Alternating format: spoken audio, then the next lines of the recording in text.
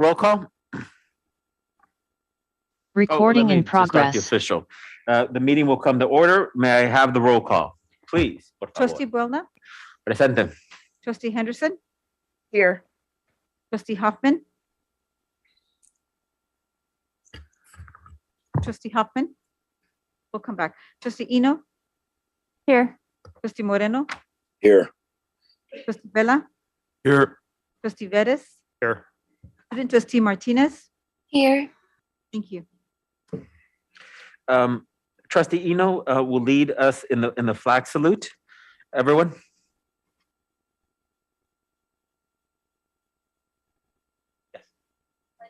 Yes. To the flag of the United States of America, to the republic for which it stands.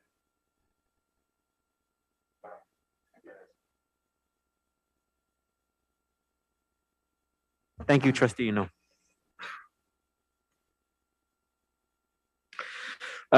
Welcome everyone online as well.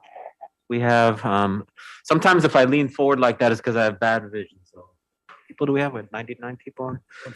115.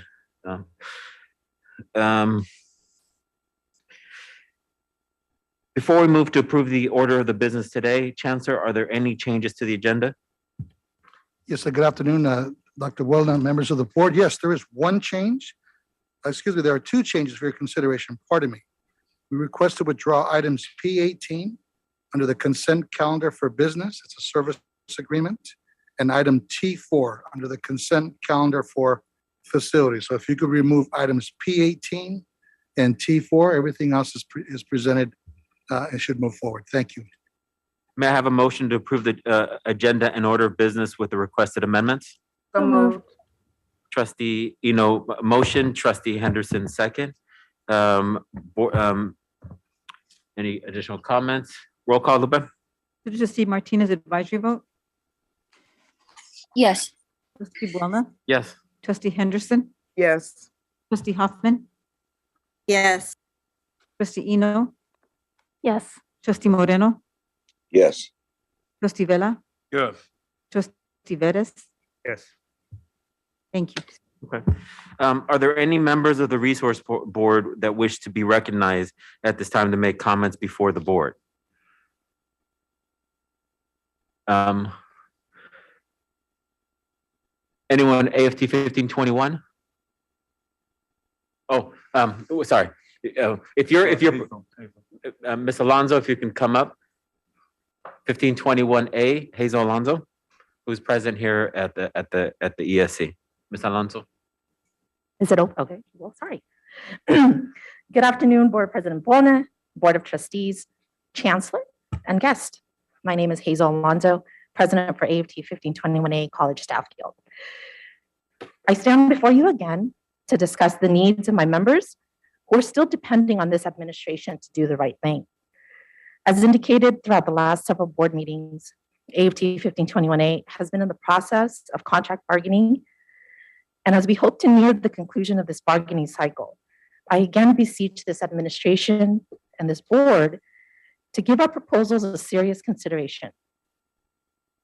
Through my years of service with LACCD, as well as just recently, I have witnessed members of this board advocate on the record for presidents, VPs, high-level administrators, and yes, while there have been sparing comments for classified staff that express appreciation, there is no follow-through when actions are needed to support the words.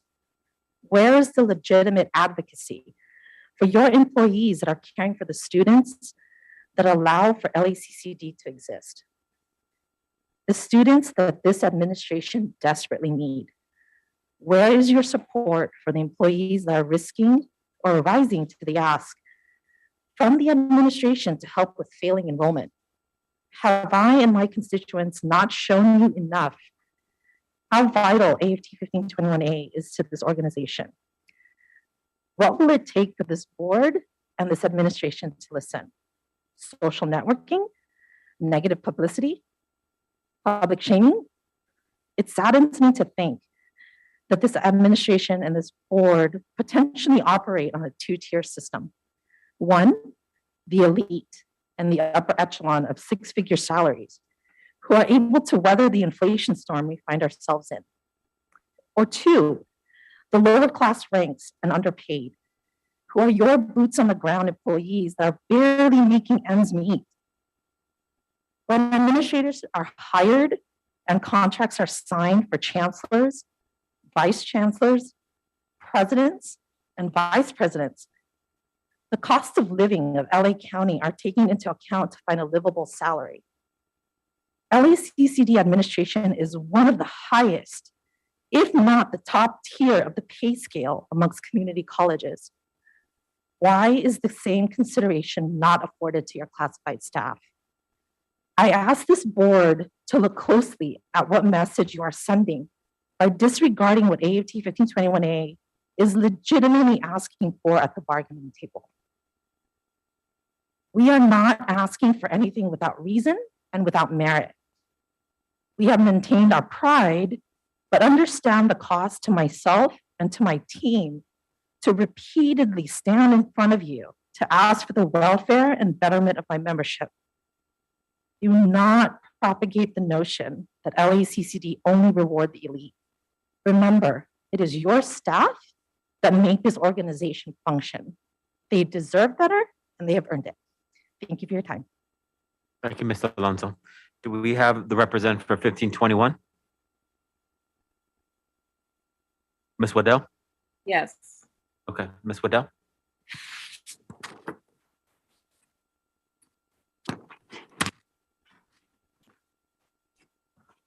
So thank you. So for the record, Joanne Waddell, President of the Los Angeles College Faculty Guild, AFT 1521, representing the faculty on the district's 12 work sites.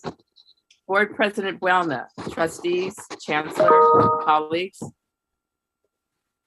These are not the comments I thought I would be making today.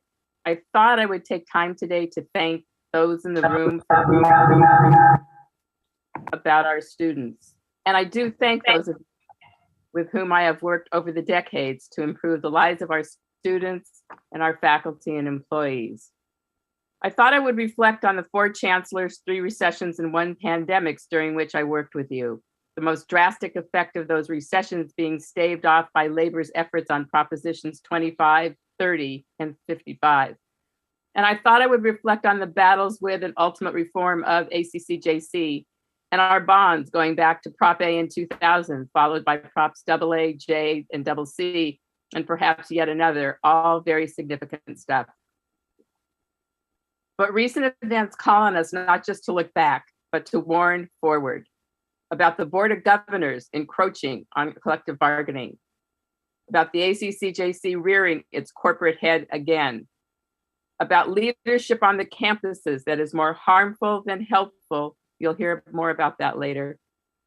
The blatant corporatization of curriculum, beginning with the Student Success Act of 2012, continuing with repeatability restrictions, a convenient revenue reducer, AB 705, AB 1705, where we urge you to consider agenda item E4 that will empower students by allowing them choice of math and English levels and addressing head-on, not ignoring, learning loss. And coming soon, AB 928. And most currently, when you consider agenda items X2 and X3, masking and vax policies, that you listen to the recommendations of the frontline essential experts who have their boots on the ground, the faculty who accepted assignments for fall and winter terms for the 2022 months ago, when the masking and vaccination policies were fully in effect, and that the science shows that even mild COVID infection can lead to cognitive problems, and that the district-wide Work Environment Committee recommends that the Los Angeles Community College District maintain Board Policy 2800 and 2900 until the end of fall 2022 with reconsideration at that time. And DWEC also recommends that while some work must be done on campus, remote options must be available for classroom and non-classroom assignments that clearly can be done effectively remotely.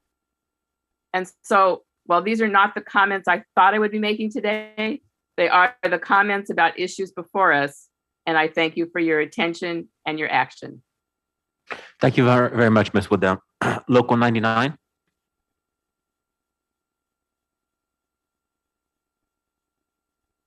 We'll give local 99, not 99 seconds, but we'll give them a few seconds. Okay. Anyone else from our labor partners? I'm here on behalf of the Teamsters. Okay. Please. Okay. Yeah, so good afternoon. For the record, I'm Mary Jo Pigo, acting president of the Teamsters, representing our district deans. Last week, LA County reported that there was a 62% rise in COVID-19 cases over the past 7 days.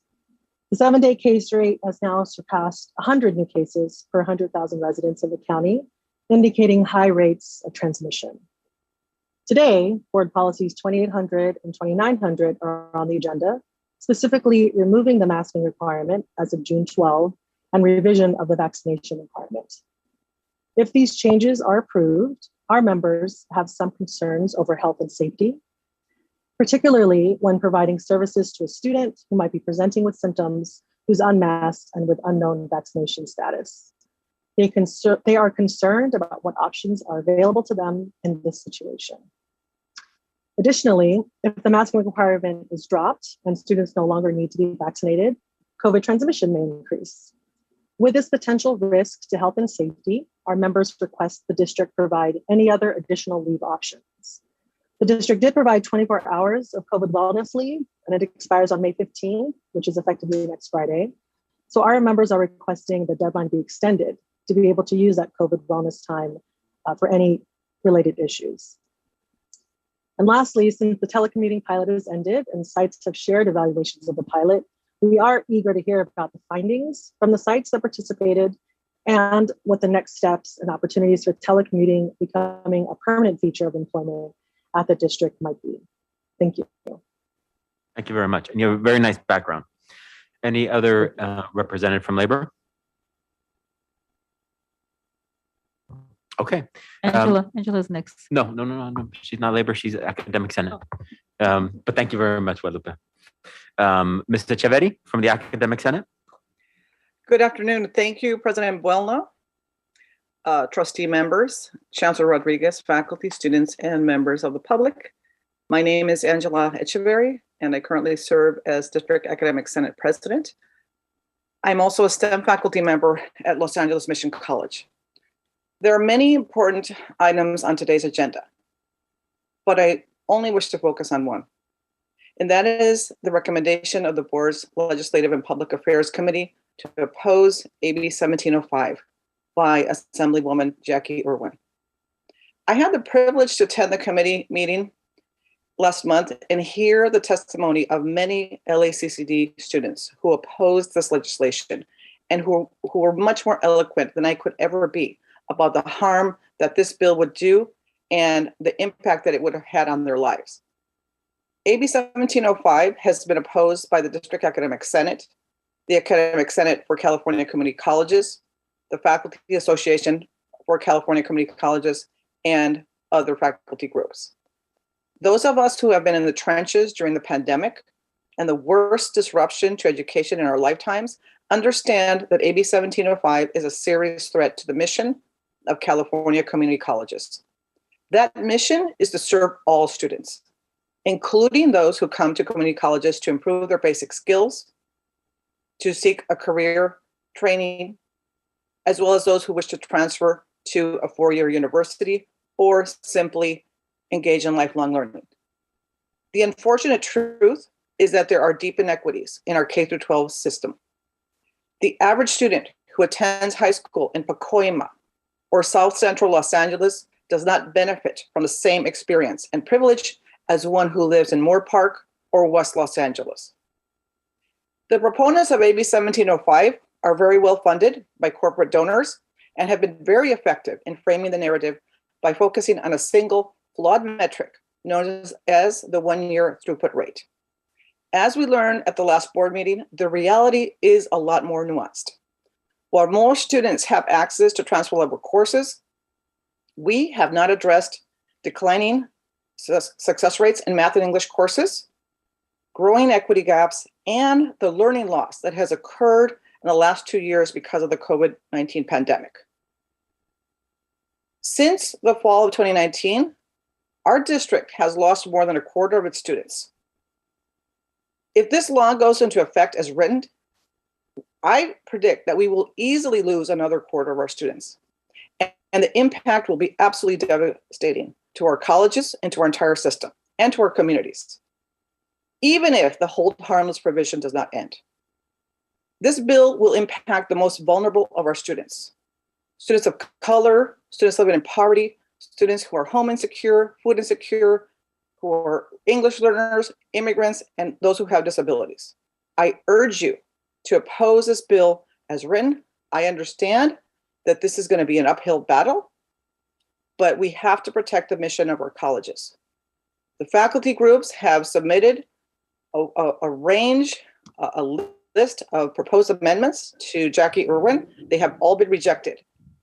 So we have no choice but to oppose this bill as written. So I want to thank you. I want to thank the Legislative and Public Affairs Committee for taking this bold stance, because this is going to be an uphill battle, but this is absolutely the only thing we can do. Thank you. Thank you very much. Is there anyone else from the resource table? Okay. We're going to move on to requests to address the Board of Trustees regarding matters on the agenda. Oh, they're on the agenda. President, Oh. we have two resource people, the presidents. Okay, I apologize. I thought I skipped over here. Are there any presidents that would like to address the board? Okay. Good afternoon, Board President Buelna and board members. This is Mary Gallagher, President, Los Angeles City College. Just want to give you an update on some things happening at City. A couple of weeks ago, we had almost 100 LAUSD counselors for their semester counselor meeting at City College. We had the opportunity to meet the new area superintendent, Vaez, that day for the first time in person, so that was great. And we had a wonderful opportunity to update them on what we're doing at LA City College. Later that afternoon, both President Roman and I had the opportunity to meet with the LAUSD team on the Great Outcomes, also known as GO initiative. And at that meeting, we met new Superintendent Carvalho from LAUSD, and he seems as if he's a definite mover and shaker and hoping to see some very positive things coming very, very soon from him and from the LAUSD. The week of May 16th, we're having another series of City Senior Days where we expect hundreds of LAUSD seniors to visit the campus, complete their applications and their FAFSAs in the same day. We've got a substantial advertising campaign, outdoor advertising campaign that just launched. You'll see us on billboards, buses, bus shelters, and trains. So we are moving along and hoping to really make a substantial difference for our summer and fall program. Thank you very much. I'm going to call the next three presidents in order: President Gibbons, President Awan, President Aguilar. Thank you, Board President Buelna. Similarly to my colleague from City College, President Gallagher, last week we had senior days with our local high schools. It was absolutely terrific. We had 400 to about 450 high school seniors attend. Really a treat to have those folks back on campus after 3 years of not being allowed to have in-person connections with them. So important, I think, to have them back on campus and help guide them to the next stage of their education. We do have another senior day planned for next week with our closest high school, actually Grant High School. And just also to note, President Ornelas and I had a terrific meeting with local District Northeast, and we've already started planning for next year. So next year, we're going to be spending some extra time to have a lot of activities happen earlier in the year and be more intentional in the process. Of course, after we finish up with the senior days, we'll be focusing our attention on following up with all the high school seniors, making sure that we help them actually enroll, fill out the applications if they haven't already done so, and enroll. We're also continuing to work aggressively to monitor the modality of the classes and services that we're offering and making adjustments. I foresee continuing to do that for the next 3 months to make sure that we meet the students' needs. With all of my colleagues, we're now focused on a lot of graduation activities. Our first one was actually yesterday with the Manufacturing Academy graduation. Many of you know this event. It's absolutely terrific. It's a short-term training program to quickly get folks into jobs. And several of the folks actually had job offers even before they graduated yesterday. So absolutely wonderful event. We look forward to all of the terrific graduation events for the next month. And then 2 more things I want to mention. With similarly to a couple of my colleagues, we're working with LA County for an Afghan refugee fair. For Valley College, it's going to be on June 14th. We're of course excited to host the resource fair on campus. And once we have that fair, in a couple of months, we'll be focusing on Ukrainian refugees. It'll take a few months for the county to put together all the systems. And then the last thing to note, yesterday, our baseball team won the first round in the playoffs. So they'll be facing the #1 seed team this weekend. So think good thoughts for our baseball team. Thank you. Who will they be facing? Saddleback. Okay, all right. We just wanted to make sure that we want them to beat Saddleback. Yes, not one of our own. Thank you. No, I just want a guarantee from you, actually. That's what I was looking for. President Juan? Thank you so much. And good afternoon, trustees, Chancellor Rodriguez. So just a few things to share with you. Our May 14th School Days event is coming up. That's our in-person registration event. It's also focused on Black student enrollment, and we are working with our K-12 partners to be able to bus in some of our students as well as our athletes. So we're really excited about that. We're also underway with our calling and texting campaign for those students who have enrolled or applied but not yet enrolled for classes. So we're working through that list, and they're receiving calls, texts, and emails as we're moving through that. We have sent out an additional 10,000 acceptance packets to our juniors and seniors in the area, and we already have 135 new promise students who will be joining us as part of this new cohort. So we're really excited, and of course, we're continuing to do a lot of outreach and marketing towards those new students. We are also planning our schedule for our in-person enrollment events for June, July, and August. So those are underway, and we'll definitely share those dates with you when the dates are established. So thank you so much. Thank you very much. President Aguilar? Good afternoon, trustees and Chancellor Rodriguez. We are very excited here at Pierce. We have an amazing event coming up this Saturday. It is the first annual Valley Asian Cultural Festival. We are expecting thousands of participants. My understanding it's going to be over 1,000. We're going to have all kinds of vendors, job employers from the area. And of course, the Pierce team will be there joining the activities, workshops, opportunities to enroll, FAFSA workshops, etc., to register. In the past few weeks, similar to my colleagues, we have been engaged in having LAUSD counselors at Pierce. We've also had Brahma Days. We have an upcoming Brahma Fest where we are going to be providing transportation for our high school students to come to campus. So far, we have had over 500 RSVP. They will be receiving letters of acceptance, swag, and all kinds of workshops and opportunities to enroll. And we have also an upcoming Career Exploration Summit, which will be a focus on our CTE programs. So and of course, on May 21st, many of us are going to be at the Copa Univision event.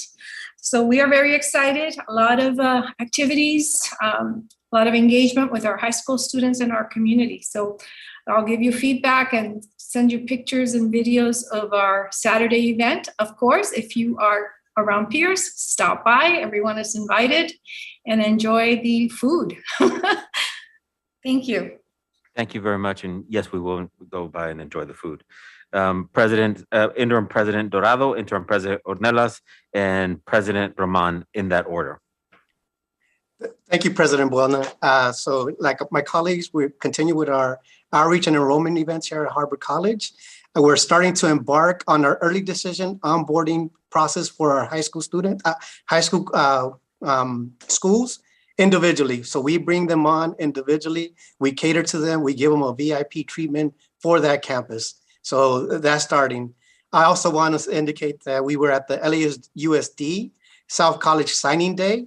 And I want you guys to put on your calendar on September 10th, LAUSD South is going to host their college fair here at Harbor College. So all 150 universities, but the best part is all of the South Bay will be at Harbor College, and we're going to show off our campus. Also, last week, we recognized over 525 years of service to LACCD from our classified staff, faculty, and administrators during our employee recognition ceremony. We also celebrated the advancement in rank of our faculty.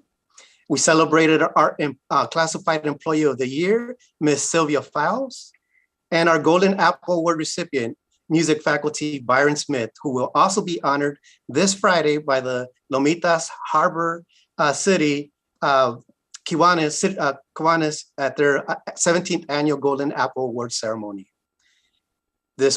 Yesterday, we celebrated one of our foundation bench dedication ceremony. And so, like I said, May is going to go quick. We have a lot of events happening on campus, from our transfer celebration recognition, our grad fair, our EOPS end of the year celebration, our child development center graduation celebration, and many more. So we have the agenda. I'll send it out to you guys in regards to all the dates that we have celebrating. And then I was hoping to go after Dr. Ornelas, because I will not steal her thunder. I just want to say thank you, and you'll see why. Thank you. All right. I think you're alluding to Mole Fest. Oh, no. We are practicing, and we are have our secret ingredients ready. Okay. Thank you very much. Interim President Ornelas.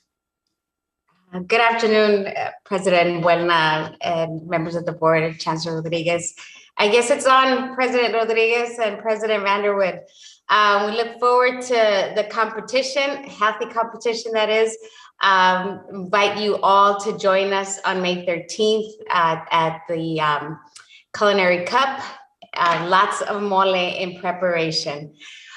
Okay, so just a couple of highlights from Mission College. I'll start off by sharing that we're really excited that both our tennis and our softball teams have made it to the playoffs. And I'll note that this is the first season that we have a tennis team and we're in the playoffs. And I'll also brag that this is the first time in 13 years that our softball team makes it to the playoffs. This weekend we'll be at the regionals. We'll be playing Cerritos College. So wish us luck there for our softball team. I'll also share that, again, all of the colleges, we're all scaling up. We are perfecting, I think, alongside our partners with LA Unified, how we onboard our incoming seniors in terms of not only having them apply for financial aid, making sure we walk them through the CCC apply, and finally register them. So it's a 3-effort approach, if you will. And then finally, Mission College did host all of the area principals on campus. And not only are we excited to focus on the dual enrollment and the senior activities, but almost every principal in our immediate area, including our early childhood centers, have requested adult ed courses to be offered at some point in the following year at their site. So we're really excited to work with our partners to expand adult education opportunities. So I'll end there. Thank you. Thank you very much. President Roman. Yes, good afternoon, President Buelna, trustees, Chancellor Rodriguez, colleagues. For the spring, we were focusing on bolstering enrollment for the short-term classes, and now we put all of our efforts into enrollment for the summer and fall. We launched a new program to help students enroll in English and math classes. And we piloted the program in the spring, which was very successful. We ended up enrolling an additional 100 plus students into classes in English and math. And we have a goal to enroll over 1,000 students this fall, and I think that's a very doable number. We're also launching a comprehensive math and English prep academy for the summer. And the purpose primarily here is to ensure that students that need the additional preparation get that support and set them up for success for the classes in the fall. Our registration events are coming up in a couple of weeks, and we've committed to enrolling students on the same day. And we'll have all of the key student support services ready to ensure that our students get everything they need to be set up for the summer and for the fall. We developed a very robust dual enrollment program. Our teams are at the high schools in person, and the dual enrollment numbers for the spring are very promising, with approximately 3,200 enrollments, taking us back to pre-pandemic numbers. But the goal for the fall is going to be 5,000 dual enrollments for ELAC, and I think that's very doable. We continue our form banking and are holding telethons this month to begin nudging for the summer and, of course, for the fall. And for our welcome days, or we call welcome days or senior days, we brought over 1,000 students on campus, and we secured registration cards for each of them and followed up with each of the students that were not able to make it. But we're also doing virtual dual enrollment days for those students that are not able to attend in person. Social media ads continue, and we've had over, or rather, 1 million impressions in the span of 4 weeks. We have radio ads running for summer enrollment, and we've launched a new text messaging campaign and an email nudging campaign for the summer. Finally, last week I had an opportunity to participate in a press conference at Cal State LA to promote the Californians for All College Corps program, of which ELAC was selected as one of 52 colleges, I believe, to participate. We're excited because this program includes AB 540 students, and the students will receive up to $10,000 for tuition for volunteering in their communities, and they're receiving valuable work experience. So we already have over 100 applications for the program. And finally, we did host and held a press conference yesterday with Congresswoman Barragan, Vice President Vela, Chancellor Rodriguez, our district leadership, and also our Southgate team, again, to announce the funding for the new Allied Health Training Hub that's coming to the Southgate Center. In total, ELAC will receive $1.8 million to increase courses, buy new equipment, and create labs for our students. So I want to thank all those that have been involved in securing the funding. I can tell you that our students are truly going to benefit from this enhanced support, which will include additional allied health courses, internship opportunities, and as I mentioned, the new lab equipment. So thank you again for allowing me to report on what's going on at ELAC. Thank you very much. President Vanderwood, then President Limbaugh. Hello, good afternoon, President Buelna, trustees, and Chancellor. Greetings from LATTC. I'll go back to first some of what we've been doing with respect to enrollment and getting students in and on our campus. It was March 24th, we held our roll in to enroll event. And for our second 8 weeks, we registered an additional 156 people just on that day. We held a super Saturday on April 9th with high school students, had about 190 local high school students attend. It was an in-person recruiting event where students received direct onboarding assistance. We have coming up on May 17th, our enrollment, senior day enrollment event. And we are anticipating, we have over 500 RSVPs already, and we are anticipating about 1,000 attendees for that one. We are already planning some of our open houses, notably the ones that will take place later in the summer are planned for August 6th and August 20th.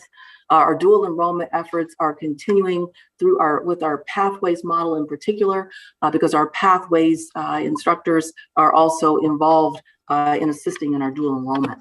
I want to let you know about other things that have been going on. Tomorrow, we will actually hold a job and career expo at the college, and that one will be for job seekers.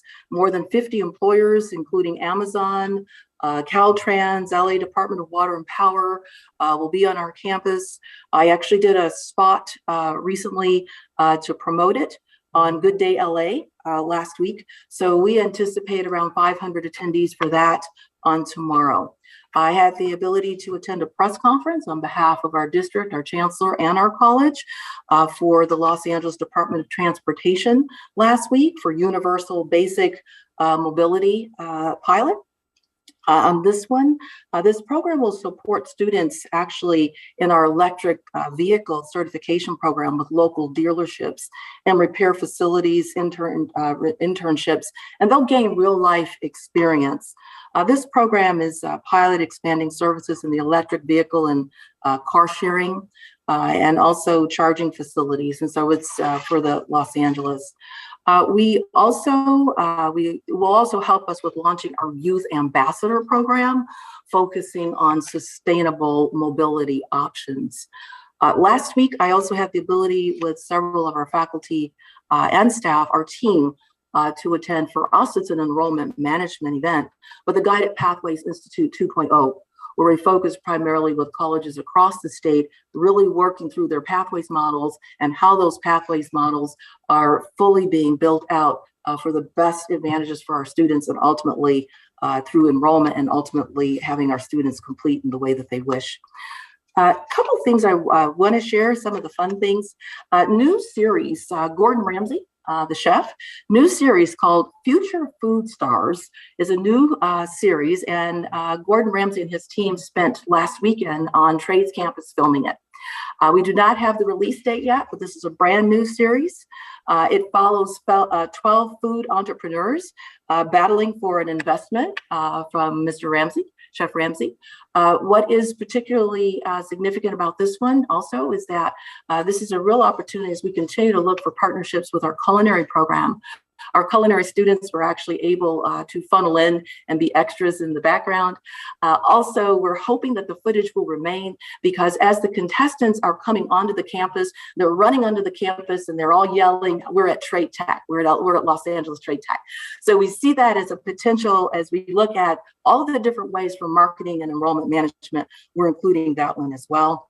Just looking, we did I want to just mention, we too, of course, are looking very forward to participating May 13th in the Culinary Cup. I also want to invite you, and you should be receiving from our fashion design team, our upcoming Gold Thimble Fashion Show. Please mark your calendars. I've mentioned it before, but now it's getting close. March 27th, Friday, May 27th is our Gold Thimble Fashion Show. And trustees, you should expect to receive invitations for that. We'll make sure you get them. Finally, I do want to mention that on June 7th, of course, we will have our commencement on campus on our new soccer field. And our commencement speaker is California Community College Chancellor Eloy Oakley. That is it from Trade, and thank you so much. Thank you very much, President Vanderwood. Last but not least, President Limbo from West Los Angeles. Thank you, President Wellnut, trustees, and Chancellor Rodriguez. I'd like to take my time on the screen here to give you some real numbers on how the efforts of the combined faculty, staff, and the entire West Los Angeles community have increased our enrollments yet this spring. These are real numbers. Our head count is up 823 since day one of the spring. That's a 10% increase over last year. Right now, West represents 28% of the district's increase in head count this spring. Our enrollments are up 964 since day one of spring, and we're one of only 2 colleges in the district to have more enrollment on day 71 of spring than on day 1. Our average class size has gone up by 2 to 23.6. Our applications are up year over year, and for the first 8-week period of spring, we had 150 more new applications than in spring 2021. And interestingly enough, the applications are up among the 19 and under students.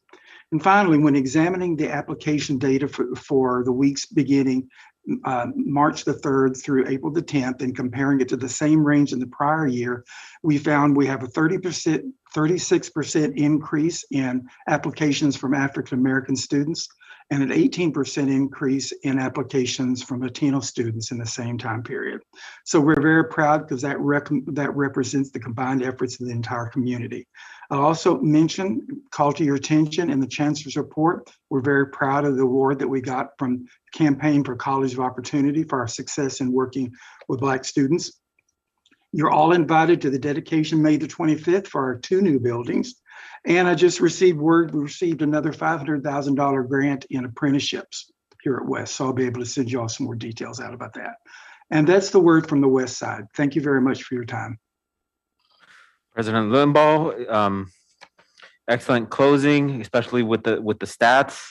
Very, very helpful. We'll all be quizzed on that later on today. But good work. All kidding aside. We're now going to move on to public comment. And we have, just so folks know, we have 2 comment areas. We have comments on the regular agenda item and non-agenda items. So since the board rules provide for a maximum of 20 minutes per topic, and we have about 53 speakers, may I please have a motion for each speaker to be allocated? We're going to start off at 1 minute per item. Do I have a motion to limit it to 1 item? So moved. Second? Second, Trustee Bettis. Roll call. Student Trustee Martinez advisory vote. No. Trustee Buelna, Yes.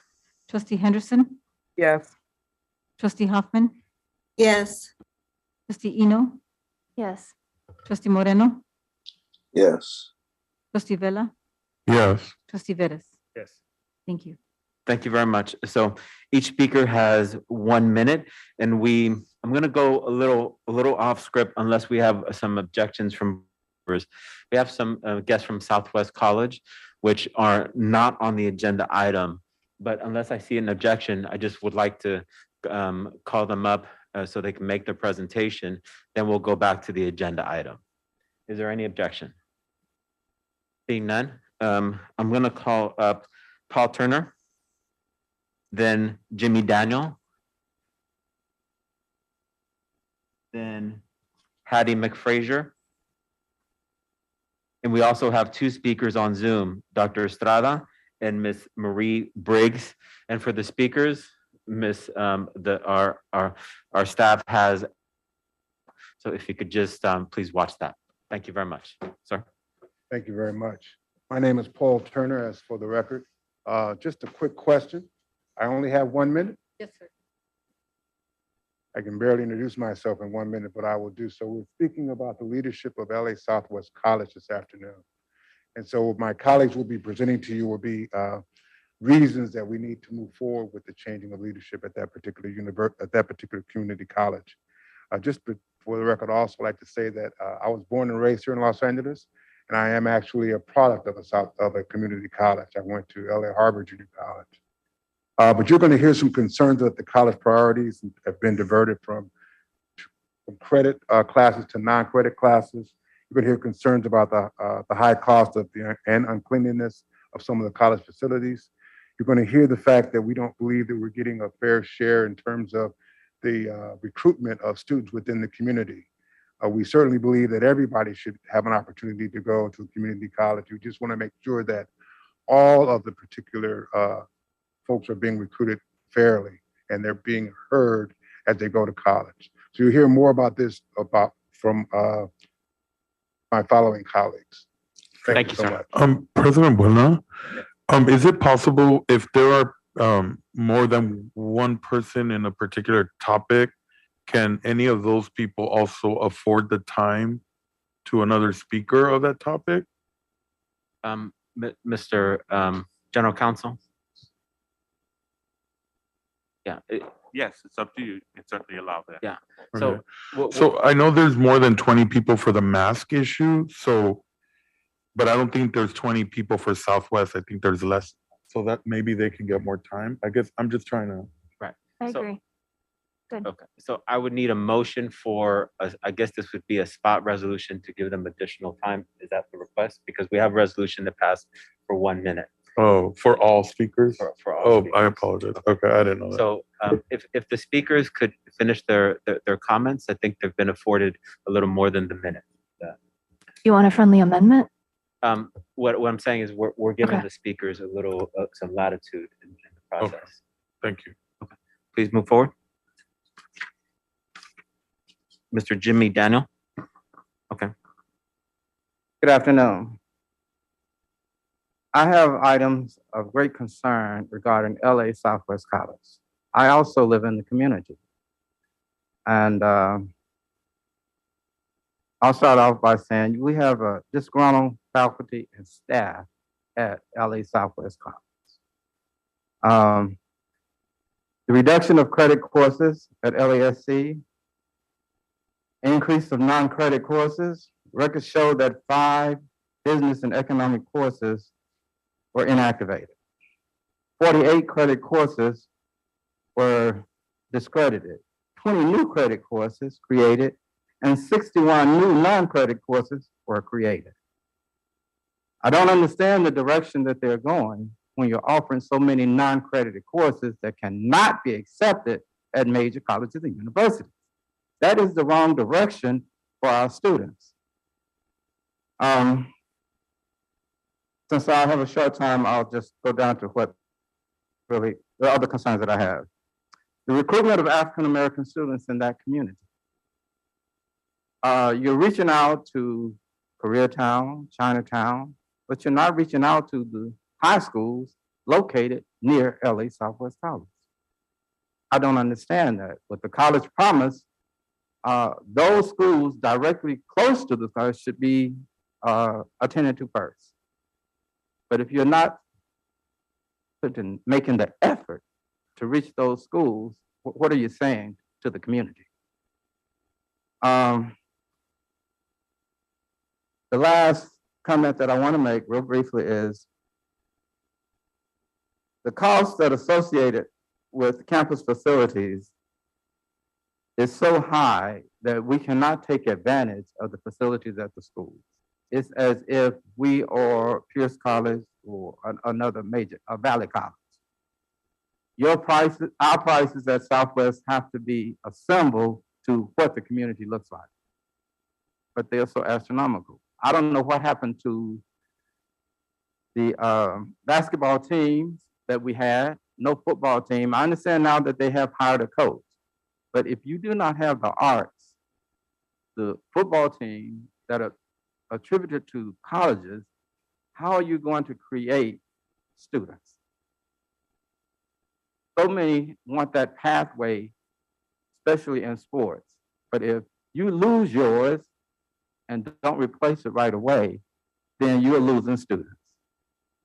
My last concern was the fact that at one point, the community had to pay to walk around the track at Southwest College. There are 2 schools on that campus. So you're telling me that the parents of those students have to pay at one point to walk around the track at the school? Ridiculous. Inaction results in wasted potential. Something needs to be done. Thank you, sir. Mrs. Hattie McFrazier. Good afternoon, members of the Board of Trustees and the Chancellor. My name is Hattie McFrazier. I have lived in West Athens for 47 years. I am a member of the West Mount Athens Task Force and also the Los Angeles Southwest College, a community coalition. For the last 6 months, we have made all attempts to follow protocol and try to address concerns and issues brought to us from the staff and students at Southwest College. The coalition came to you, Chancellor, along with staff and faculty to discuss the complaints and issues concerning the lack of transparency that were developing at Southwest College, especially with the president on the campus. You did not address any of the issues. Instead, you ignored them. Today, I would like to address 2 issues brought to the community attention: the overall appearance of the campus and environment issues. Number 2, faculty and staff fears of intimidation and retaliation. I know that there are construction going on the campus. However, Dennis Gilbert baseball field at Southwest College has weeds about 3 feet high, weeds around the gymnasium and where Middle College High School used to be at the back of the campus, trash and debris. We have been cited before for the conditions of some of the buildings. We do want our students that live in our area to attend the college in their area. However, because our campus does not meet or not equipped to meet the needs of our students and staff, we must meet the academic, the social, the physical, and mental needs of all of our students. Many students stated that they do not attend Southwest College because of the lack of courses that lead them to earning an AA degree in 2 years, because courses are not offered. Instead of completing in 2 years, it may take 4 to 5 years. One of the concerns of the community was the number of non-credit classes available at Southwest College instead of credit classes. The second issue is some faculty and staff are afraid to speak out or voice their opinion because of fear or retaliation. What happened to you agreeing, Chancellor, that there would be no retaliation for those who spoke at the October 30, 2021 meeting with you? The process indicated that they could come to you, Chancellor, before going to the entire board. That is also the reason why an off-campus venue was chosen, and instead of coming directly to the board to resolve this issue. Is there a hidden agenda that the community is not aware of? For the community to be involved in this conflict, there is a serious disconnect on campus that must be addressed. The question is, where do we go from here? Communication is imperative as well as transparency. Thank you for allowing me the opportunity to speak. And I sincerely hope that you will look at some of the issues in the near future. Thank you. Thank you very much. Dr. Estrada on Zoom, then Ms. Marie Briggs on Zoom on the same topic. Hello, Chancellor, and all of the presidents, all the faculty and administrators here. I am here to speak not only for faculty, but for our student population at Los Angeles Southwest College. My primary concern today is the number of non-credit courses that are being offered. While I do understand that non-credit courses do have value in post-secondary education, creating opportunities for individuals to alleviate skill gaps in particular areas of education, I also understand that our students need opportunities to achieve academically in credit courses. They need to come to LA Southwest College and have classes that will allow them to transfer, to gain bachelor's and master's degrees. I myself am a former LASC student, and it is extremely alarming to me that we seem to be moving towards a trend where we're serving a smaller demographic of students, those being those interested in non-credit courses. And we seem to be looking past the bulk of our student population. And I'm really fearful that we're moving toward a point where we're not prioritizing the futures of the students in our community. And I'm going to give other time to other people. So that's all I have to say today. Thank you very much. Ms. Marie Briggs.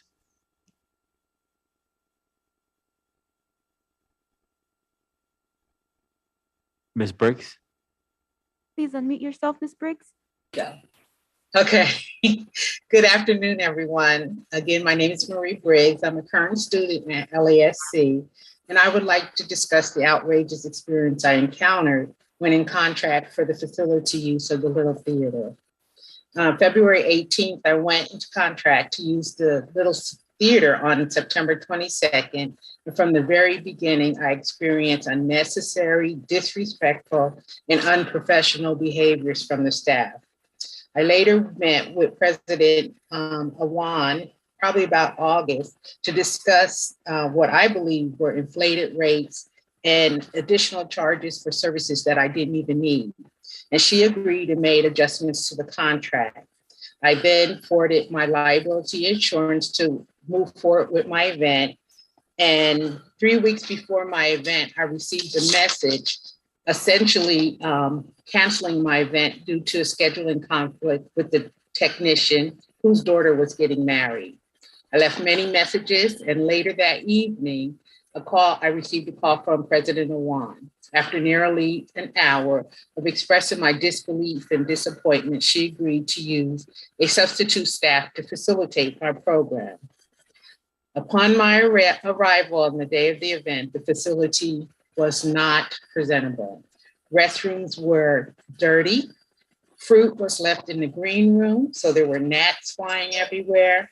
And the windows were filled with smudge, which I especially expressed that I wanted that to be clean since we were inviting the community. When I asked the janitor assigned to clean up, he told me he intended to sit there and do absolutely nothing and for me to go to his supervisor. When I went to his supervisor, she was very confrontational and said it wasn't her job and left the drama teacher literally cleaning the windows for us. The student body was interrupting our performance by making announcements to sell chips and water during our recording. And there's more, but after our event, I reached out to President Awan, and she was very curt and rude and dismissed my concerns. I called the district office and left left messages with my concerns with, I believe, a Dr. Rodriguez, and to this day, never have received a response addressing any of those concerns. This is really disappointing for a venue that is for our community. I'll end with that. Thank you.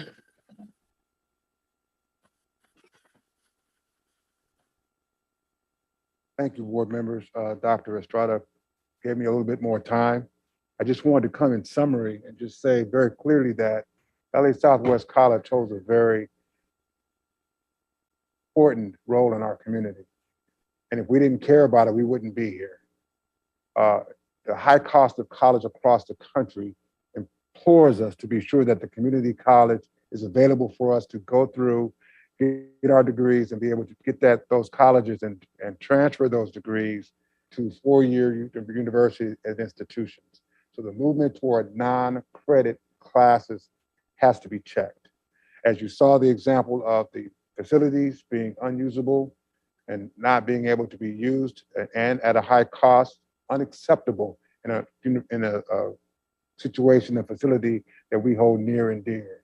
And then just to lastly to say, we've got to continue to move to recruit members of all communities, including the African American and Black community.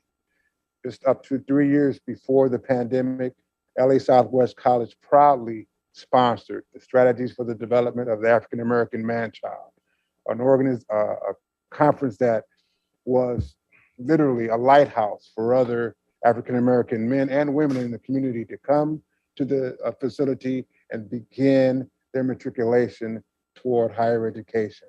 We have got to continue these efforts, improve these efforts, and continue the community relationship within this organization in order for us to have success, all of us to have success. Thank you for your time. Thank you very much. We're going to move back to items on the agenda. And I believe we have, because we always give deference to elected officials, do we have a representative from Jackie Irwin or Irvin's office? Hi there. Thank you, Chancellor Rodriguez and trustees for providing me with a chance to speak today. My name is Wesley Whitaker, and I'm a policy consultant with Assemblymember Jackie Irwin. I'm the lead staffer for AB 1705. AB 705 has ushered in a new era of access to and completion of entry-level English and math courses at California's community colleges, with tens of thousands more students now successfully completing these transfer-level courses. This major change was not easy, and our office has engaged in good faith discussions with faculty and campus leaders to better understand how the spirit of AB 705 is being implemented, as well as what some of the obstacles and unintended consequences were. While some faculty members are rightfully concerned about slight decreases in course success rates for students starting in transfer level, I want to remind everyone that we have to look at the whole picture. Prior to AB 705, the vast majority of students who began in remedial courses were lost to attrition without ever enrolling in a transfer level class. and pass rates of transfer level courses were artificially inflated because access to those courses were so restricted. AB 1705 represents Assemblymember Irwin's attempt to incorporate feedback from a diverse set of stakeholders, including but not limited to faculty members, students, math instructors, civil rights advocates, workforce development practitioners, and most critically, Chancellor Oakley and the Chancellor's Office, who deserve recognition for their steadfast commitment to student success. I do just want to clarify to everyone that the bill was recently amended on April 20th, and those amendments address many of the concerns raised by the original version of the bill. Specifically, the amendments explicitly exempt programs that do not have math or English requirements, as AB 705 was never intended to create new requirements where none existed. We also exempt students in adult education programs, high school students in dual enrollment programs, and students in technical certificate or degree programs where there are specific requirements that are not met by an appropriate transfer level course. Recent amendments also provide for an additional year for colleges to adjust their course offerings for calculus-based STEM courses and specify that a 2-course sequence of transfer level trigonometry and pre-calculus is allowed. These changes are important because they make very clear that colleges are still allowed to offer and guide students into pre-transfer level coursework where it is appropriate. There's absolutely a role for college level courses, but they need to be relevant to a student's goal or career path and not create unnecessary barriers to success. Finally, I just want to note that this work is not happening in a vacuum. Assemblymember Irwin is also actively working to secure additional resources for campuses, faculty, and students to support these changes through AB 1187, which is currently pending in the Senate, and will enable colleges to claim apportionment credit for students receiving supervised tutoring in credit-bearing coursework. Further, Assemblymember Irwin is also spearheading a $63 million budget allocation, supporting co-requisite and professional development for faculty. These additional resources are crucial to support faculty and students who need further support. And I just want to thank you all for your time and consideration today. Thank you very much. I'm going to list 3 names: Jatan Stevens, Kellen Allen Callahan, and Denise Castro. When I call your name, if you can please pay attention to the order, and if you can please unmute yourself, and at that point you can begin, and Lupe is going to keep the time. Jatan? Yes. Hi, Okay. Good afternoon. Thank you, President Bolna and members of the board. My name is Jatan Stevens, and I am a senior staff attorney with Public Advocates. I'm asking for your support of AB 1705, an important measure to protect the rights of Black and Latinx students in LACCD. Opponents of AB 1705 argue that the decrease in the success rate of transfer level courses means that students need remedial courses. This is simply not supported by the data. Some colleges have seen a decrease in success rate of transfer level courses, but many colleges have also seen a significant decrease in the success rate of remedial courses. At East Los Angeles College, the success rate for remedial courses fell by half, from 16% to a mere 7% in 2019. Would students really be better off in a course with a mere 7% chance of success? By contrast, 691 students completed transfer level math at ELAC in 2019 due to increased access, the most students to complete transfer level math courses in almost 10 years at ELAC. But despite this, ELAC has steered 45%. Sorry, your time's up. Thank you. Okay. Ms. Denise Castro?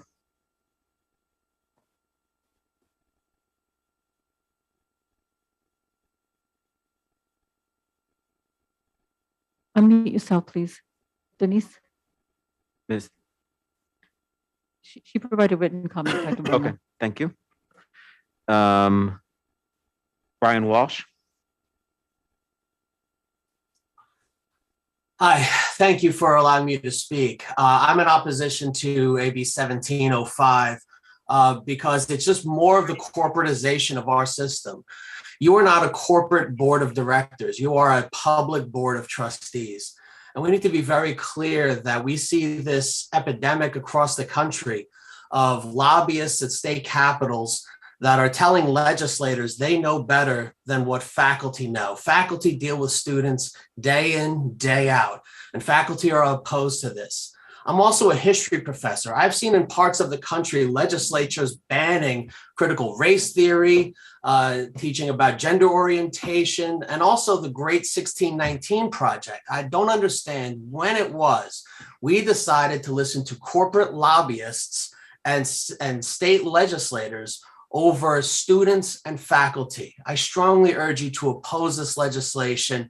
And really, let's understand that we are here to educate, not focus on throughputs. Our job is to educate, not get rid of students. Thank you. Okay, thank you. Kevin Van Houten.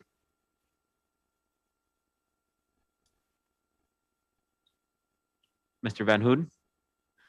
Thank you. I'm speaking today to ask the board to oppose AB 1705 as it is written.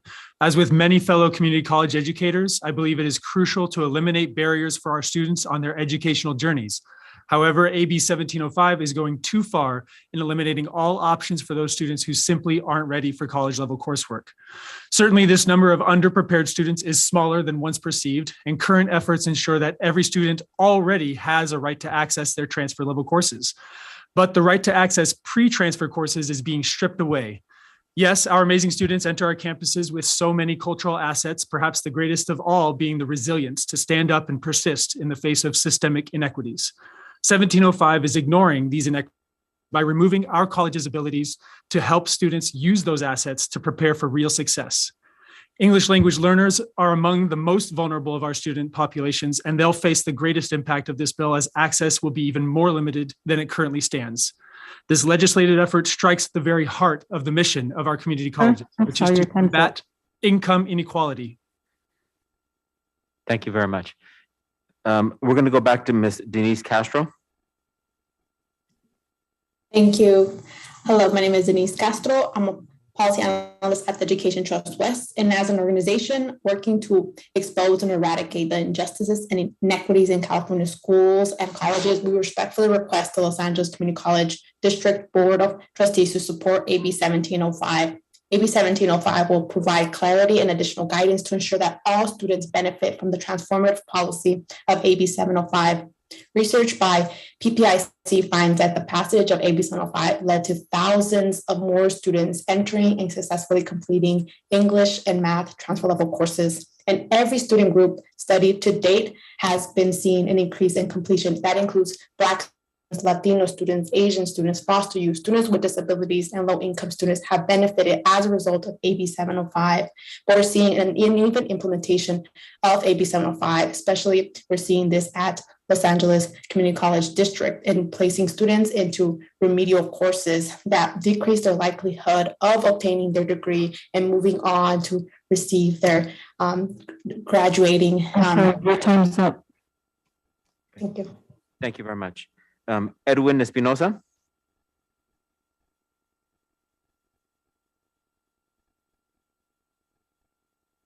After Edwin, it's going to be Monica Williams, then Zachary Knorr.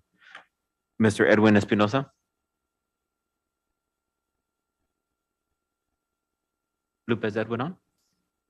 We'll skip him. He's not on. Okay. Monica Williams.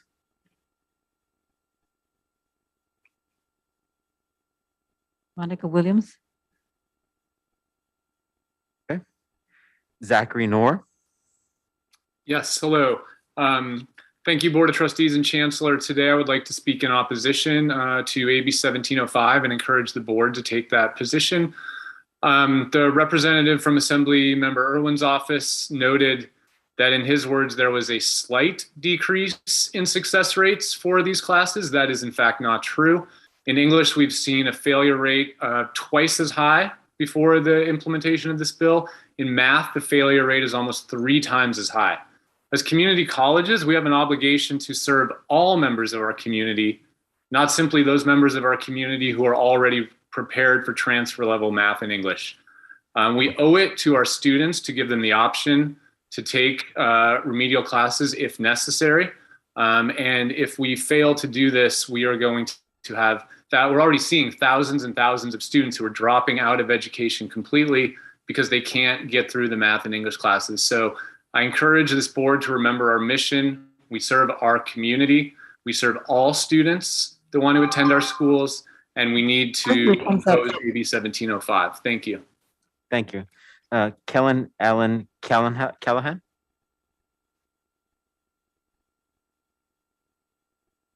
Thank you, Mr. Callahan. You have 1 minute. Yes, sir. Hold on a second.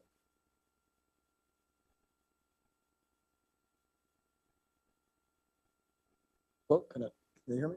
Okay. Okay. My name is Kenneth Allen Callahan. By definition, we, the LACCD, are great.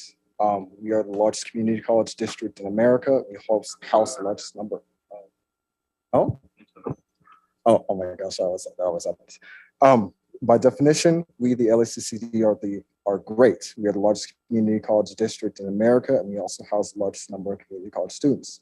Or regardless of how great we are, that does not account for the desirability or goodness we uphold. Families, tragedies, and economies are all key factors that keep students away from being ideal on an institutional level. And with the rise and demand of higher level credentials with an ever-changing economy, guiding students away from the education that supports their short-term and long-term needs begins to look more like an act against our civil rights to a fair and equitable education. An education caught in a racist retrograde of undesirable labor rather than actual learning.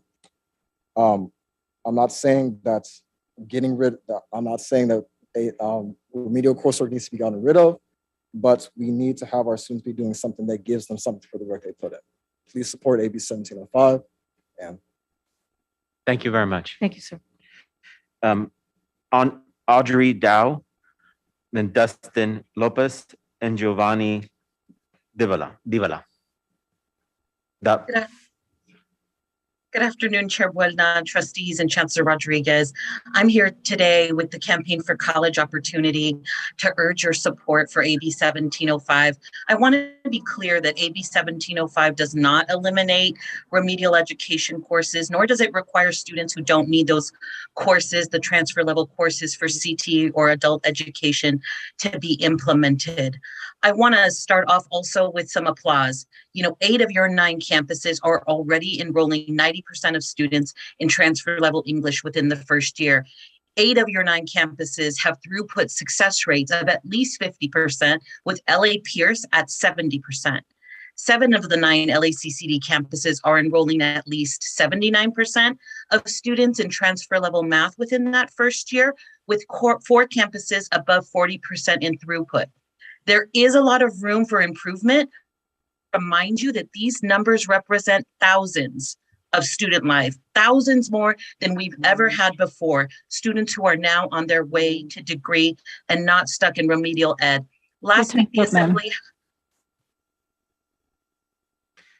Thank you. Dustin Lopez. Hello, Board of Trustees, Chancellor Rodriguez, and the public. My name is Dustin Lopez. I'm a psychology major at LA Pierce College, and I'm also a student intern with AFT 1521. I'm here to talk about the importance of remedial English and math courses in the community college district. I am currently enrolled in Math 238, which is a calculus for business and social sciences. With the help of a competitive math background, it is a very easy class for me, but as most students know, calculus can be a difficult subject. In class, I sit next to a peer that always seems to struggle retaining the information that we learn. He would always ask questions about previous sections, and he even seeks help from tutors, but still struggles to grasp on to the fundamentals of calculus. On the last exam, I scored a 92%, with the class average being a 67% and the median being a 70%. It is important to keep remedial classes because students will fall behind in their subjects, and professors will have a difficult time trying to help them catch up. Without remedial classes, students might have to drop their current classes, affecting their GPA. Time's up, sir. Thank you.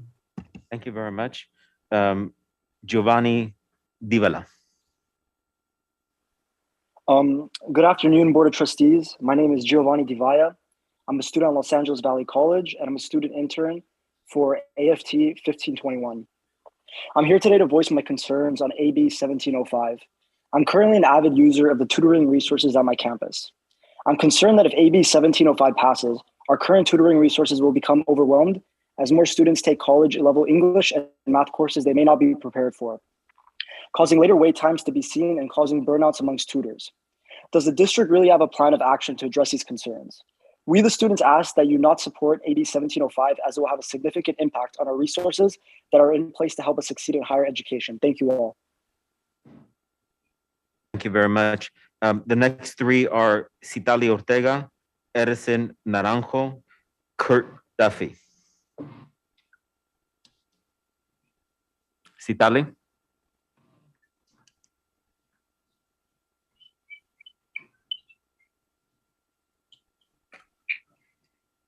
Okay.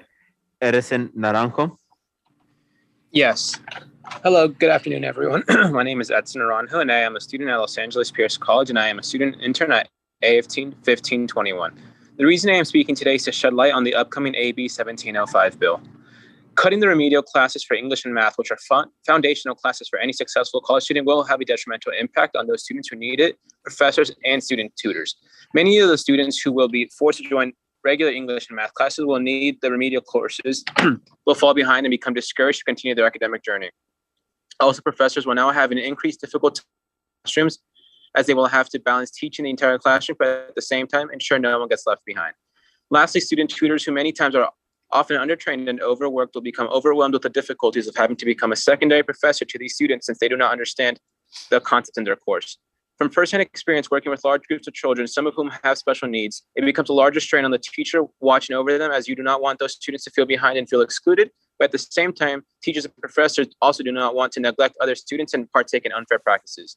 I thank you for your time. Thank you. Thank you.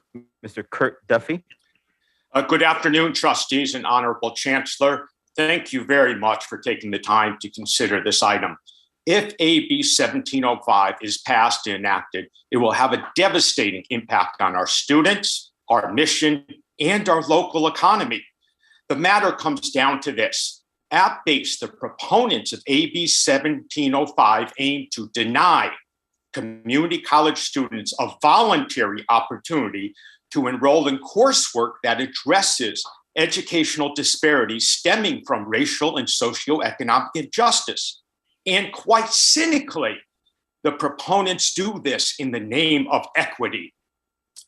Like the disastrous invasion of Iraq in Elizabeth Holmes' failed Theranos, AB 1705 is being sold with questionable assumptions, suspect data, outright misrepresentation, and mindless boosterism.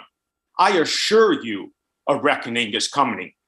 FACCC, ASC, and others have already opposed. The voter will soon too. Thank you, Veronica. Next three are Pizarro, Neboy Simpson Rogers, and Lely Valenzuela. And I apologize for pronouncing names incorrectly. So, Ms. Bizarro, Veronica Bizarro.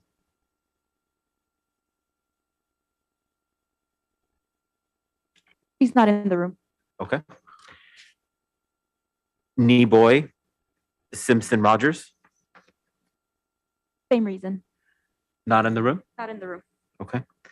Lely Valenzuela.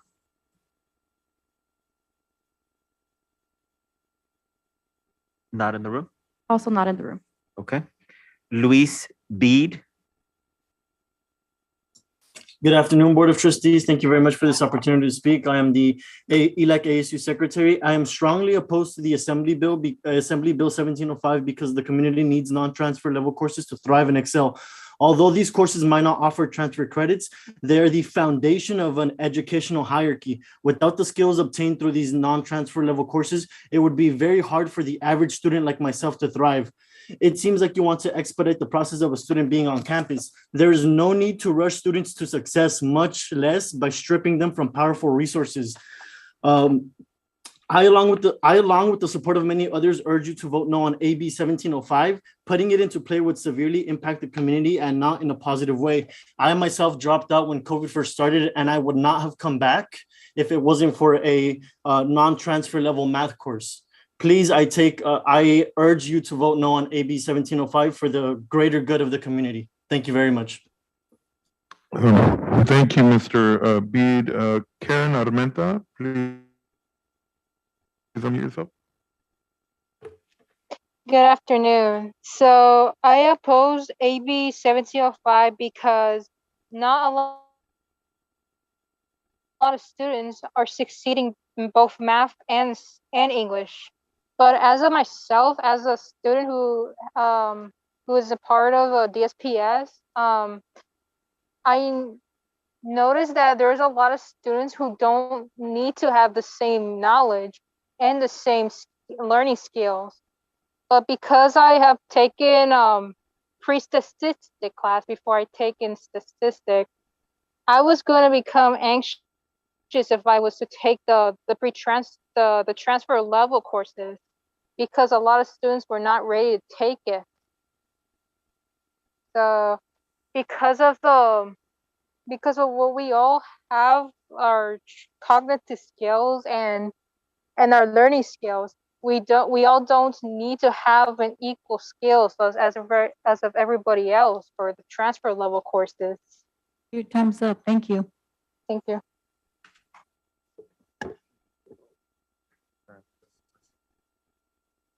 Charlene Escareño. Hi, good afternoon, everyone. My name is Charlene Escareño. It has been a pleasure being a student here at ELAC. My opposition to this proposed bill, AB 1705, is very strong. Based off my own experiences, I have always been one to struggle with math, which goes back as far as elementary. Today, I still struggle with some of the same obstacles. I feel by taking pre-transfer level math, it has helped me tremendously in facing obstacles I thought I would never overcome. I can't imagine younger me right out of high school, math being my weakest subject, and being told that I am automatically being put straight into college level transfer classes. I'm basically being told, well, do the best you can, you get 3 chances. I feel that students like myself would see this bill as intimidating. Students who need this extra help by taking pre-transfer level courses will not only be blindsided, but also set up for failure. Students need that extra support to succeed. And by moving forward with Bill AB 1705, students will do the exact opposite. Let's set students up for success, not failure. Thank you for your undivided attention. Thank you. Jasmine Xochimil. Hello, good evening. My name is Jasmine, and I just want to say that I am against AB 1705 only because I myself was struggling during math, and I believe that the pre-transfer classes helped me get through everything, helped me understand the math, and being able to get to a transfer level class without worried of failing myself, knowing that I did the requirements before and I was able to pass it quite easily, and it helped me with my math learning. I didn't have that before during high school because every teacher was taught differently to teach students, and I believe that the pre-transfer level classes actually helped me so much more. And I believe that every student should have the opportunity as well to be able to experience the pre-level transfer classes and be comfortable taking the transfer level classes later on. Thank you. Thank you, Liz. Thank you. Nicholas Tu.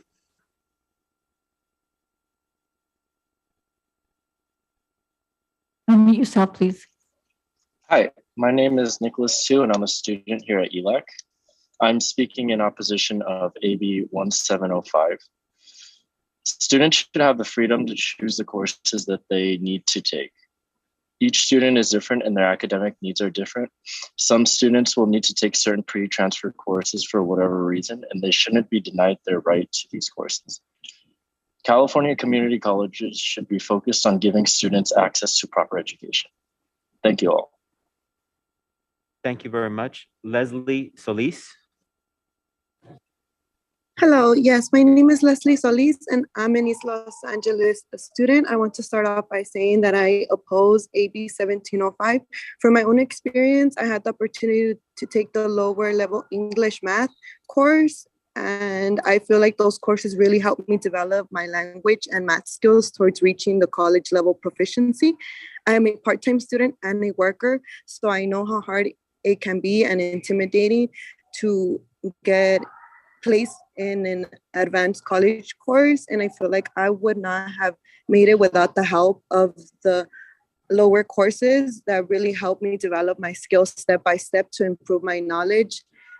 And I feel like all students should have the opportunity to take the lower courses and be able to reach the college education. Thank you for your attention. Thank you very much. Samantha Nunez. Unmute yourself, please. Samantha, you're next. Okay. Hello. I've been a student at ELAC for 4 years. I am against AB 1705. I believe that it is up to the person's choice if they would like to take a course that is college level or uncollege level, especially with adults going back to school. Everyone is opposed to their own opinion. I personally been there for 4 years, and I started at math 115 and English 21, and it has helped me develop into the person I am today, whether it's in school and outside of school. And I could agree that taking those lower courses have helped me into finally graduating out of ELAC and being more confident into stepping into a 4-year university. So I am for AB 1705 on keeping those lower classes. Thank you. Thank you for your time. Oh, I'm sorry. Thank you. Rogelio Coral.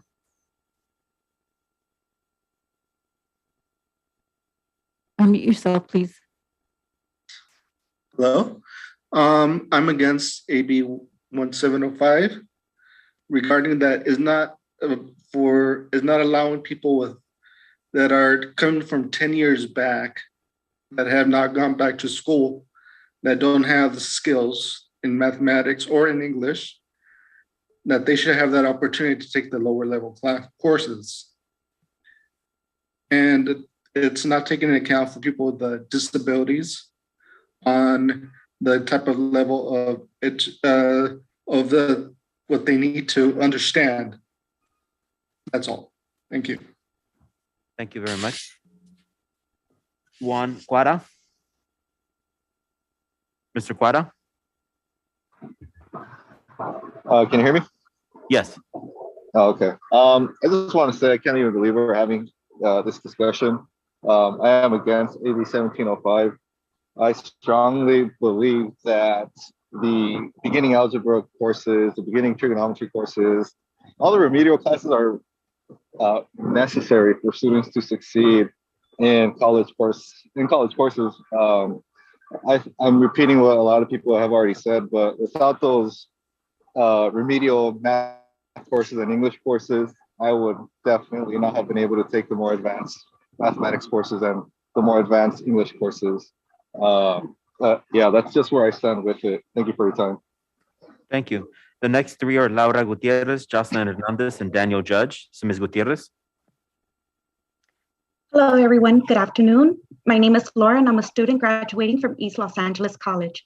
With regards to AB 1705, the language is the issue here. You should preserve pre-transfer in your mission for some students. You have students with different learning disabilities, and it would not be fair to place them into transfer level courses without an option to opt out. Your research has consistently demonstrated that when students are placed and enrolled directly into transfer level English and math, that gaps are diminished. How and when is this research data being gathered? Data should be gathered of the drops before census. By gathering your data before census, you can see the true number of enrollment versus drops. Take into consideration the number of drops that occur before census by students to avoid the drop on their academic record. Once again, I ask that you reconsider the language and research used in AB 1705 and that you preserve pre-transfer level courses and offer a student the option to opt out for the future of all community college students. Thank you for your time. Thank you very, very much. Ms. Hernandez, Jocelyn.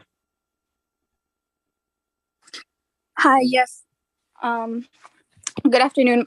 My name is Jocelyn Hernandez, and I'm an economics major attending here at East Los Angeles College. I'm coming here to you today to beg that you strongly oppose AB 1705. The reason being is that it seems that by getting rid of classes, we are walking backwards. Never has there been any good reason to get rid of supplemental education.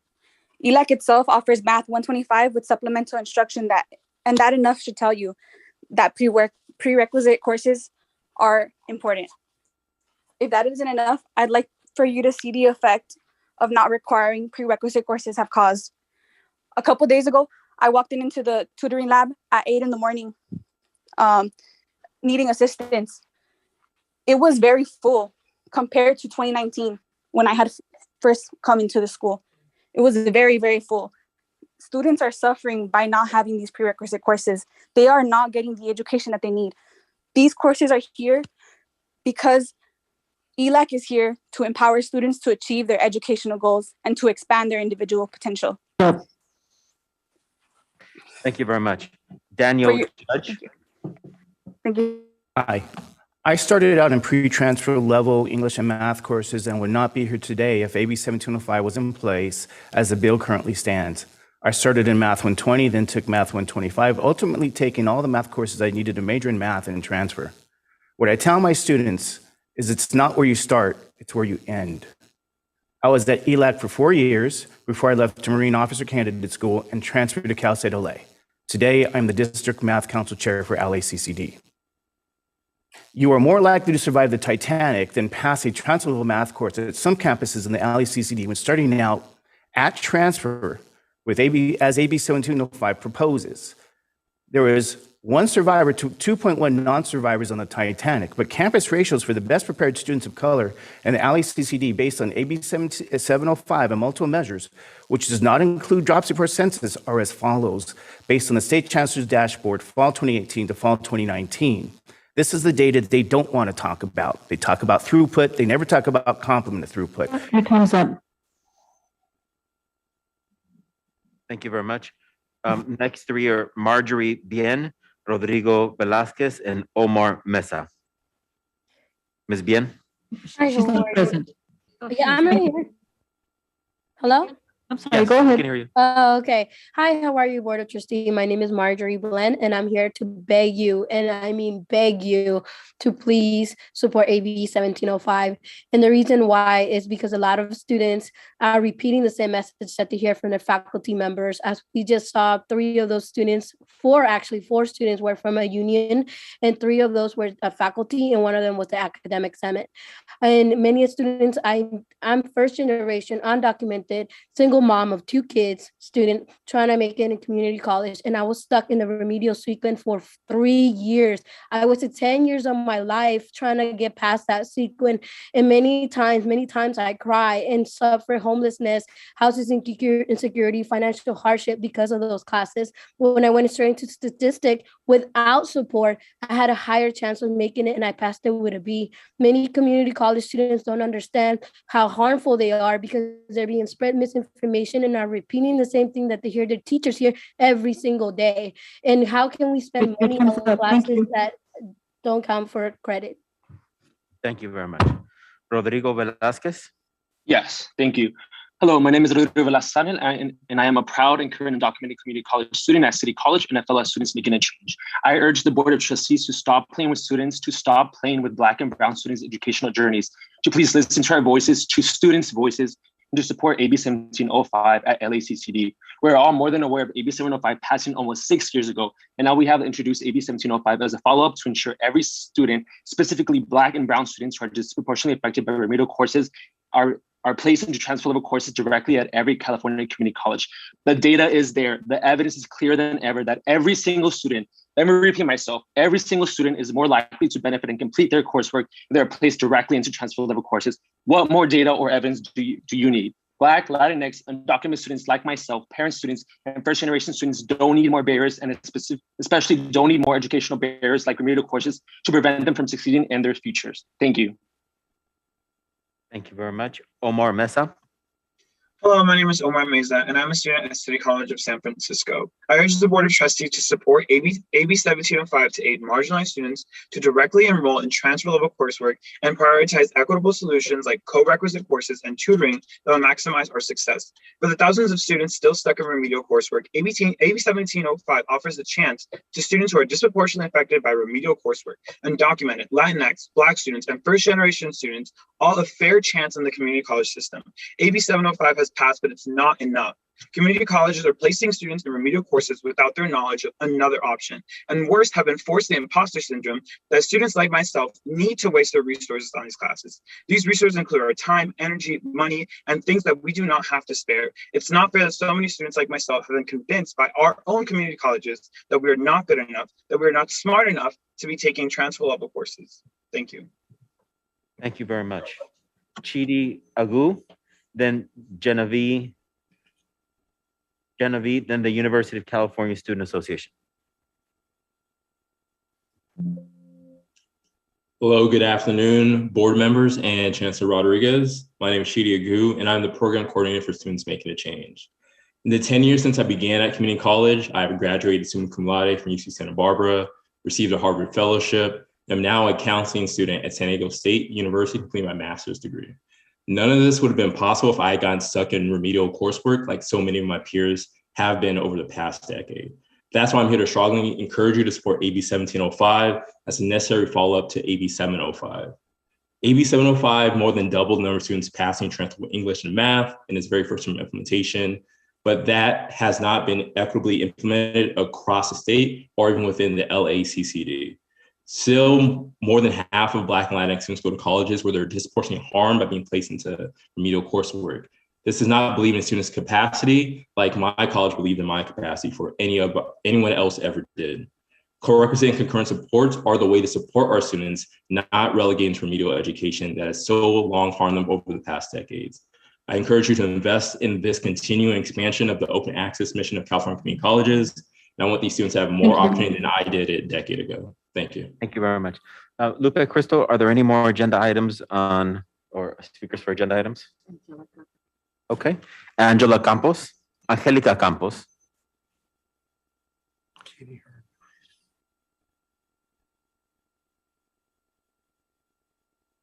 Ms. Campos?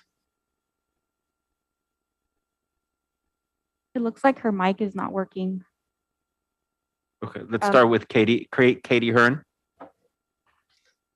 Good afternoon. I'm Dr. Katie Hearn, professor at Skyline College and co-founder of the Faculty Network, the California Acceleration Project. I'm here to urge you to support or remain neutral on AB 1705. Remedial classes were intended to support students to be more successful in college, but they actually set students up for failure. Colleges can't identify a single group of students who are better off starting in a below transfer class. At LA Mission, completion of transfer level math is 4 times higher when students start in the transfer level. At West, it's 5 times higher, and at ELAC, nearly 7 times higher. Opponents have cherry-picked data that hide the enormous failure of students who start in remedial classes. Opponents also seem to be unaware of recent amendments to the bill. AB 705 does not prohibit colleges from offering remedial classes if they can show that students benefit. That's the standard of AB 1705, and it's a reasonable one. Thank you. Thank you very much. Ms. Campos, Angelica Campos.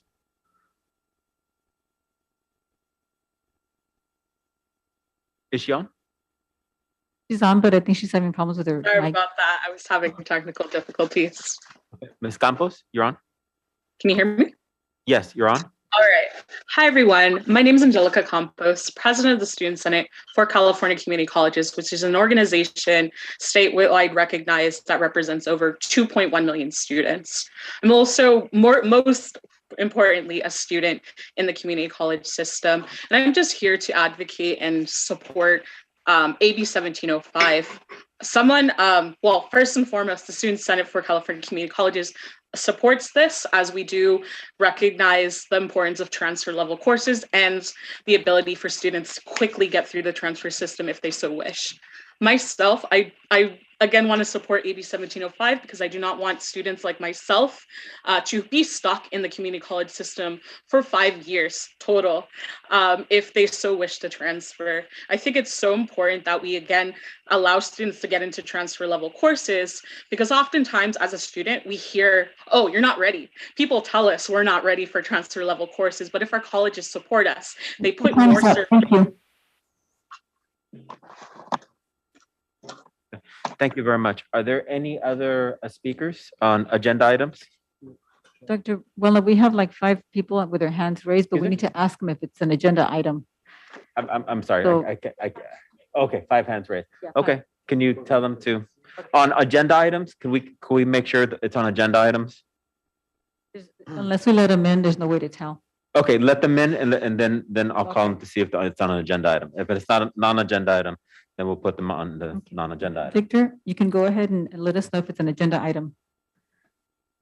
Okay.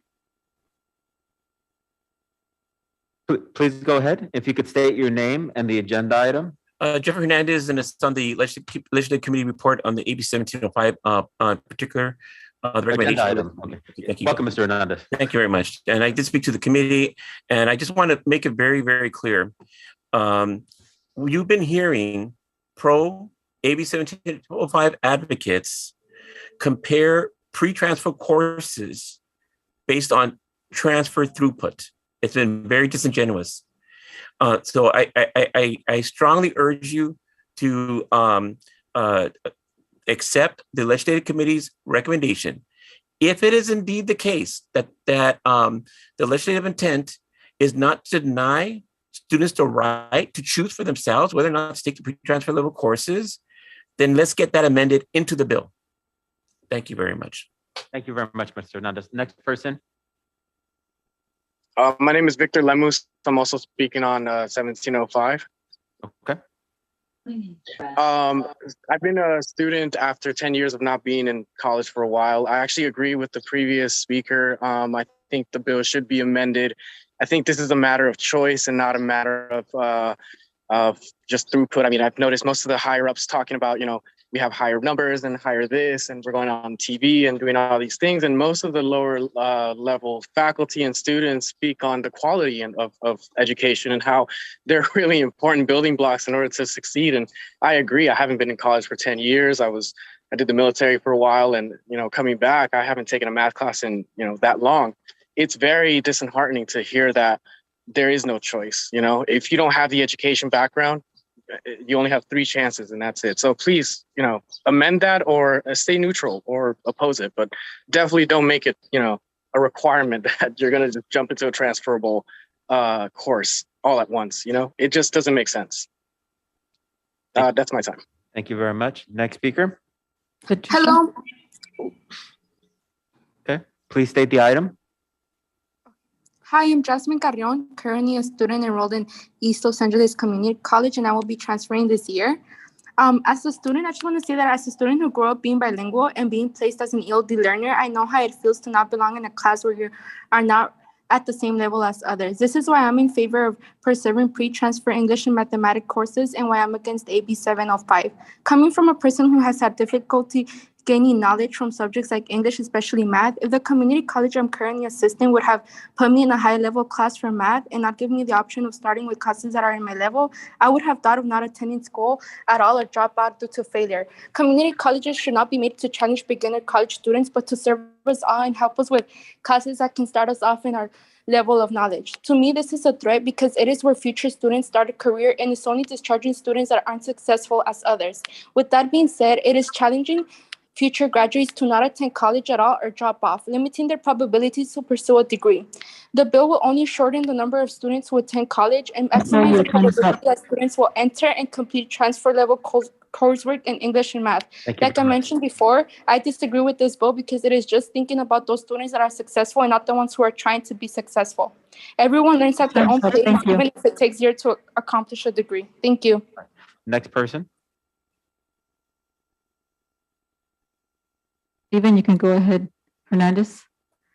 Yes, my name is Steven Hernandez. I am currently a student at ELAC, East Los Angeles Community College, and I am voicing my opinion on being against AB 1705.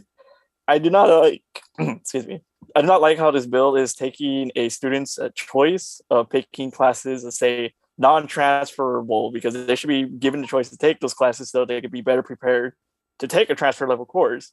So I would say, please reconsider this bill that it doesn't take a student's voice or their chance of picking which classes to take. Thank you.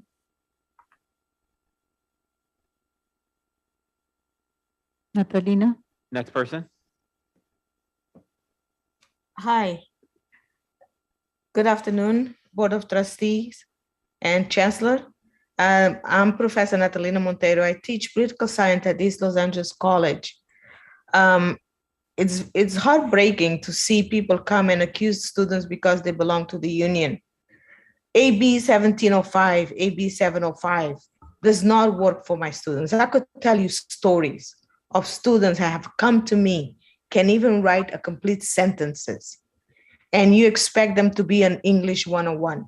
This is just a disfavor. And what he's doing, I know that Campaign for College Opportunity is talking about justice for the students. No, they're not. This is not justice for the students. It's making higher education for elite students only.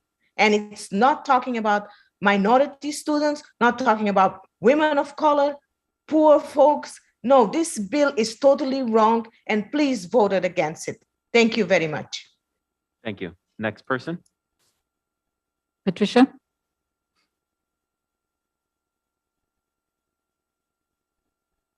Lauren Foster?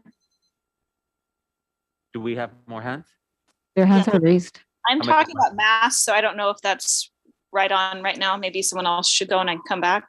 Well, it's AB7. Are you? I'm not what- talking about AB 1705, no. Yes, so you may go ahead. I'm not talking about that. I'm not. Is that okay? Are you speaking on an agenda item or a non-agenda item? I don't know what is, if it is or not. I'm speaking about the mask mandate. Oh, okay, non-agenda item. Okay, so should I wait? Oh, no, I'm sorry. It's on the agenda. It's on the agenda, so go ahead. I'm confused. Okay. Go ahead. Go ahead. I don't know if you can see. Okay, perfect. My name is Lauren Foster. I'm a faculty at East LA College, and I'm also a parent. I have a 4-year-old and a 2-year-old. They attend LACD College preschool. We need to align with the county on the mask mandate. In March 11th, the county dropped mask mandates. And here we are still doing it 2 months later. UCLA dropped it. Dr. Fauci said we're no longer in the grip of the pandemic. Namely, we don't have 900,000 new infections a day and tens and thousands of hospitalizations and deaths. We are at a low level right now. He said we can begin to start resuming normal activities. Normal activity is kids not wearing a mask. Fauci said if you have to look at the global situation, there's no doubt the pandemic is still ongoing. However, he said it's an unanswerable question as to when the pandemic will end. So we know that masks affect social development of 3 to 5-year-olds. In the Journal of Psychology, published Frontiers of Psychology, it showed that children between the ages of 3 to 5. I'm sorry, your time's up. Okay. Are there other speakers? David Hill? Okay. How many other speakers? So We have 4 more. 4 more. Okay. Are they just popping up or? We've already put them into the panel section. Their hands raised. Okay. Go ahead, please, Dave Hill. These will be the last 4. Thank you very much for your time. Hi, I am here as somebody who is paid to serve the community, and gladly I do that. What I am not is somebody who is paid to rhetorically misconstrue data, misrepresent opposition points. What I'm trying to say to you is that I'm somebody who's listening to this community, someone who is a part of this community. And it's very clear, based on the voices that we've heard today, the answer to this is no. Please listen to the recommendation. Please look through the data that we've shared with you as well. Again, I'm not here to rhetorically misrepresent the other side. I'm here to listen and serve this community. And again, the community has made it very clear where we stand on AB 1705. Thank you very much.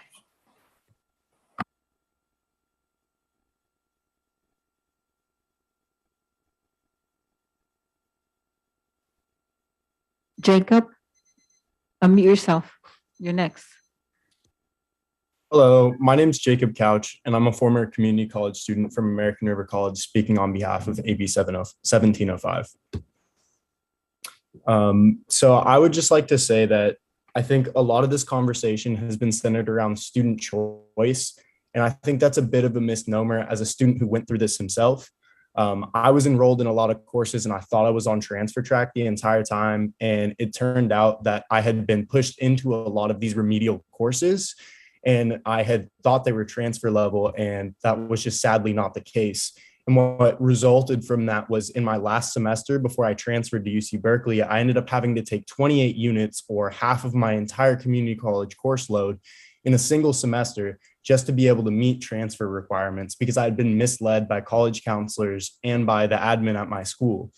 And I think it's very important that we ensure that students are able to take this transfer level coursework and are not misled with the guise of a choice when it's not really a choice, when you have college counselors knowing much more than you telling you what you have. Thumbs up, sir. Thank you. Thank you very much. Angelita Rivero, We have two more? 3 more. 3. Angelita? Yes. Hello. Good afternoon. Good afternoon, Chancellor Rodriguez and Board of Trustees and President Buena. I wanted to talk a little bit about the mask mandate and beg you to make it optional.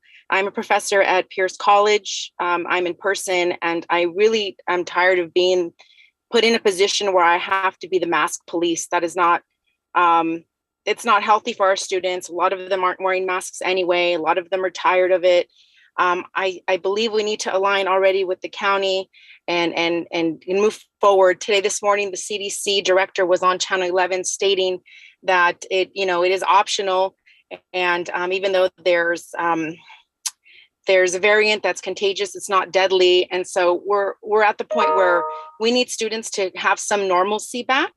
So I beg you to please make this mask mandate optional. Thank you. And we're seeing some blending of the agenda, stuff that's agenda and non-agenda item. So after these two, I'm going to start going down the list. Hello, my name is Coraima Arevalo, and I want to be a biomedical engineer. I'm currently taking Math 260 at ELAC, and I believe students should be able to choose if they want to take a lower level math classes. And I oppose AB 1705, especially because community colleges are meant to be the bridge between lower education and higher education for those, especially for those students that come from communities of colors like mine. I went to Manny Arts High School and I graduated with an A in Calculus 2. And I knew when I walked out of that high school that I was not ready to take Calculus 2. After failing in Calculus 2 at our community college and taking the placement test, I placed into Algebra 1. And I think that helped me get to where I'm at right now. And I'm taking Calculus 1. I think that we should oppose AB 1705. Thank you for your time. Thank you. Next person. Patricia? Yes, hello. My name is Patricia Salguerio. I'm a disability specialist at the DSPS office at ELAC. I wanted to discuss the parity and equality of non-teaching faculty. Once the MOU ends, we will have the non-teaching faculty do 100% versus the non-teaching faculty do 50%. And for the past 2 years, we've been doing stuff remotely. We are helping the students and students who have disability and life challenges. Some students who have cancer and stage renal failure. Some of the life challenges that they have are having problems with driving to an appointment, having problems with money, gas, babysitting, transportation. Many of them we've been able to access through doing stuff virtually. There is a viable risk having students and staff being potentially exposed to COVID. There is an increased amount of COVID rise right now with the variants. And we are- Thank you very much. We're going to now move from agenda items to non-agenda items. And we're going to- I've had my hand raised this whole time for an agenda. Okay. Lupe, how many more hands on for agenda? This is the last one that has a hand raised. Okay. I had my hand raised too. You'll have to wait for the next one. You weren't signed up officially, so we're taking hands right now. But Yeah, we're going to move on. anyone else can wait on Thank you. to after the Go non-agenda ahead. items. Hello, my name is Harley Liggett, and I'm representing the SSCCC.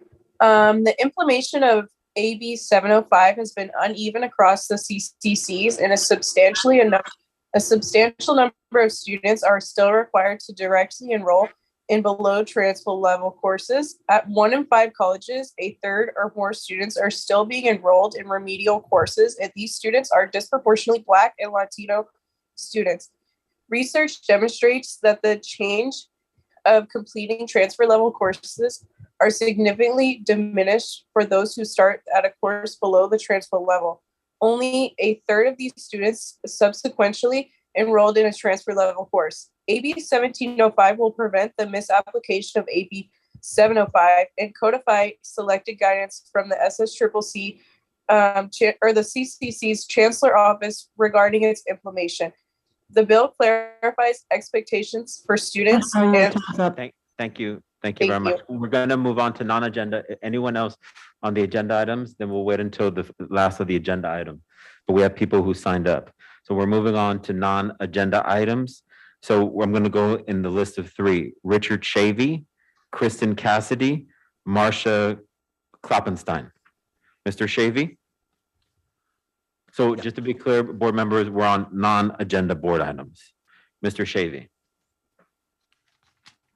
Hello, my name is Richard Shave. I'm a private citizen. I am speaking on this non-agenda item, Pierce's College proposed deaccession of Old Trappers Lodge, California landmark 939.5. This is my third month in a row I've come to the board. I am asking Pierce College to hit reset. I think this entire proposed deaccession is ill-advised and a complete disaster. I am requesting a request for proposals for an RFP be submitted by Pierce College, put out, and institutions appropriate who can handle this collection will come up to the plate and we can start to get a solution. I'm requesting an inventory of the site be given. I don't believe Pierce College has provided that yet. And finally, upon review of the report, the evaluation report of the artwork which this board commissioned last year, upon reviewing it, I'm going to ask that a woman that prepared the report, the conservator, come and give public report on it. Thanks. Next individual is Kristen Cassidy. Good afternoon. My name is Kristen Cassidy, and I too am speaking on the California Historical Landmark that is currently at Pierce College. I am the great-granddaughter of the old trapper. Some of you are probably not even aware that this folk art collection, which is a historical landmark, is sitting at Pierce College. Escher Associates was brought in at a cost of $27,600 to appraise and give their recommendation on how this artwork should be, whether it's removed, whether it's cared for. There was given three scenarios. One of them was to stay on the site as an educational purpose and folk art, which Pierce College is an educational institution. So, but more importantly, they have allowed parts of this folk art to be removed without family knowledge, and it was not done so under the California standards and historic treatment for artwork and historical landmarks. Something needs to be done. Thank you. Marcia Kloppenstein. Marcia Kloppenstein. Thank you. I'm not sure if you can hear me. We can hear you. Perfect. So I too am speaking on the Old Trappers Boot Hill Collection, Historical Landmark, California Historical Landmark number 939.5. I am the granddaughter of this self-taught artist whose artwork was considered a historical landmark. It was entrusted to Pierce College back in the 1980s with agreements that they would be the caretaker, the preserver, and used as an educational tool. That collection is no longer serving any of those purposes. It's not accessible. Your board approved a $27,000 appraisal last year that came to our attention. We had to request it with guidelines on how those materials should be handled and the cost of it. Those artifacts have started to be removed without any information to the family, without any caretaking. Thank you. Thank you. Zhao Zhang, then Ruby, then Cynthia Marie Orozco. Zhao Zhang.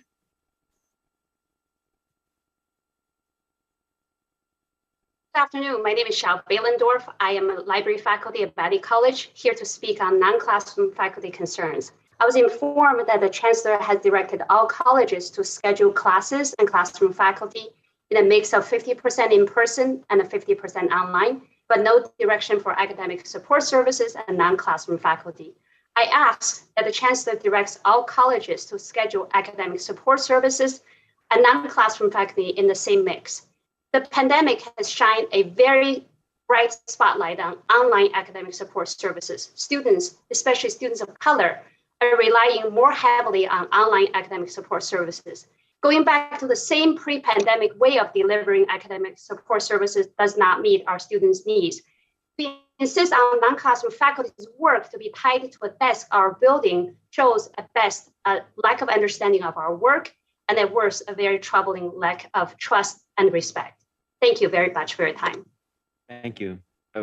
Ruby, Christian, Rohan. Hi. Good afternoon, Board of Trustees. I'm Ruby Christian Brome.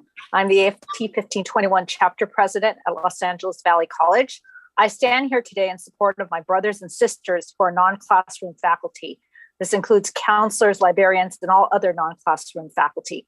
We support the non-classroom faculty in offering service that are in accordance with the demand of students, both in person and online. We understand that some of the work must of necessity be done on campus. However, as high trust employees, the non-classroom faculty should be given a remote option for work that does not have to be completed on the campus. To assume that the non-classroom faculty cannot be trusted to complete their work in a remote environment shows us a very troubling lack of respect. We are all faculty who have undergone a significant amount of specialized training for our careers. Faculty have been trained to work independently, and we have accountability measures in place. All the employees in our community deserve respect and the option to work in a remote environment. Please reflect that many of our students will continue to be online in the future. Thank you. Thank you, Ruby. Cynthia Marie Orozco. Good afternoon. My name is Cynthia Orozco. I'm a library faculty member at East. I'm here to support parity with classroom faculty and advocate that library and other non-classroom faculty are able to engage in both online and in-person assignments to support our students. I'm contesting that all library faculty work needs to be done in person, as the majority of faculty work can be done from any computer without affecting library operating hours. The pandemic highlighted a troubling assumption that the library is just a building with a computer lab and study spaces. 100% arbitrary in-person assignments for library faculty undermines our work. I am not a caretaker of a building. As library faculty, I design library instruction, support information literacy and OER, provide research consultations, purchase materials to support our curricular and community needs. Since coming to ELAC, I felt like a caretaker of a building, but there's been a major shift in how we do our work. I no longer feel like a caretaker, but a real library faculty member. It's also emphasized increased participation. Prior to the pandemic, if someone asked me to meet outside my hours, I would say, sorry, those are outside my hours. But now I can meet students at 5 o'clock in the morning. Thank you. James McKeever. Thank you. I also want to reiterate that these are high trust positions. These are positions where people are highly educated, and we should trust the fact that they're going to do jobs. As a classroom faculty, no one asked me to prepare my lesson plans from the office. They understand that I have the freedom to do those lesson plans from the home. No one's asking me to see my lessons plans to make sure that they're done. We trust classroom faculty. We need to trust counselors and librarians to do their job as well from home as committed faculty to our campus. Thank you. Thank you, Mr. McKeever. The next three are Mario Macias, Tara Schiavone, Patricia Salguero. Hi, good afternoon, Board of Trustees. So the MOU for fall 2021 stated that class schedules were driven by access, equity, and success of students for both in-person and online classes. Presently, in our class search engines, student can look up courses by type, which include synchronous, asynchronous, in-person, hybrid, and now dual delivery. As library faculty, my job centers on research, reference services, and instructional support. As non-classroom faculty, my work is grounded to serve and support our students and instructors, whether their needs are online or on campus. While there are some duties that are better delivered in person, my responsibilities as a librarian are and have been delivered virtually since the needs of our students and instructors have shifted more towards distant learning. As information professionals, librarians are more than competent to support our classroom faculty and students through virtual mediums and not just when we are inside our campus library. As online learning offerings and remote support needs have increased. Next speaker is Tara Schiavone. Hello, trustees and chancellor. My name is Tara Schiavone. I'm a tenured counseling faculty at Pierce College and previous department chair. District-wide, we have hybrid work schedules of 50% on campus and 50% remote. The CSSOs have discussed increasing this to 100% on campus starting this summer, even though only 50% of classes are on campus. Instructors are not required to teach their online classes on campus, so why are counseling faculty being required to do online services like phone and video appointments on campus? This ultimately comes down to one fact: administrators district-wide continuing to surveillance counseling faculty and their pattern of micromanaging our work. This is why more counselors are not speaking today. We need equal agencies as instructors. Counseling faculty are providing exceptional and innovative services remotely to meet the needs of students, and we want to continue to access for those students. In your role as a trustee, your non-classroom faculty are coming to you and asking you to help us change this hostile culture and support our hybrid work assignments, because we are faculty too. Thank you. Thank you. Patricia Salguero. Ms. Salguero? Yes, hello. Can you see me? Yes, we can hear you. My name is Patricia Salguero. I'm a disability specialist at TSPS at ELAC.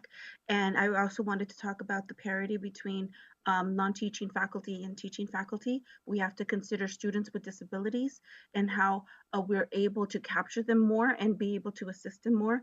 They have challenges in coming in to the campuses due to issues with money, car, babysitting, etc. We're also exposing them to potentially to COVID because it's a high-risk population, and we need to consider the safety of our students and the safety of the faculty as well. With the increasing variant, we also have to consider that we are capturing more students outside of just the local area of ELAC or the local area of our campuses. And to retain those students, we need to continue to have online accommodations and online services for those students, so that they are able to retain those we're able to retain those numbers and still capture those students. Your time's up. Thank you very much. Lisa Valdez. Hello, I'm a librarian at LA Pierce College. I believe that it's important that the library is open as often as possible. I think it's important that we are back 100% because students have no other place to study. I think with all the events that we're having, senior days and events for high school students, we need to be ready. We'll welcome back high school students in the fall because they're used to being in person. I do believe that the online component is necessary and we can do that as well. We also need to support our circulation staff, which I cannot do from home.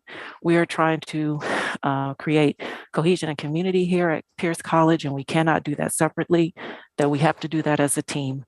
That's all I have to say. Thank you. Thank you very much. Lauren, the next three are Lauren Saslow, Cindy Dominguez, then Kathleen Yasuda. Ms. Saslow? Hi, my name is Lauren Saslow, and I'm the library department chair at Pierce College. I'm speaking on the same topic as the others. What is yet to be mentioned are the differences in the roles and responsibilities between classroom and non-classroom faculty, differences that shouldn't be ignored. The librarians on our campus are responsible for research and instruction, as well as keeping our physical libraries open and functional, something which requires our physical presence. The ability to access library resources and services remotely is a privilege that not all of our students possess. How will reducing on-campus librarians affect our students who use the library as a safe, quiet place to study, or those who lack the technology or ability to access library resources and services remotely? Parity between classroom and non-classroom faculty in terms of scheduling cannot be achieved without cutting the library's hours or facing unexpected closures. I know this to be true. Championing faculty parity while enacting rules that will further jeopardize our most disadvantaged student populations is not a tactic that I support. Your time's up. Thank you very much. So we have three individuals in person. If you can come up. Again, you have Cindy Dominguez, Kathleen Yasuda, and Joe Guerreri. Just to let you know, Cindy had to leave, had to go pick up her child. So I'm Kathleen Yasuda. I'll go first or before her. Okay, Kathleen Yasuda. I'm faculty at LA Trade Tech College. I am the co-chair of the Planning and Budget Committee. I love Trade Tech. We, as I'm sure you know, we have had a whole lot of change in upper administration the past few years. The faculty and staff and our students, we have pulled together and held it together. We developed a strategic educational plan well before COVID and all of this change. that went into pathways. We put our school into pathways. We did this huge shift where we changed the way our colleges operate as pathways way before the state got there. In fact, when the state figured out that pathways was a good thing, they used Trade Tech College as an example. And our folks got to go around the state. We even got an award, I think, this year. Some of our folks got an award for doing that. Well, that is our strategic plan, or that was our strategic plan. The current administration that we have didn't even bother to read it. In fact, she hired, or she applied for an IEPI grant from the state chancellor's office to basically redo how we govern our college without even studying what we had. Like I said, I'm proud of Trade Tech. I think we've held it together. We did great work. And to have a president come in without understanding who we are, what we've done, and then just deciding to change everything, despite many opportunities. We even had sessions where we read our strategic plan and discussed it. And we invited all the upper management. Only one VP came to those because handing it to them didn't work. So I think our accreditation is at risk because if you're not following your strategic plan or don't give a good reason for not following your strategic plan, your accreditation is at risk. So I think it's a serious problem that our administration does not respect who we are, what we've been doing. I do think we've been doing great work, and we deserve an administration that's going to support the community of LA Trade Tech, faculty, staff, and our students, and not come in and not listen to us at all, not even give us the time of day with their own ideas.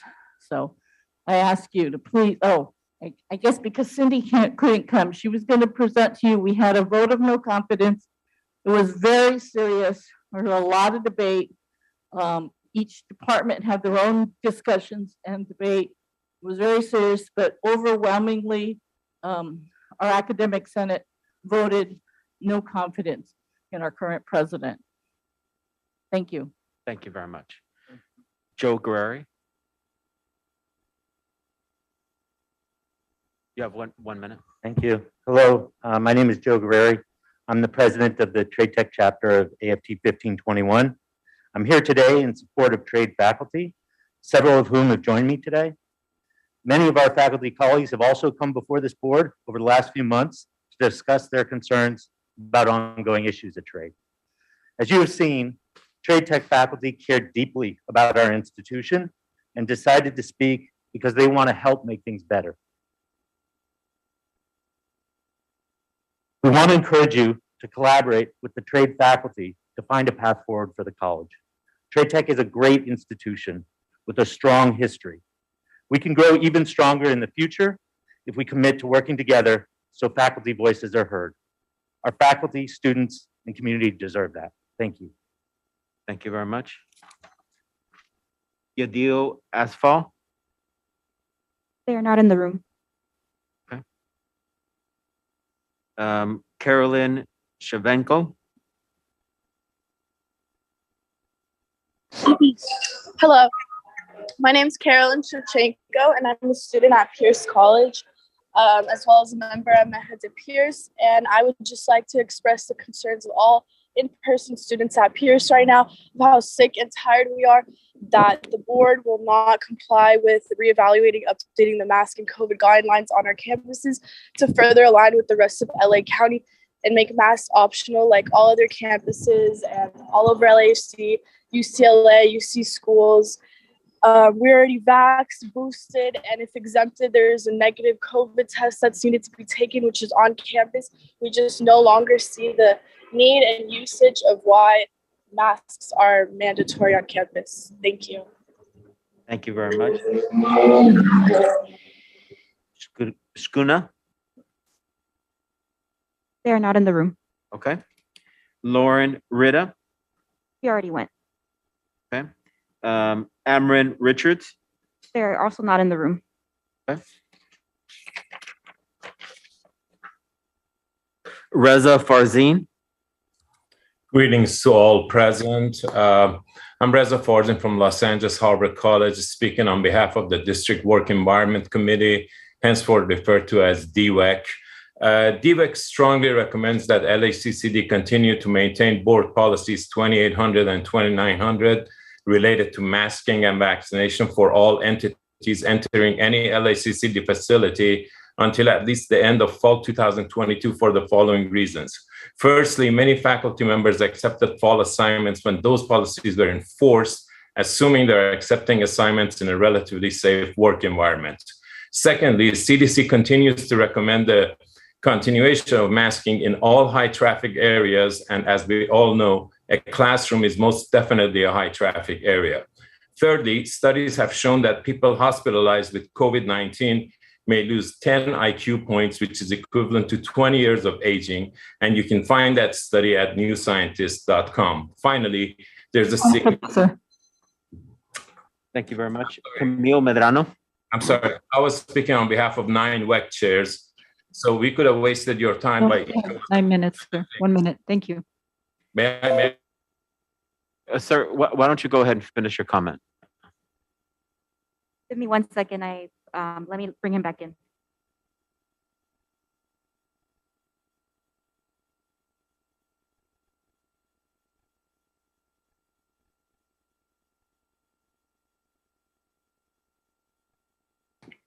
He's back in the. Okay. Sir, Reza? Thank you. May I continue? Yes, we're going to start the clock for another minute, sir, not 9 minutes. I'm almost finished. I won't even need a minute. Finally, there's a significant number of non-faculty employees at LACCD facilities that are vulnerable to being afflicted with a breakthrough COVID case. That is, a COVID infection requiring hospitalization despite being fully vaccinated. DWEC does not recommend sending them from the safest possible zone of their homes to the most dangerous zone of a classroom or a work environment in which either masking or vaccinations are not required. On behalf of the District Work Environment Committee, I thank you for your time and consideration. Camille Medrano. Okay. Hold on.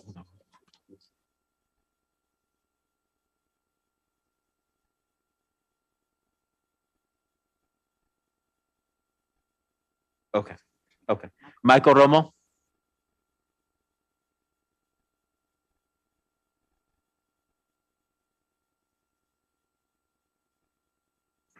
Good afternoon, Board and Chancellor. My name is Mike Romo, retiree, LACCD. In April 2018, the Board of Trustees adopted DT Action 9, proposed by Trustee Moreno, seconded by Trustee Hoffman, in advance of Classified Employees Week. It recognized the initial student contact, the expertise, and value provided to quality of life at the colleges provided by classified employees. So the last 2 years of COVID, with classified employees working on campus while other groups were able to work remotely, have further proved their value. Yet this year, there's no similar resolution. Classified Employees Week occurs this year, the week of May 15th. While a similar resolution would be appreciated, it would be better for the board to honor the spirit of such a resolution and pay the Unit 1 employees salaries commensurate to the value of the services that they provide to the district. Thank you. Thank you very much. Jasmine Pearson?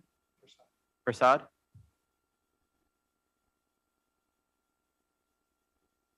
Ms. Prasad? Let me bring them in the room. 1 second. Okay. How many other speakers? We have Michelle in the room now. Michelle, you have 1 minute. Go ahead, please. Hi, good evening, everyone. My name is Jasmine Prasad, the Vice President of Legislative Affairs for the Student Senate for California Community Colleges, representing over 1.8 million students and is the official voice for community college students. We respectfully urge you guys to vote aye on AB 1705. This is very important that we give students back the academic freedom. I agree with what everyone has said, that it is the student's choice to decide whether or not they want to take a co-requisite class to help them with the course. Forcing students into remedial classes is not the answer. answer. If their transcript shows that they have exceeded in the high school math and English, they shouldn't be put back into remedial classes. As a student who was forced into it, it was not beneficial for me. I had to wait an entire semester to petition out and struggle to get community or to get English my second half of the year. And I racked up on about 21 units. So we really want to make sure that academic freedom is truly back to the students and they have the right to choose what class is best for them. And with that, again, I respectfully ask you guys to vote yes on AB 1705. Thank you. What's the other person's name? Michelle. Michelle? Hello, thank you for having me here. My name is Michelle. I am 28 years old, and the last time I was in school was about 10 years ago, and I'm against 1705. And the reason why I'm against that is because after being a student in high school for the rest of the years, it was like 10 years ago, you can expect an adult to just jump into college just like that and have like college classes. So that's why I'm against 1705. Thank you.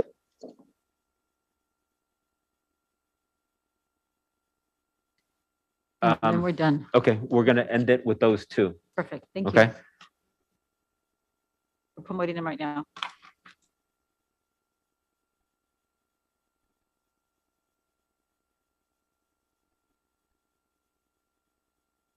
Are they in? Yes, they are. Okay, go ahead, please, your name and the item. Brett, go ahead, unmute yourself. Mara Bentley. Hello, I'm so glad to be here. I'm here on behalf of our president, Katrina Vanderwood, and I look forward to meeting with you in June, but I'm here as a support person for her. She's done a remarkable job, as she highlighted earlier in her statement to the team about all her efforts. And also, most of the items on the list that they didn't know confidence vote on were absolutely ridiculous. They were items from 20 years ago that they're putting on this president. So the remarkable thing that she's done is she came in 2020 when we were all going online, and she helped every last one of us get online, get supported, and she still recruited and kept students. So I want to highlight, when I come back in June, whenever we have the vote, all of the achievements that she's accomplished. And I want to also discuss, when we come back in June, the list of the items and how ridiculous many of them are. And also, last, I also want to state that, I'll tell you back. Okay, see you in thank June. you. The last individual? Brett Kessler. Yes, I'm here. Sorry about that. I'm having a little bit of issues. But hey, guys, my name is Brett Kessler. I'm here in support of AB 1705. I'm 28 years old. I've been going to college for years now, and I'm a Sierra College transfer student. And honestly, I was one of the students that I was forced to take these classes that I thought were kind of a joke, because I remember taking those classes in middle school and my freshman, sophomore year of high school.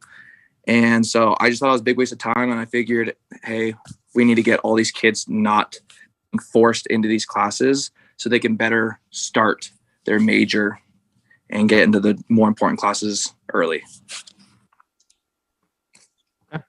Thank you very much.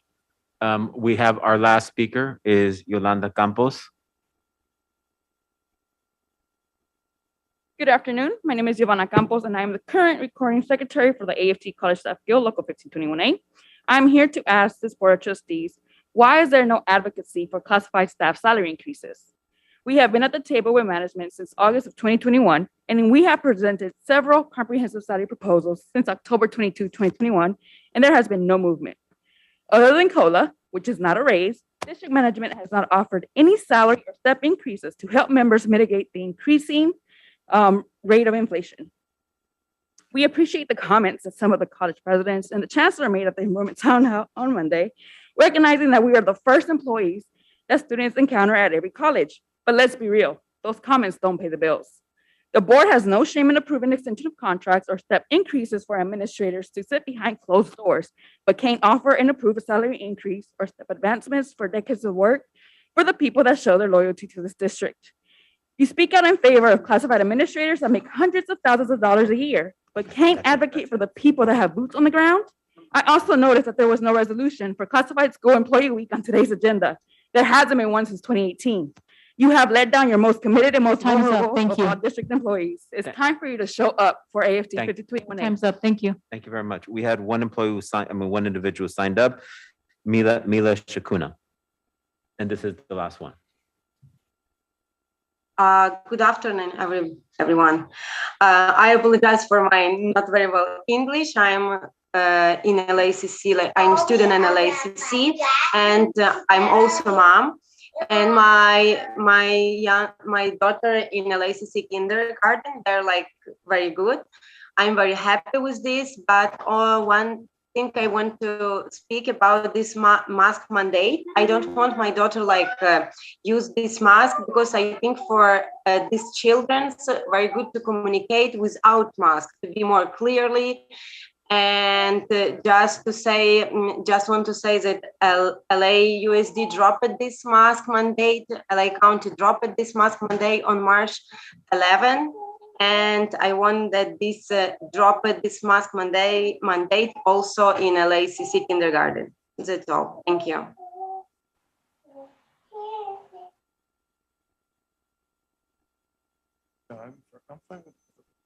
Okay. Thank you very much. We're gonna move on to then reports from the board. I'm gonna go ahead in order. Trustee Vela, please summarize the proceedings of the Legislative Public Affairs Committee that you chaired on April 20th. Yes.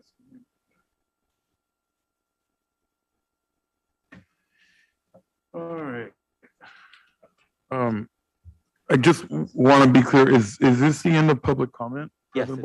That's it. Thank you.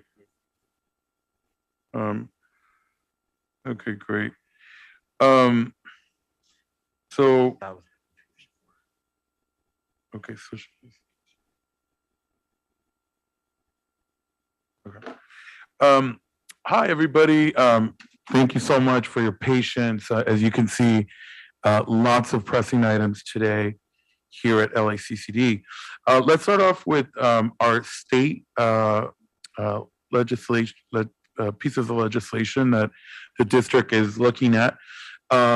We went ahead and provided support for SB 886, Senator Scott Wiener, and that is the California Environmental Quality Act. And what that would do is remove CEQA requirements in order to build student and workforce housing.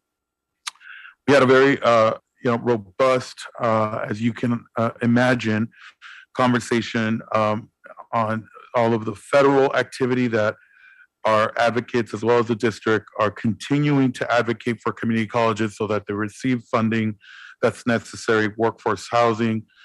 In particular, the House and Senate passed the United States Innovation and Competition Act, which would also help us with STEM careers, workforce, and education.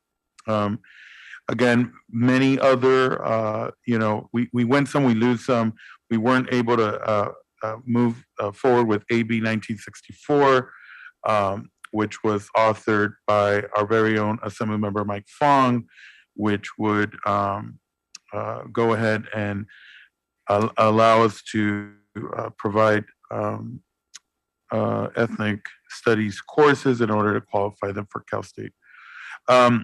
We also looked at several pieces of legislation, including AB 1913, which was a victory for us, which would support the Senate for Climate Change over at West LA College.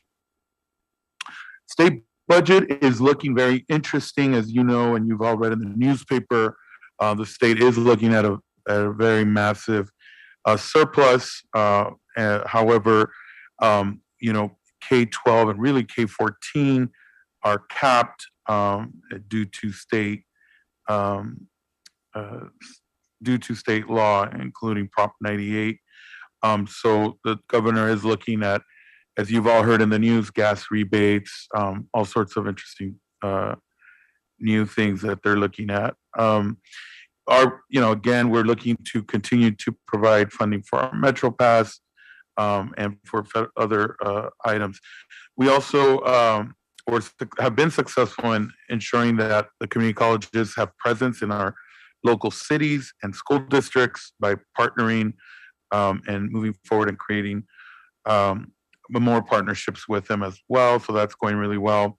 And then speaking about money to the district, we mentioned earlier that Congresswoman Ana Barragan was at Southgate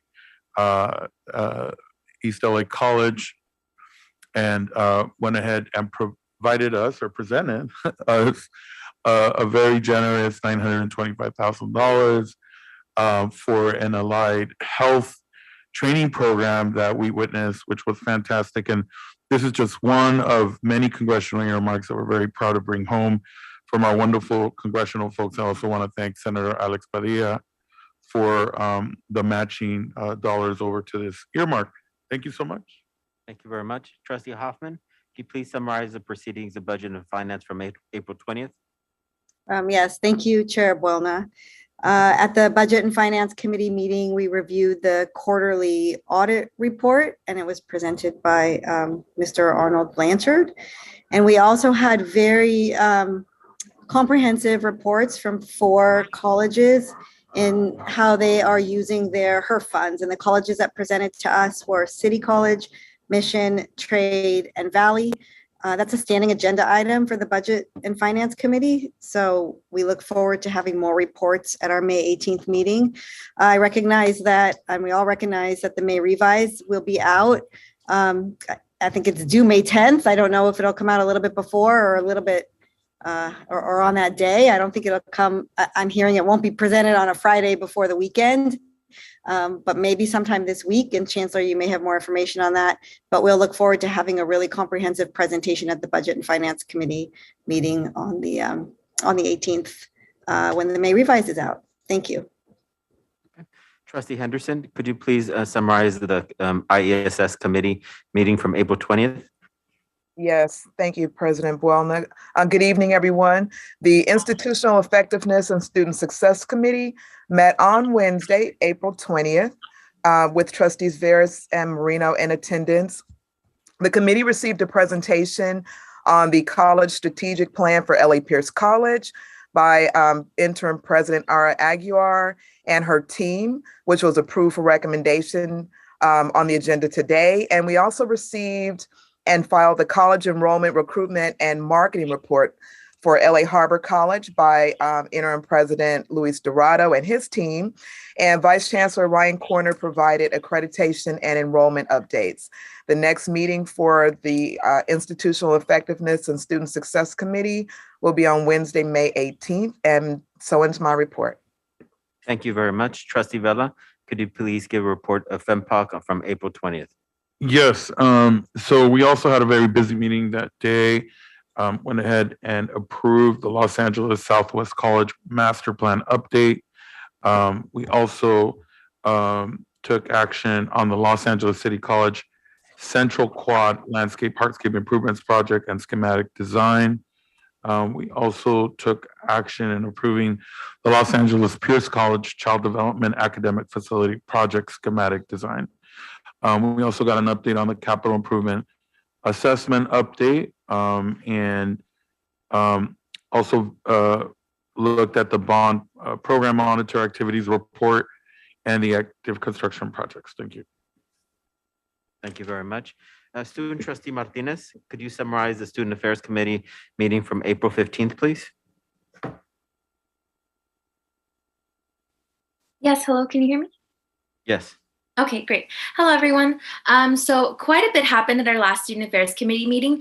So as usual, all of our committee members gave reports, and a lot of really great things are happening at City, Southwest, and West. A lot of food pantries are getting built, and City's actually working on a type of like a store, is the way that Stephanie describes it, for the students, so they can walk in and like go shopping for necessities and things like that. And they're going to provide them with little shopping bags. And so I thought that was something that was really cool.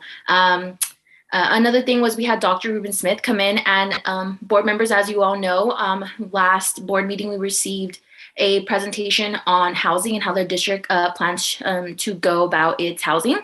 So I felt that that presentation was extremely important for our student leaders to know about and to ensure that they're letting our student body know about the issues that our student body really cares about, letting them know that we're planning on moving forward and how we're planning on moving forward.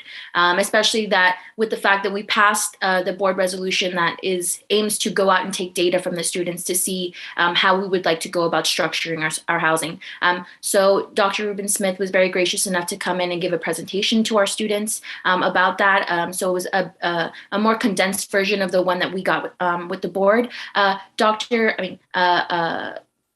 Liaison Maury Pearl also had another team come in from the district and give another presentation and also speak in addition to the housing. So that really gave our students a lot of insight because that is a really pressing matter and a really hot topic for our students right now. Unfortunately, I believe Deputy Gannon wasn't able to attend, but fortunately, I've been speaking to Deputy Gannon and Officer Sampson, and they've been talking about how they've been working on ensuring that they can create a remote version of the safety workshops that they've been giving to our students and our faculty and our administration in person. But because the Student Affairs Committee meeting still has not met in person, we are still meeting online just because it is also more convenient for our students. We hope that to have the online training at the next Student Affairs Committee meeting, which unfortunately will be the last that I chair. So hopefully that can happen for our students. And I would really look forward to seeing one of the other the other trustees. Oh, I was about to say the other student trustees, the other trustees there. I know that, I believe only one of you is allowed to make a report, but I would really appreciate if a couple of you could show up and, speak to the students and just say hi and a last goodbye to all of us before we adjourn. Because I, along with the students, really do enjoy seeing you there. And we really do appreciate when you come. So that's all for my report. Thank you. Thank you, Student Trustee Martinez. Trustee Vettis, could you please summarize the proceedings of the Ad Hoc Committee on Athletics that you chaired on April 20th? Yes, thank you. Just wanted to note that Trustee Eno was able to join us due to a conflict that Trustee Huffman had, but Trustee Eno and Trustee Henderson and I both received reports from Los Angeles Pierce College and Los Angeles Valley College talking about their athletic programs as well as student wellness programs. And there was a number of interesting presentations. I was unaware of our GOAT yoga program at Pierce College, which apparently is quite popular and very interesting in itself, but it created a really positive conversation around understanding what student life is as layers of athletics, of health and well-being and fitness, and certainly what are the kinds of conversations while student athletes may make up about 5% of our student body, the health and wellness components, the fitness components essentially are accessible to everyone. I know Valley College also underlined or underscored their adaptive PE, which is something, as we've been talking about students with disabilities in the district for the past several months, is something particular to note because those components of student life are highly valued, very much respected. They use the same kind of facilities as our student athletes, and so all of them wrapped up together go from a 5% to an everybody conversation when it comes to our athletic facilities. So that's the report. Okay, thank you very much, Trustee Vettis. Trustee Henderson and Vela, could you please summarize the proceedings of the Joint Committee with regard to the Chancellor's Advisory Committees on Black African American Student Affairs and the LGBTQIA+ affairs that was held on April 26th? Thank you, Mr. President. Was it the 26th? Yes. On April 26th, the Black and African American Advisory Committee met jointly with the LGBTQ+ Advisory Committee that is headed by Vice President Vela. for our first joint meeting. The meeting discussion was centered on the intersectionality of our LACCD students and how we as advisory committees and district representatives can best collaborate to support our LGBT students and employee stakeholders towards positive emotional, academic, and social outcomes. As is our practice, we heard from 2 students. The first was Lauren Jones, a student from LA Southwest College, and the second was Isaiah Choquette from LACCD College, and the students shared their experiences as students at their respective colleges, as well as being Black, queer humans navigating society as a whole.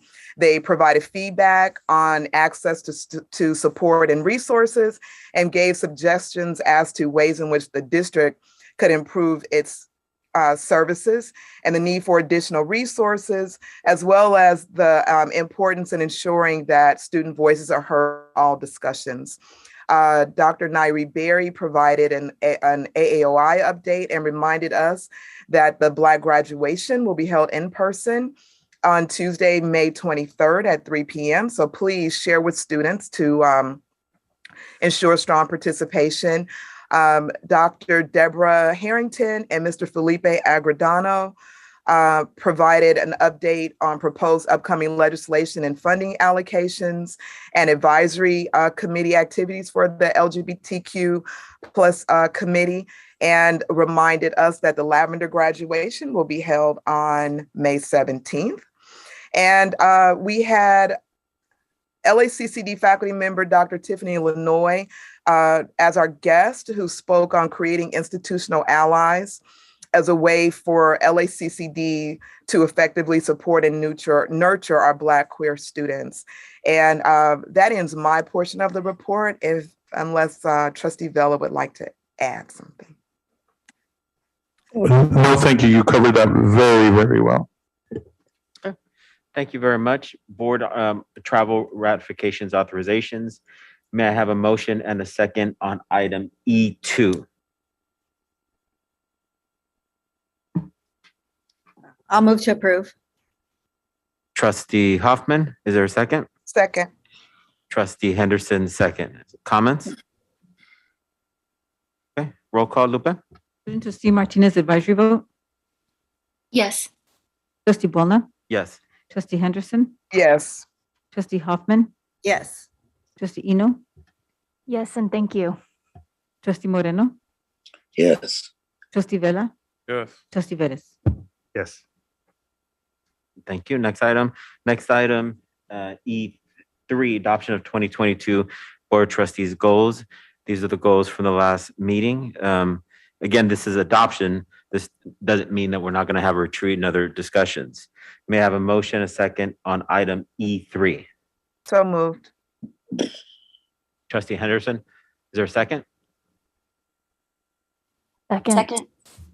Trustee Eno, was faster? Student trustee. No. Do you mind if I get? You can give it to her. Okay. Oh, sorry. No. Student trustee Martinez. Okay. No, Any comments?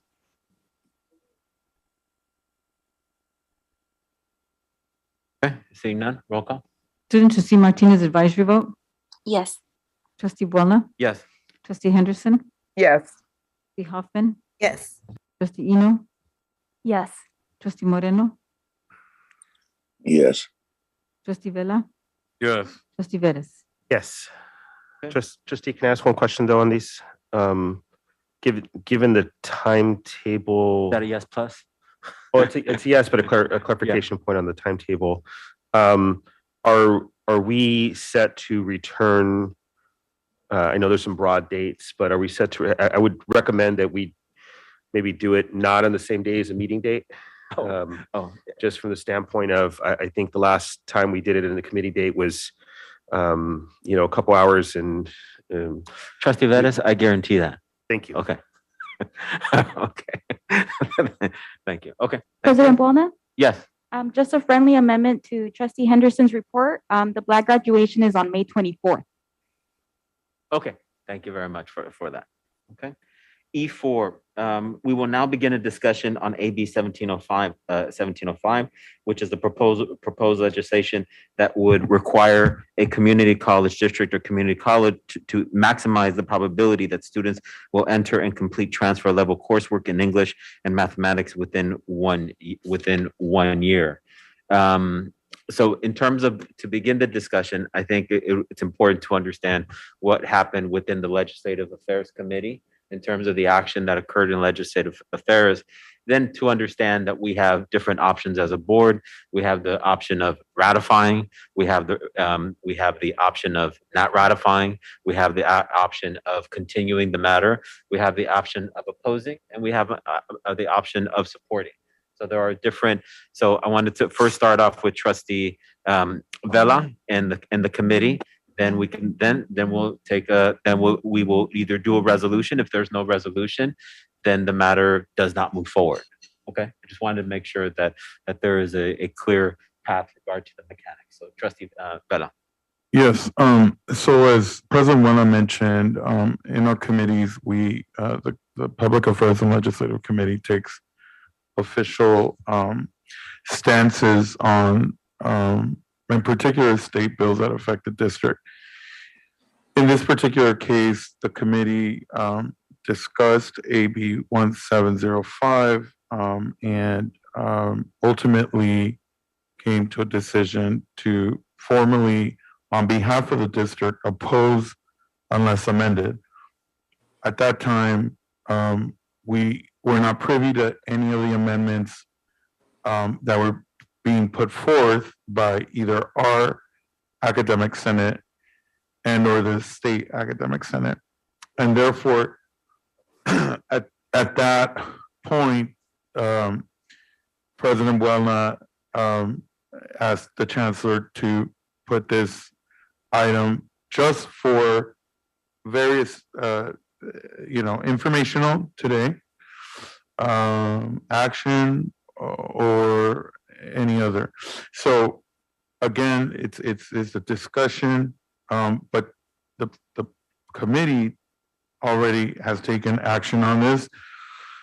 Normally, we don't come to the full board to ratify decisions of the committees unless it's something that, again, the chancellor or the board president feel it necessary. And that was it. Thank you. Okay. Trustee, so the two committee members on there, Trustee Eno and Trustee Henderson, if you could please comment. Or if you wish. Trustee Henderson, do you want to go first or do you want me? You can go first. Okay.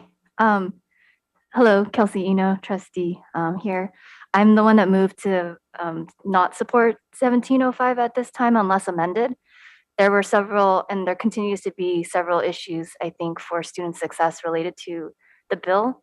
I think I had several recommendations, and I appreciate everyone that spoke in favor of and against the bill today. I think it adds additional context and things to be considered for all parties involved. Ultimately, we do want students to be successful, and we need to look at those gaps, equity gaps and things like that to make sure we are supporting the students from all levels. But I think there are some serious concerns. Did you want to say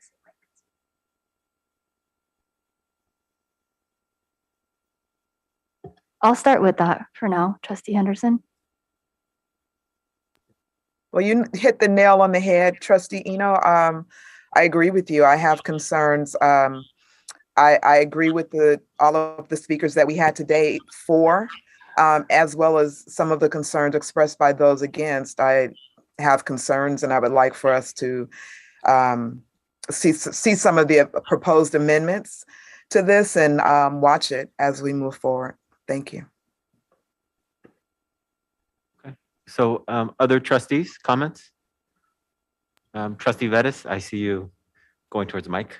Well, no, I mean, however if you want to take the ones, if you want to take the ones online, it's been your practice. No, let's go ping pong. So. Okay.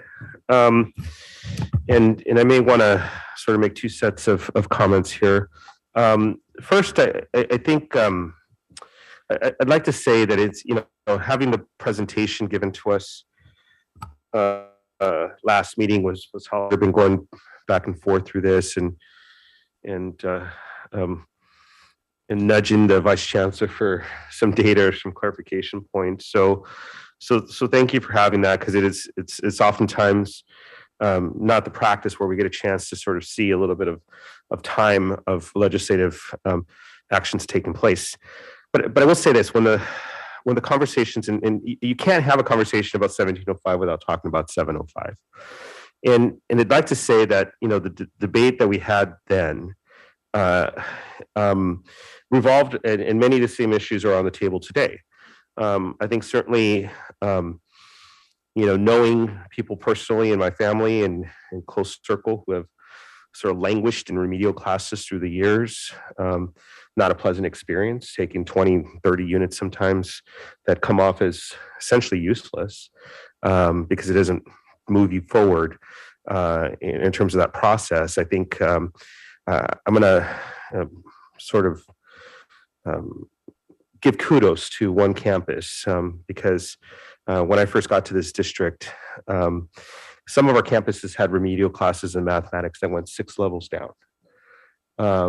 And I know Pierce in particular, and we've had their math chair and Professor Turchian come a few times to present to committees I've been a part of over the years, and even most recently with Trustee Henderson's committee, where we were talking about different activities. But I think on their own went from 6 to 3, and then when challenged, I saw and I point out Pierce because not only are they our sort of strongest performing campus, but I also recognized and observed a campus faculty that was critical, but at the same time willing to sort of endeavor to tackle the issues on. And even as far as a few months, even before 17.5 had been presented, there was still work that had been taking place, which was acknowledging certainly where we wanted to go. In Chancellor, we talked about a lot about this over the years. I'm remiss that I'm not sure the district itself provided enough support in the implementation of 705, and some of that tags back to the legislature not providing enough budget support as well for this. And so I don't think we ever had the kinds of support systems and wraparounds that our students needed to fully implement. And I think that's why we have uneven outcomes, and certainly results that are both some positive, a mix of positive and negative, and that's on both sides of this conversation. So, COVID, I think in this conversation, we haven't talked a lot about COVID. We haven't talked about the learning loss that has taken place inside of COVID as well, and what we're going to see coming forward, because this is what we've seen sort of in the reverse, but we're going to have several years potentially of learning loss. And I'm going to say learning loss only because the level of absenteeism that occurred in our biggest feeder, LA Unified, is going to translate in a really hard and impactful space for us. And so whether we want to embrace or not, it's incumbent upon us to have enough resources to wrap around our students, meet them where they're at, and help them carry forward. I don't think, the history, we're certainly not there anymore. We don't have any colleges that are doing 6 levels below in remedial math. And so if anything has sort of come from that, and certainly at the Chancellor, you had your directive that put out 1 on the table, but even then, many folks that are in the crowd listening were not happy with the directive either. But bottom line, it's really the kinds of resources we can put into play to support students, meet them where they're at, and have them move forward quickly. I was spending a little time looking at the throughputs for not only the transfer level class, but also the remedial class. Our stats on the remedial class aren't very good either. So we can't throughput on either class, whether remedial or whether. So there's something wrong with just the way we're doing it. And as we get into the 1705 conversation, there's, I wanted to have some clarification, because I know there's been a description of the advocates of 1705 being corporatists, and I don't see that. I mean, I see MALDF, Asian Americans Advancing Justice, public advocates. I see the students that are there. I see the issues that are being raised on both sides of the dialogue as really critical and important. I can't actually understand why the chasm is so deep it appears to be so deep, much more deep than it really should be, because ultimately I think we're trying to figure out how to support students. But there is a number of amendments that have been taken. I heard Mr. Chevity at the beginning of the conversation saying that none of at least this Senate's amendments have been taken. So which have been taken? Which organizations' amendments have been taken? I'm curious. I don't have that at hand, so I'm concerned. Certainly CTE has been something we've been dialoguing a lot about, and it looks like those seem to be pretty well cleared. I think in the bill, what is consistent with the presentation we received a little whiles back is that GPA is a big determinant on success. And I think that's a big part of 1705. It's a big part of the data and presentations we've received. You know, the better GPA students have coming out of high school, the higher degree of success they're going to have. You know, it is unfortunate to see Black and Latino students on the lower ends of success. But, you know, at the same time, I think some part of our conversation is it's important to sort of look at and acknowledge what more have we done to support our students in math and English. I don't think we've done that much more than what we used to do prior. And so not just throwing remedial at students isn't sufficient to get them to pass, because clearly when they take remedial, they don't pass either. You know, and that's a hiccup that we're not talking about in this. I haven't heard anybody mention the fact that our remedial passage rates are only 35%. You know, so that in itself is not, you know, sort of well done and discussed. But like I said, there's this bill's.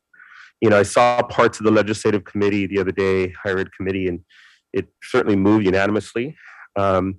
You know, this district in our Senate had opposed positions. I don't know. I don't remember what our district position was on 705 originally, but we did have some challenges once it was passed and became law of how we implemented. And I would say whatever the pathway, I mean, I would encourage us to have a neutral position because the bill is going through some changes and taking some feedback. But you know, if the bill does become law, I would not want to see us do what we did last time, which was, you know, move too slow in the implementation of the kinds of support systems that are necessary to support our students to make sure that they can have success. Just relying on you know, here's a remedial, enroll in that, and you'll be taken care of, is not sufficient for the student bodies and where they come from. It's not meeting them where they're at. We have to do more. We have to look at that component. Not enough has happened in our advocacy. Not enough has happened in terms of direction. I know we've had, through the years, as I've sat on IESS and different committees, I've always asked the question very bluntly, like, what is it that's necessary to be able to implement well and support the students in their success? And I'm not sure I've ever been fully satisfied with the response, either by recommendations of faculty or by presentations. You know, I just don't know if it's been enough. So I think that continues to linger for me. I am curious from the time that the committee took the position and when the amendments were received of where it stands. I know it's probably not amendments that are accepted by all organizations, but there's certainly an organization or two that were expressing concerns that got amendments included. But like I said, I can't tell the timing of when the committee, I think the higher ed hearing took place after the committee. Sure, we met April 20th and the committee vote was then. And some in that committee, those amendments were taken or some amendments were taken. It will continue going through the legislative process. But I would, you know, certainly I think we should sort of see where the chancellor's office is at. I think we certainly should see where, you know, civil rights organizations are at, who I think are all organizations that we respect and care about, and certainly listen to where they come from. But I think we have some work to do here. But ultimately, in implementation, whatever happens with this bill, we still have an implementation conversation that needs to take place. That we need to get our students in whether it's the one level below remedial, and I'm reading through the placement language that's in the higher ed committee report, and certainly those lots of those things seem reasonable, and they take into account like really clear connected data. But you know, we also have a big gap as well from the COVID learning loss that I don't think we fully assessed yet. We're still, frankly, still not coming out of it. We still have some pretty high absenteeism especially at the high school level in our service territory. So, but I think, like I said, offhand, if the committee members have any insight to offer in terms of when the amendments were taken, and were those considered, were those part of your motion? If the amendments that have been expressed answered lots of concerns, because we can certainly dig and continue dealing with it. But I would rather be sort of forward thinking as opposed to just purely oppositional, because I don't think being purely oppositional in 705 helped us embrace the fact that it became law, and it should have been implementing better and stronger. Thank you. So let's make sure that we get to every single board member. Trustee Hoffman, then Moreno, then we'll throw it back to the leadership of Budget Affairs Committee to answer some questions. Trustee Hoffman.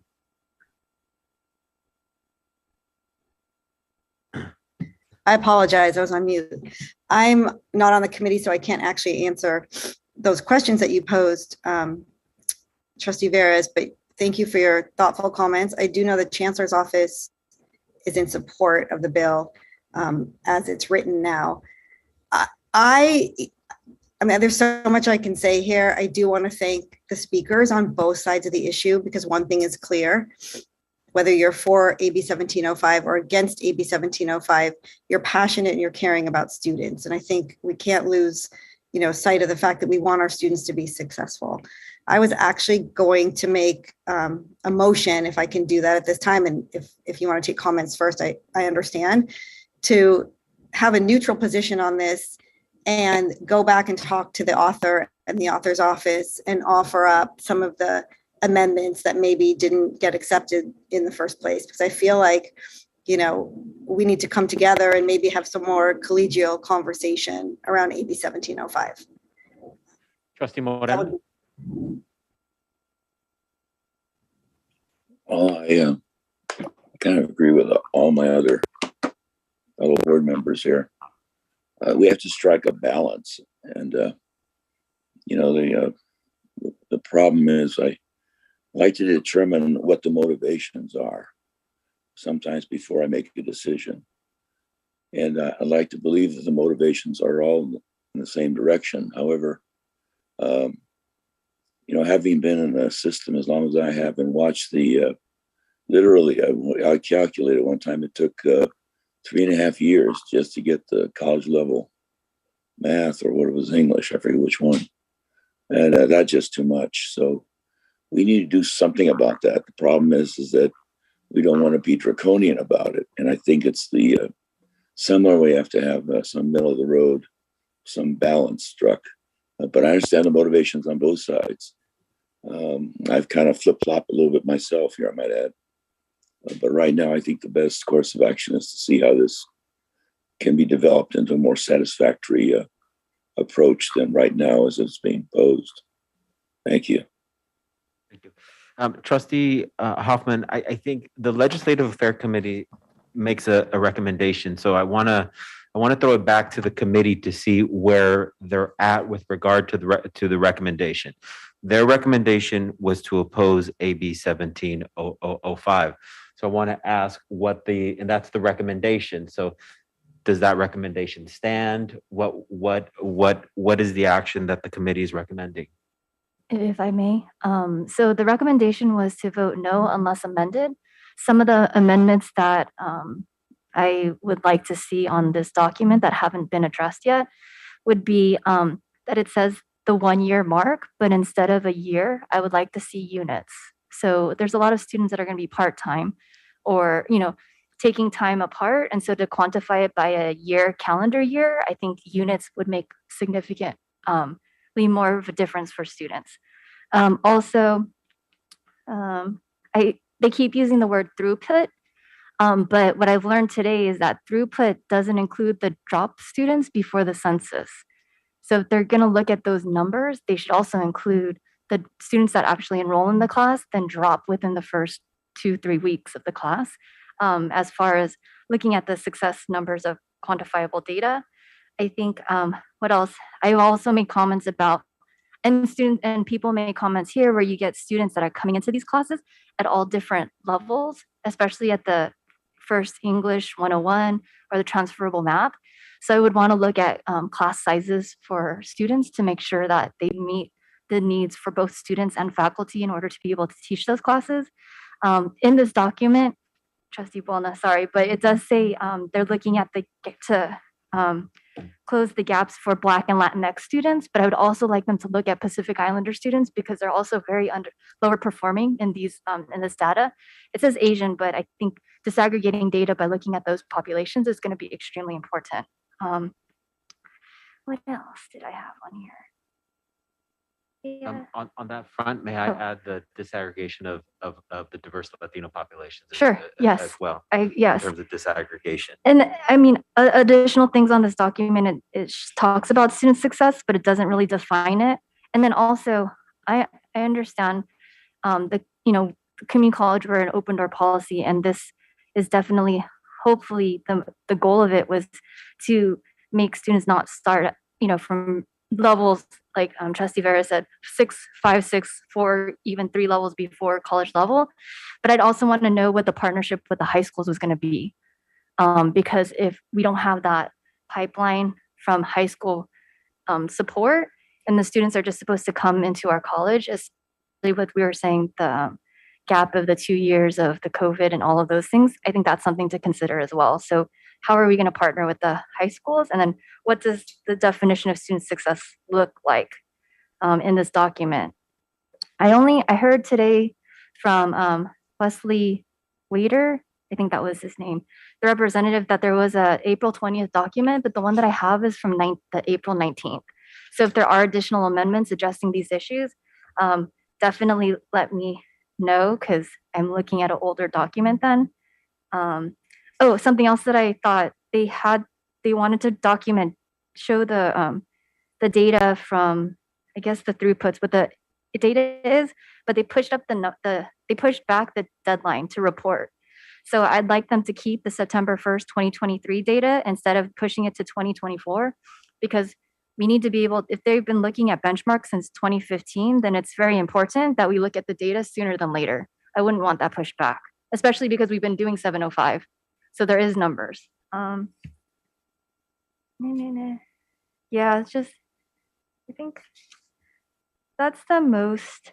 Oh, so we attended the CCLC conference this past weekend, and there was also a conversation about pre-calculus at the college versus pre-calculus in high school.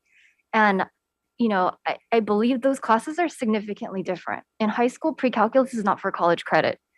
In the community college, pre-calculus is for college credit, especially if you're a STEM major or a business major, right? Taking pre-calculus college level may be a significant, important class for you to take versus just jumping right into calculus. Again, not forcing them to be in the pre-calculus, but at least explaining the difference between high school pre-calculus and college pre-calculus.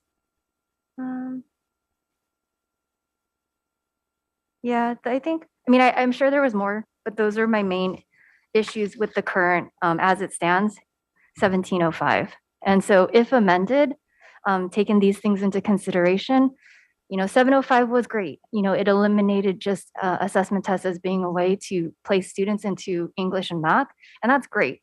We all know that, right? High school and other multiple measures should be a factor into how we place students. But I think as it stands, it's concerning. Well, and also our partnerships with the trades, like for certain fields, like IBW 11 explained to me that their apprenticeship program, they only need Algebra 1 to be eligible for their program. So if we no longer offer classes like that, we're also excluding student populations from certain trades and vocational programs. So that'll also be a concern. Okay. Thank you. I have some questions, but I did not call on student trustee Coraima Martinez. Student trustee? Yes, hello. So I know there's a lot of back and forth, and there's really strong opinions on both sides from our students. And first and foremost, I want to say that I am a student who has benefited from remedial courses. And I'm actually a student who, due to remedial courses, that has held up my transfer. So in many ways, I am now essentially a non-traditional student because I've been at ELAC 4 years. So I would never be in favor of something that I believed worked to eliminate remedial courses or that I believed was going to negatively affect our students in any way. I would not be in favor of it.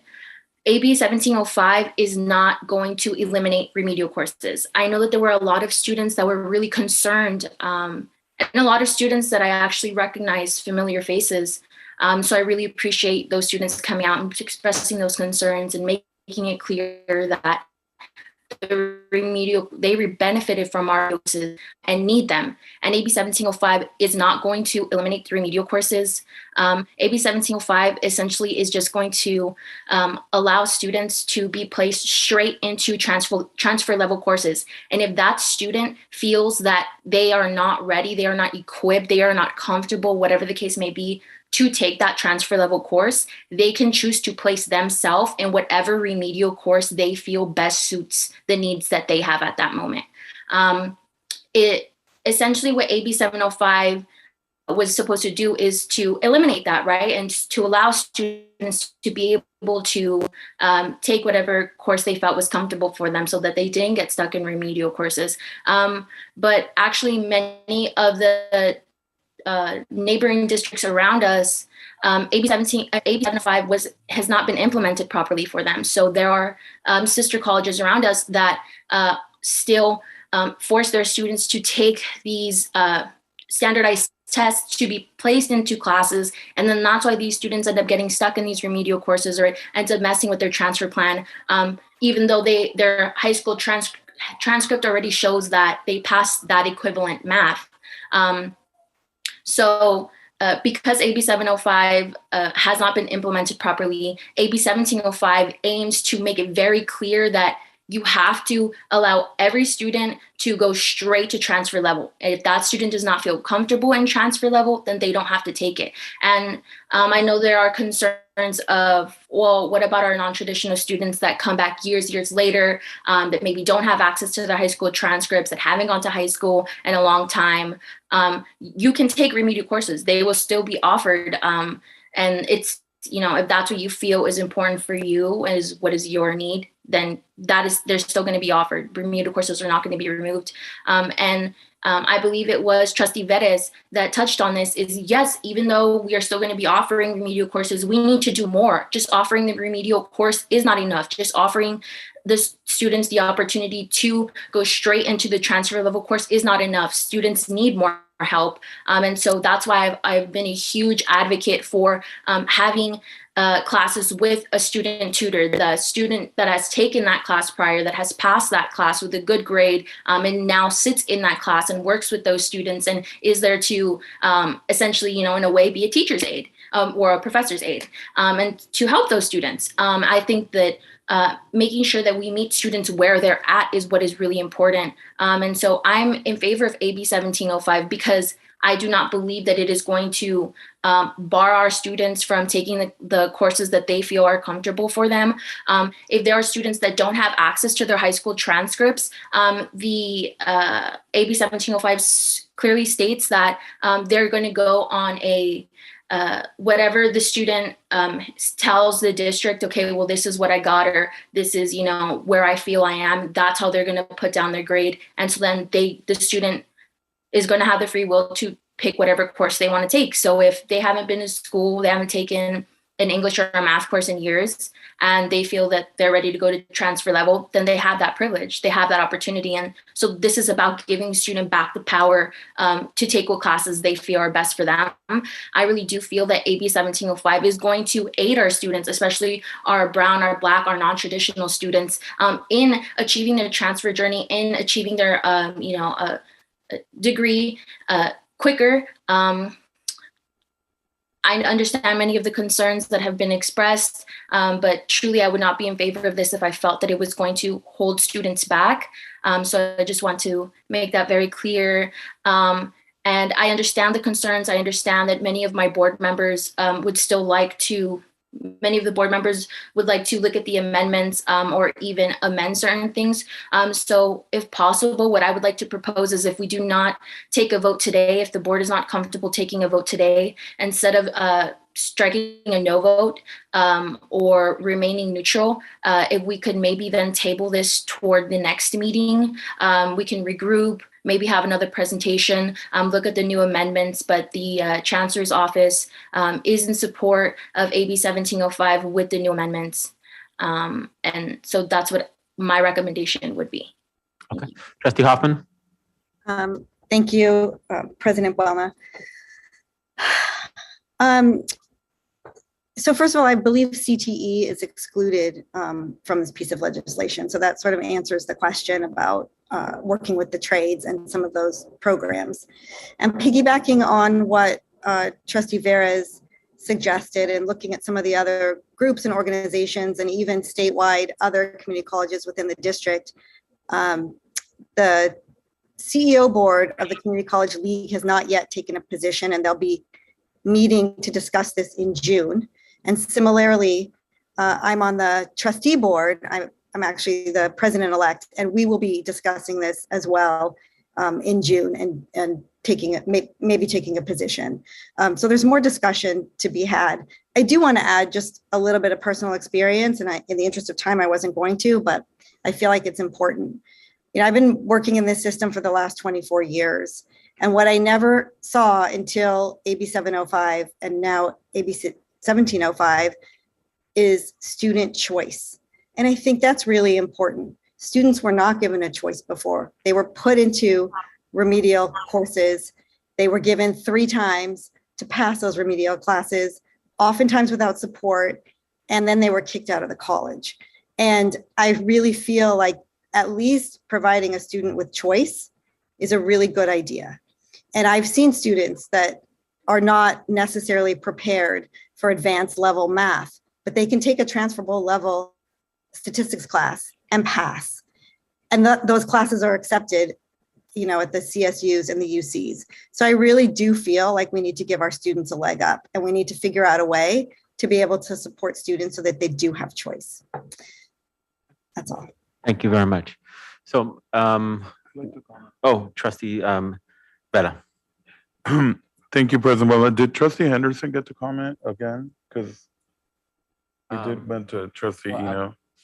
After you, we'll go to Trustee. Okay. So, you know, I do want, this is more of maybe for staff to follow up.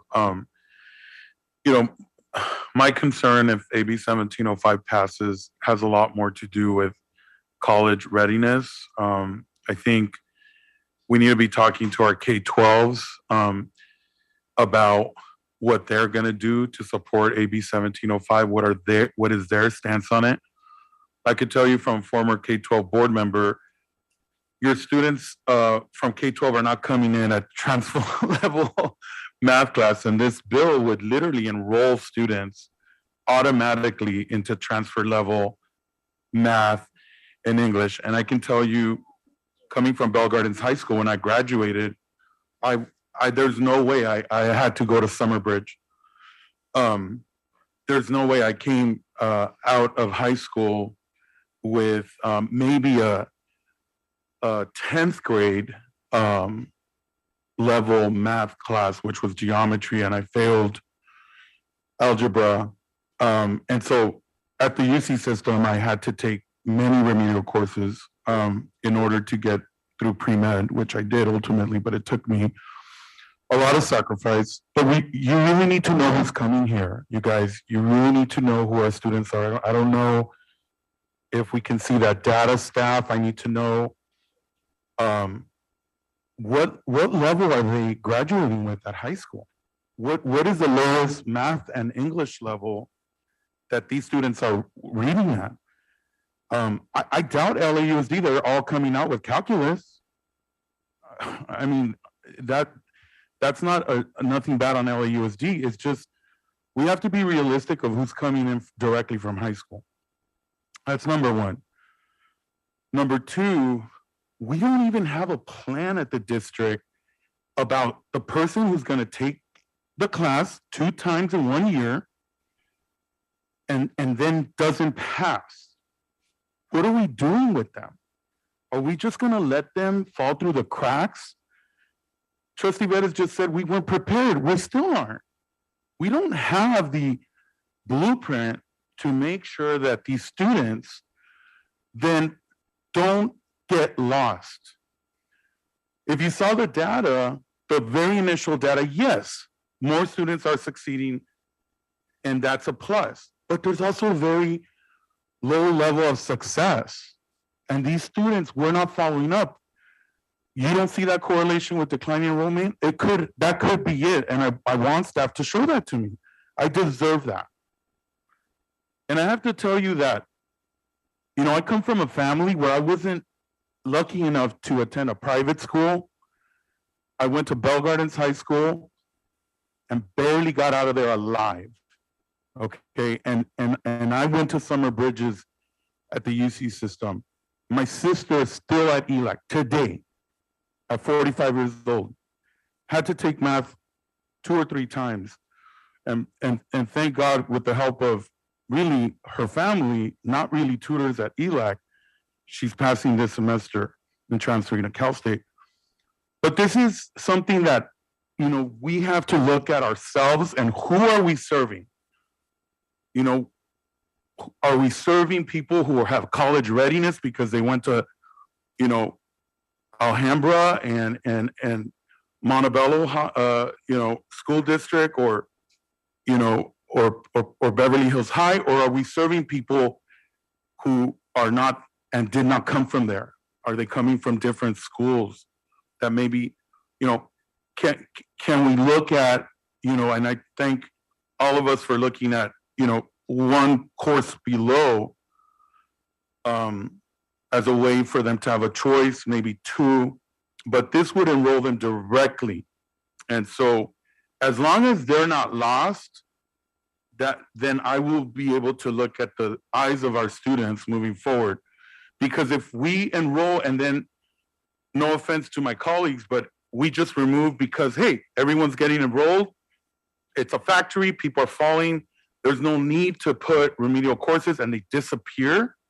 Shame on us. Shame on us for doing that. Because this is where this bill wants to go. They're not going to tell you that, but this is where this bill is going to go. I guarantee you that the minute this law passes, the remedial courses will be obsolete. And so with that being said, I do ask that my colleagues really look at this, continue to look at this, and don't take your eyes off of it. And then at that point, it could, have a full recommendation from the board on whether you oppose it. At our committee, we opposed it. Now, we are monitoring it as well. We had to because the amendments were not clear at that point. But I do respect the process and, just want to give you a perspective on my side. But thank you all so much for all of the discussion and thank my colleagues for the discussion in particular. Thank you. So we do have a motion and I'm going to, Trustee Hoffman. Well, first of all, Trustee, you had amendments and I'm not sure what they were. Were they recommended amendments or language? Trustee Hoffman, you had a motion. What was that motion? My motion was to either table this or take a neutral position for now, and then work with the author's office and others to include amendments that maybe were put forward from the academic senate and maybe some of my colleagues' suggestions. I don't think we should take those amendments here at this meeting, but we could work toward amendments. And I think there's a lot of misinformation. So we also maybe need another presentation on the bill from somebody, really intimately knowledgeable about what this legislation does. So my motion would be to take a neutral position for now and work with the author's office on amendments. So we do have a motion. Is there a second? Second. Okay, Trustee Vettis, second. Okay, so we're gonna get into comment. So Trustee Martinez. I apologize. The connection cut out, so I didn't hear what was just motioned on. Okay, Trustee Hoffman, can you repeat it? Yes, Trustee Martinez, I made a motion to take a neutral position for now and then work with the author's office on Okay, great. President Bona, if I may, I have a comment. Sure. So I just wanted to make it clear that in AB 1705, with regard to the high school transcripts, I got a few concerns in terms of that AB 1705 is not going to allow colleges to offer remedial courses. And so I was doing a bit of research right now, backhand. And so I would really appreciate if I'm incorrect, if the Legislative Affairs Committee or somebody on the legal team could please correct me, because I would really like to get an answer for this. That any student whose high school transcripts or whose self-reported high school transcript proves or shows that they are not at the readiness prepared level or the equivalent to take a transfer level English or math course within the district is then going to be, has to work with a counselor to then be placed into a remedial course. So from what I'm understanding is students whose high school transcripts or self-reported high school transcript shows that they have a readiness preparedness to take a transfer level course will directly be placed into that. If the student, they themselves then feels that regardless of the fact high school transcript or their self-reported high school transcript shows that they have a ready preparedness for this transfer level course, they can still choose to take a remedial course if they feel that that is what is best for them. If a student whose high school transcript or self-reported high school transcript shows that they do not have the equivalent or readiness preparedness for a transfer level course, will not be placed in a transfer level course and will be placed in a remedial course.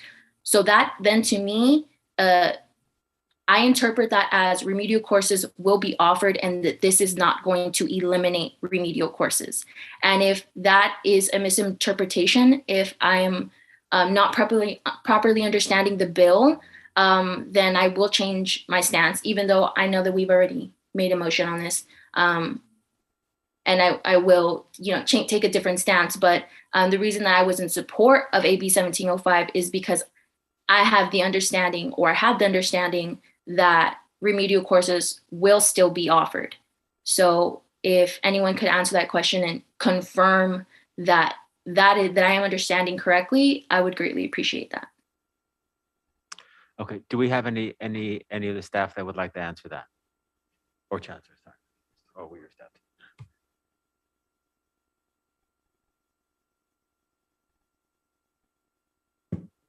Apologies, I have to bring the language up because it's fairly complex. There's no prohibition of offering the courses because they do give different categories of students who wouldn't be placed and enrolled directly. But that is the big change, 705 and 1705, so I'll just read it as is.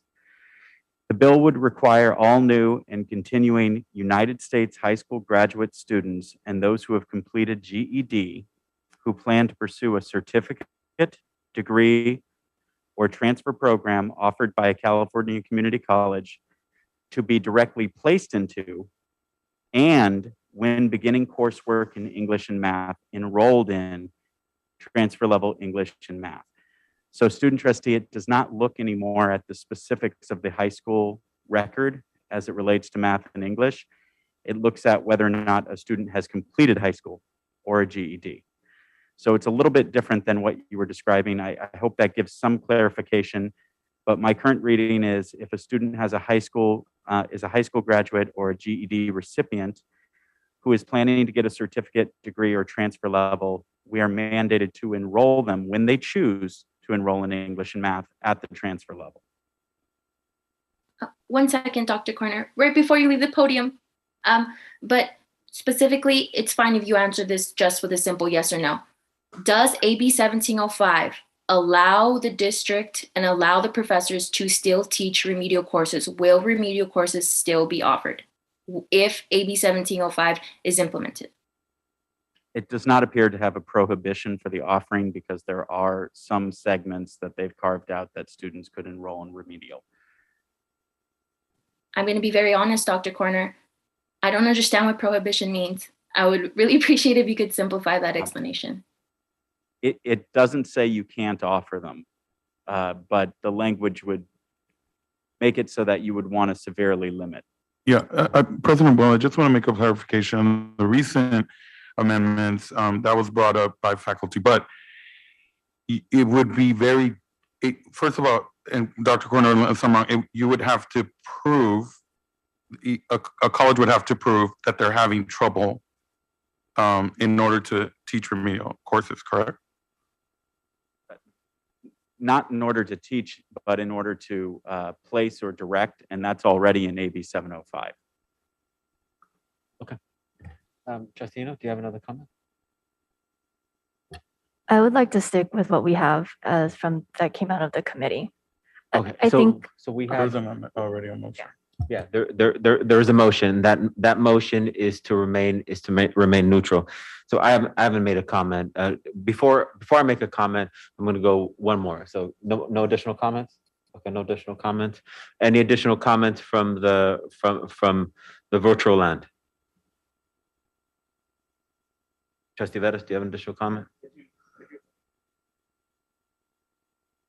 I do have one, and I just wanted to sort of clarify. Trustee Vela, I think my comments were related to there was some resistance in implementing 705, and as well as some challenges on our side too, because I was in several committees that were trying to get feedback from the Senate, trying to push the issue, and most of it was not towards designing budgeting until we got to, like, honestly, the very last minute when we had to implement. So that was problematic because we were in those dialogues really early, and I don't think there was sufficient feedback and interest to implement. Much more resistance. For those schools that did do, I raised Pierce as an example. There's some positive outcomes. Trustee, from the amendments that you put on the table, I was very curious because I've been trying to, at least the one that comes to the high schools. I think it's wonderful, and I think actually that's very important. We should be taking full advantage of our college promise and our articulation agreements, and we should actually fine tune it to be able to adapt to college level math and English. But that is something that we can do at our level. It's not quite clear how that goes into the 1705 amendment in legislation, but it's something, and we have Alhambra on our table today. We just renewed LA Unified not too long ago, but that type of conversation we have administratively with them, I think we can dig deep into sort of those functions and that conversation.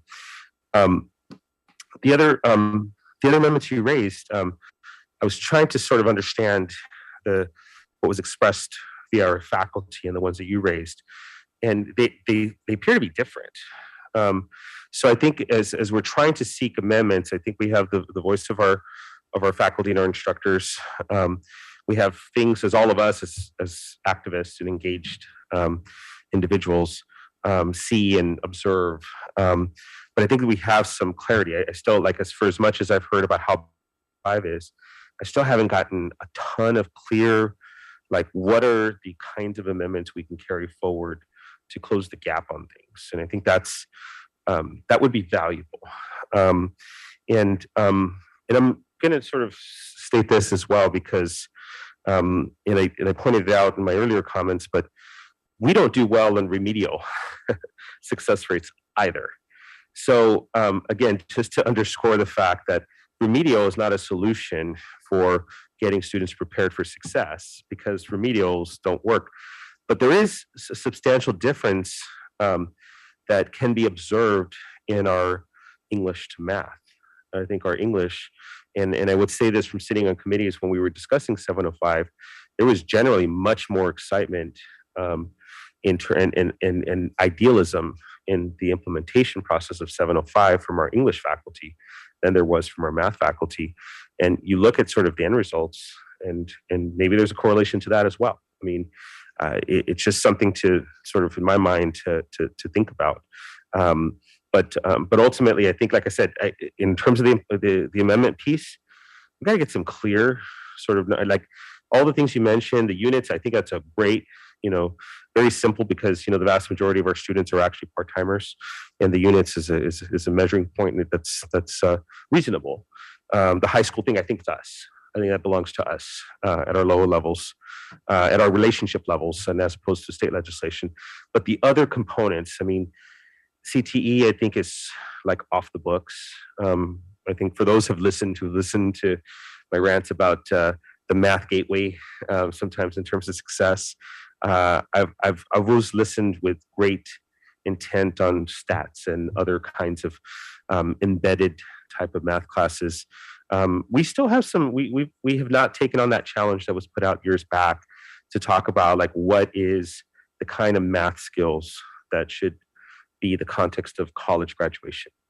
We're still gaps away from that, but I think like I said, for us as we fine tune this, I don't think we're that far away from on this board for how we care about things. But I do think that, like I said, there's still some lack of clarity that I have, and we didn't have President Brown. I appreciate you giving us this little time to discuss. The last time we had the presentation, we didn't get a chance to dig deep into our faculty senate representatives, and I welcome continuing conversations with Ms. Echevity and Mr. Hernandez, who had been sort of leading those dialogues, and I'm happy to continue dialoguing there. But to understand what a set of amendments could be and could look like from this district to clearly articulate, I think we still need some refinement and some work, and whether it's through the committee chair, the chancellor, or vice chancellor of academic affairs, the suggestions raised here today at the table. But if we can get to the point where it's a clear set of amendments, clearly the author is taking some amendments, and clearly the district is, I think, sort of got enough advocacy potential and power to put things on the table that make sense. But, we have to sort of be honest in our approach as well. Thank you, Trustee. Any additional comments before I make my comment? May I ask a question? So based off of the motion on the floor, I think in order for the bill to be taken, like for our amendments to be taken into consideration, wouldn't it be stronger if we said no unless amended versus just we'll stay neutral? So Trustee Hoffman has her motion. Okay. You could make a friendly motion. Okay. She could then not accept it or accept it. Gotcha.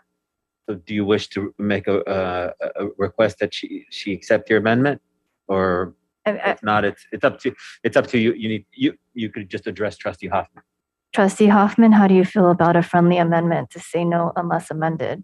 I just wonder, as far as not putting pressure, because I don't want to say that, but all the folks that made comments today, as well as some of our concerns up here, I think if it helps the bill take into consideration our amendments, if we say no unless amended, then that would be my friendly amendment. I appreciate your friendly amendment. I would like to go on record as neutral, but willing to work with the author's office on integrating amendments. That's my position. So just to be very clear, is that a yes or no? I don't want to say no, but I'm going to say no to your friendly amendment. Sorry, Trustee Eno. I'm going to wait until everyone makes their comments, then I'll make my comment. Is there anything else additional? Okay. Yes, President Bona? Yes. Could Trustee Eno please repeat the motion? Well, it was not accepted. Her amendments were not accepted by Trustee Hoffman, so it's not on the table. Oh, okay. But like Trustee Hoffman, I would also like to go on the record as to say that although I do understand that we took a neutral vote, a neutral motion, and I'm satisfied with that, I want to go on the record as to say I'm in support of AB 1705 because thank you to Dr. Corner. Essentially, remedial classes would still be offered because as long as the proof was shown that the students would be in need of those classes, and they would be because they would be working with the counselor. Okay. So thank you. Thank you very much. So here are my comments. I'm not sure that there's really anyone within our great state that would say that they don't want everyone to go into college ready English or math. I mean, I just don't understand why anyone would say it. There is remedial because of a lot of issues with K-12, as has been said. And my biggest concern in this entire conversation, and Trustee Vettis gave me a book about a year ago. He gave me a few books, but one was called Mexico Profundo, where it discussed kind of the nature between the difference between elite societies and what societies are really going on and what's the reality. The analogy is here is that there is and profundo means profound in the translation, is that there is a California profundo or a profound, and there's a Los Angeles profound or essentially going in depth. And sometimes the institutions claim to represent those who are community. And the biggest issue that I see with this entire discussion is that I see elites. I see someone said, I represent all the students, the official voice of the students. And they don't. Or they may represent some students. They don't. What at a presentation the other day, not associated with LACCD, that with a online university in another country, that they're having a really good time enrolling students who are doing a lot of the basic skills classes. And I asked, why aren't you taking them in your local community colleges that wasn't associated with LACCD? And they said, our local community college does not really care about us because of our language skills, our in-language skills, and it's really tied to a elite path of what is going on. So as I'm looking at this, I'm thinking, could this discussion go through? And I used to run a nonprofit called Proyecto Pastoral Dolores Mission in Boyle Heights and the projects. And I'm thinking, could this discussion pass that filter of local groups where it's mothers, grandfathers, and fathers that are seeing their children go through some of the challenges? And someone said earlier, we're challenged because we do want them to be successful in college readiness and math, and we want them. But the reality of their home situation, the poverty situation, language, immigration, all of the above, doesn't necessarily allow for that reality of what we want to be reflected in what is. So when we're having the discussion of AB 1705 and AB 705, I don't hear those voices that Trustee Vela articulated about families needing to get together in order for one individual to pass the math. And as a community college, because I also teach at the CSU, and we had the discussion within the CSU, we're supposed to make sure that 100% of our community does not lack access to our community colleges. And as it stands right now, I'm not convinced, just because some organizations have some really good names and some of them are really, or all of them are really good people, that they are actually representing California Profundo, Los Angeles Profundo. At its core, we get the students that we get, not the students that we want. And that's my biggest challenge with this, is that we are not doing well at the implementation, and we're blaming community because they're not up to our standards, but we're not willing to spend the money and the resources and the time in that investment. So this is the perfect time, I think, to say to the committee, you need to go back and not only come up with about $1 to $10 million, you need to come up with $1 billion to remediate some of these issues. But if this legislation is going to lead to a permanent group of individuals not having access to higher education, that's not worth this legislation at this particular time. So that being said, I think I asked everyone if there wasn't additional questions on Trustee Hoffman's motion. Unless there's no other question, I'm going to call roll call. Roll call, Lupe? Yes, there was. There was a Trustee Hoffman and Trustee Vettis seconded the motion. I think so. One of them, yeah. Real quickly, before we continue the motion, could I have Trustee Hoffman repeat the motion, please? I move to remain neutral on AB 1705 and work with the author's office to integrate amendments. Thank you. Okay. Roll call? Student trustee Martinez advisory vote? Yes. Trustee Boulna? No. Trustee Henderson? Yes. Trustee Hoffman? Yes. Trustee Eno? No. Trustee Moreno? Yes. Trustee Vella? No. Trustee Vettis? Yes. Okay. Next item on the agenda. Give me 1 second, catch up here. Okay, may I have a motion and a second related to F2, resolution reaffirming the role of student trustee pursuant to Ed Code Section 72023.5. So moved. And thank you. Oh, you caught me off guard. Trustee Eno, motion, is there a second? I'll second. Okay, trustee Hoffman, roll call or any comment? Roll call? Student trustee Martinez advisory vote? Yes.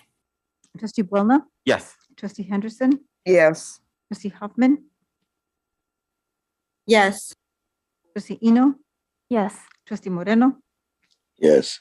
Trustee Vella? Yes. Trustee Vettis? Yes. Okay. Resolution in celebration of Asian American Pacific Islander month, Asian Pacific American Heritage Month. May I have a motion and a second on F3? I will move to approve F3. Trustee Eno made the motion. Trustee Hoffman seconded. I have excellent hearing, Trustee Hoffman. I can tell the difference, and there's no discrimination between virtual and live. Is there any comment? I would like to just make a brief comment if that's okay. Absolutely. I would like to thank APITA Affinity Group as well as Leland for helping me work on this. It's wonderful because if you look at the end of the resolution, we are also honoring our past API trustees, the Honorable Mike Fong, Honorable Mike Ng, the Honorable Warren Furtani, Tina Park, and Julie Wu. That's all. Thank you. Okay. Trustee Vella? Kudos. I mean, ditto, sorry. Both. I think it's very important to, I'll make a comment with regard to celebration of Asian Pacific American Heritage Month. It's to, and Trustee Fong is not with us he is, I was going to say he's not with us anymore. He's not with LACCD officially anymore, but he was very important in identifying the disaggregation of the data and making very sure to be respectful of the diverse Asian Pacific American. And it doesn't say Islander there, but that's sorry, that's my, and I just wanted to comment that it's important, and as we're going through the data disaggregation, that process be respectful and understanding that even though we have a diaspora, that you have unique cultures. So any other comments before we vote? Seeing none, roll call. I have my hand raised. I have my hand raised. Student trustee, you can just go ahead, speak and speak up. Sometimes I'm into my own comments, but go ahead. Go ahead. Thank you. I just want to make a comment in support of in solidarity of our Asia Pacific Islander American students. Hello, can you hear me? Can you hear me? Yes, we can. Oh, I'm sorry. I got like a connection pop up. Yes, so I want to stand in support and solidarity with our students, and I want to thank the authors of this resolution, Dr. Eno, for putting this on the agenda. Thank you. Okay. Roll call. Student trustee Martinez advisory vote? Yes. Trustee Boulna? Yes. Trustee Henderson? Yes. Trustee Hoffman? Yes. Trustee Eno? Yes. Trustee Moreno? Yes. Trustee Vella? Yes. Trustee Vettis? Yes. Okay. So I think we faked out the public. There was one, and probably the most important agenda item today is the resolution in appreciation of student trustee Coraima Martinez. That would be you, student trustee. So may I have a motion and a second on item FYF? So moved. I will second. I was gonna move, but I'll second. You're seconded, and roll call? Wait, any comment? Can we have discussion? Yeah. Comments, and Trustee Hoffman, I heard your voice first. So Karaima, Trustee Martinez, I just really want to thank you for your service this year. I remember when you were elected and how excited you were. I was taking a walk in my neighborhood and I think I called you to congratulate you. You've done a phenomenal job as our student trustee. It's really just been a pleasure to be able to serve with you. I can't believe how fast the year went by. And I'm sorry you didn't get to do any of it in person. So you literally had to do this all in a remote environment. And I think I can speak on behalf of the entire board to say, we so appreciated having your voice on the virtual dais with us. So thank you. Thank you. Trustee, any other trustees? Veras? Yeah, it's student trustee. I showed up here in person because I thought it was it's your last meeting and I would say bye in person, but you're virtual. So you tricked me. But no, it's been a real pleasure. I've enjoyed your voice on this board. I think you were my eighth student trustee. So, and you'll certainly be one that I won't forget. So congratulations on a successful year. Best wishes on the next steps of your academic career, and continue to be this kind of activist wherever the spaces that you land. And I know there's a couple of spaces you want to be at, so best wishes there. And I know we get to keep you in Los Angeles and keep you active in your endeavors. So thank you and congratulations. Perfect. Any other comments? Yes. Trustee Eno had her hand up Oh, first. no, Trustee Henderson does. Trustee Henderson. Thank you. Karim, I just want to say to you, you have been phenomenal. It has been a pleasure to work with you. And you have been an incredible advocate for your student peers. And, of course, I wish you the absolute best as you move forward off of this board, but still doing the great work that you were already doing before you came to us. Thank you. Okay. Trustee Eno? Today is week 4, but I did get to experience one trustee or board of trustee meeting with you, and I thank you for helping me. Good luck. We'll be here for you to help you. Trustee Vela? Trustee Martinez, it has been, just an honor to work with you. You think through everything, you're precise, you advocate for your stakeholders, you have conviction, and I admire you. And I just can't imagine what you're going to do next. So please keep us posted and know you can count on me if there's anything you need. And again, what a great year for you. It was great working with you too. Any other comments from the other trustees? And I'll comment of course. I think, it's fine in a political dialogue. In fact, it's part of the political dialogue to disagree. That's just part of the dialogue. And I think I'm not going to ask you your age, but you're one of our students, so I'm assuming you're in your 20s and you don't need to answer that. But I just appreciate the fact that you added significant value to our discussions, and some of the discussions and some of the votes were changed because of your comments, not just simply because you were a student or you are a student trustee, but we looked at you in the totality of a student trustee, and we said her comments have legitimacy because they make logical sense and they come from a very good place, and that is going to take you a long way in your career. And thank you for making our district a better place for everyone. And if we didn't mean it, we would just thank you and say good luck to you. But we do mean it. And that being said, roll call. Student trustee Martinez, advisory vote? You have to say yes. Yes. Trustee Boulna, Yes. Trustee Henderson, Yes. Trustee Hoffman, Yes. Trustee Eno, Yes. Trustee Moreno, Yes. Trustee Vella, Trustee Vettis. And we are going to officially give you a certificate of appreciation that if you take it to a local King Taco, you can get you get 2 burritos and 2 horchatas.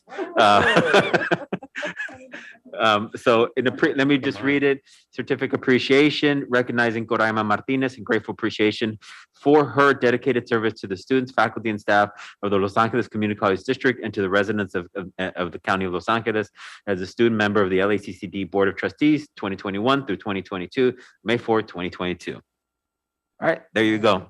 Thank you so much. I just quickly, if I can reply. Thank you so much to everybody's warm comments. It's truly been an honor to serve on the board with all of you. I've learned so much from all of you. And I want to thank all of you for accepting me into the board, making me feel like an equal member on this board, listening to me, being there for me, showing up at the Student Affairs Committee, including me in the amazing resolutions that we had on the agenda, just making me feel welcomed. I would have loved to have been there in person, but as you might have known, when I first started my term, I had a serious back injury. Unfortunately, my back injury has flared up. That's why I had my camera off a lot, because I was actually laying in bed for most of the meeting because I'm essentially on bed rest. So I would have loved to have been there in person. Unfortunately, I couldn't. I will make sure to stay in contact with all of you. I'm very fortunate enough to be transferring out this year. So although it is bittersweet to be leaving not only my position on the board, but the district as a whole, I'm planning on going and getting my bachelor's degree in political science and then attending law school and hopefully being able to continue this work on a greater scale. I know that this is what I want to dedicate the rest of my life to, is being a public servant and helping out my community. And so I hope that hopefully one day I can come back and be in your position, be a full-fledged voting member on the Board of Trustees and continue to make great change for our students. And so I also want to thank all of the students, all the faculty and staff, and everyone that supported my campaign from the beginning and has believed in me, has aided me, and has guided me. Thank you. Thank you. All right. Thank you again. Moving on in the in the agenda, resolution in recognition of International Workers' Day. May I have a motion and a second on item F4? Trustee Vettis is moved, and is there a second? Second. Okay, I thought Trustee Moreno was gonna second that as an International Workers' Day, but that's Trustee Eno. Yes. Okay. Any comments? Seeing none, roll call. Student Trustee Martinez advisory vote.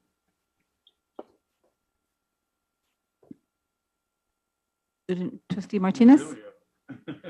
Yes, I apologize. Yes. Trustee Boulna. Yes. Trustee Henderson. Yes. Trustee Hoffman. Yes. Trustee Eno. Yes. Trustee Moreno. Second. No, I'm sorry. Yes. Trustee Vella. Good. Trustee Vettis. Yes. Okay. So, Trustee, I just want to note for the record that this past May 1st, so Sunday, there was a really wonderful march through downtown Los Angeles and had a great deal of recognition and uplifting for immigrants as well. So probably, and I know I saw a couple of our AFT in the march as I did it, but probably one of the larger marches since the pandemic. So probably on the 5,000 to 10,000 range, probably is closer to where it was at. So really wonderful march down Broadway to downtown LA. Thank you very much. Thank you very much. I have my hand up. Can I say something really quickly? Go ahead. I just want to say shame on us for not including the classified employee week resolution on this board agenda. And I want to let all of our classified employees know how much they truly are appreciated.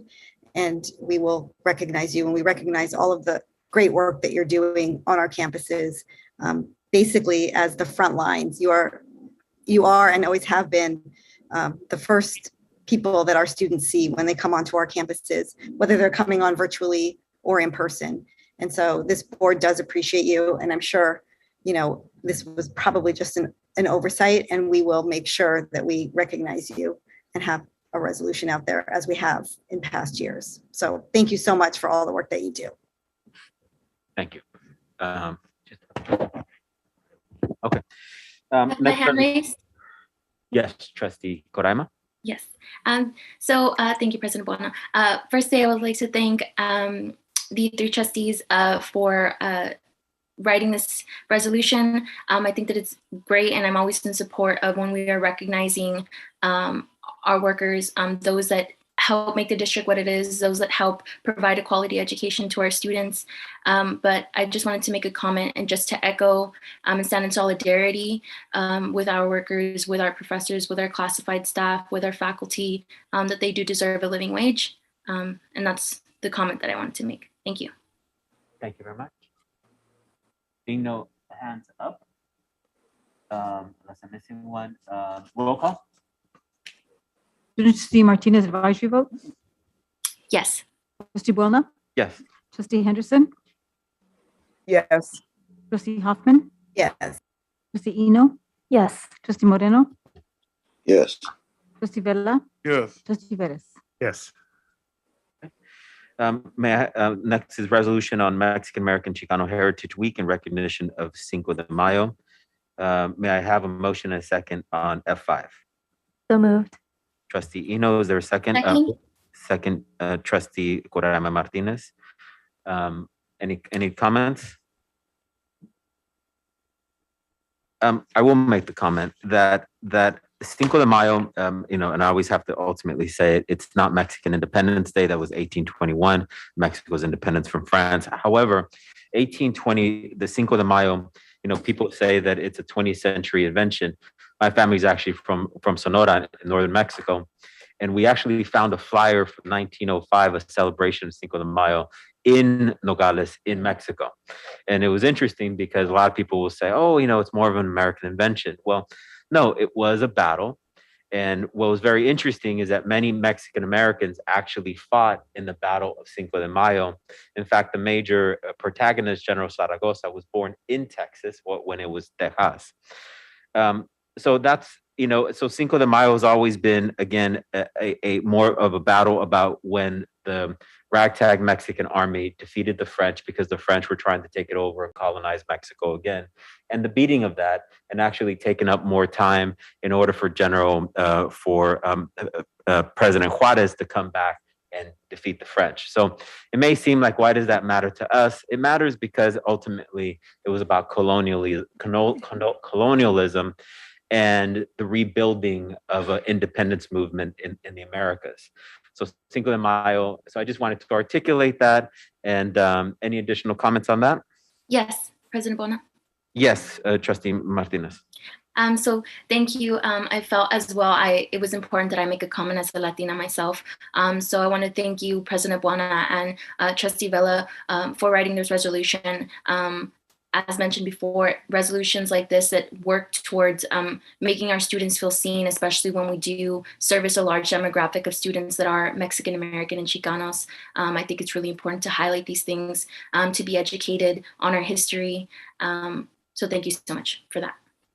Thank you. Any additional comments? President Buona, I'd like to see if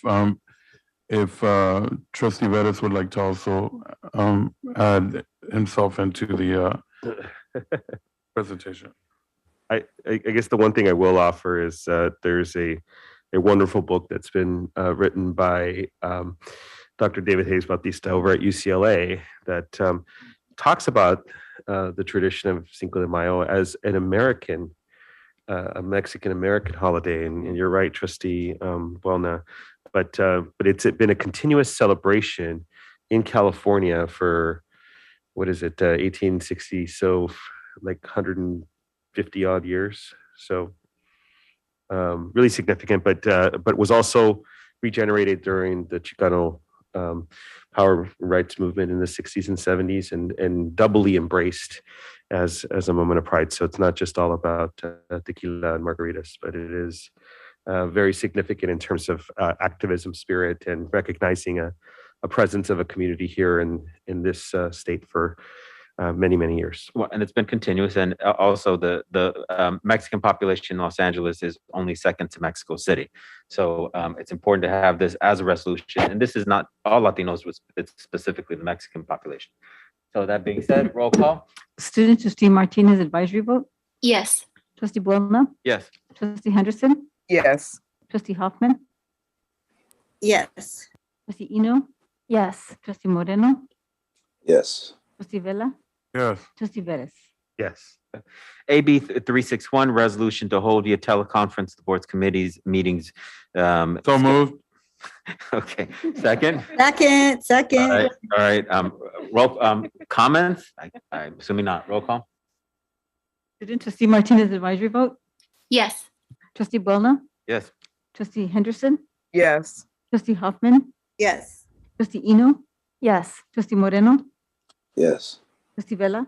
Yes. Trustee Vettis? Yes. Item E7 or F7, sorry. May I have a motion and a second on item F7? The appointment of the new personnel commissioner. So moved. Trustee Vela moved. Is there a second? I'll second. Trustee Hoffman, second. Any additional, any comments? Is the person here today? No, person is not here today. Okay. All right. Being no additional hands up, I'm actually looking at the screen. Roll call. Student Trustee Martinez advisory vote? Yes. Trustee Boulna? Yes. Trustee Henderson? Yes. Trustee Hoffman? Yes. Trustee Eno? Yes. Trustee Moreno? Yes. Trustee Vela? Yes. Trustee Vettis? Yes.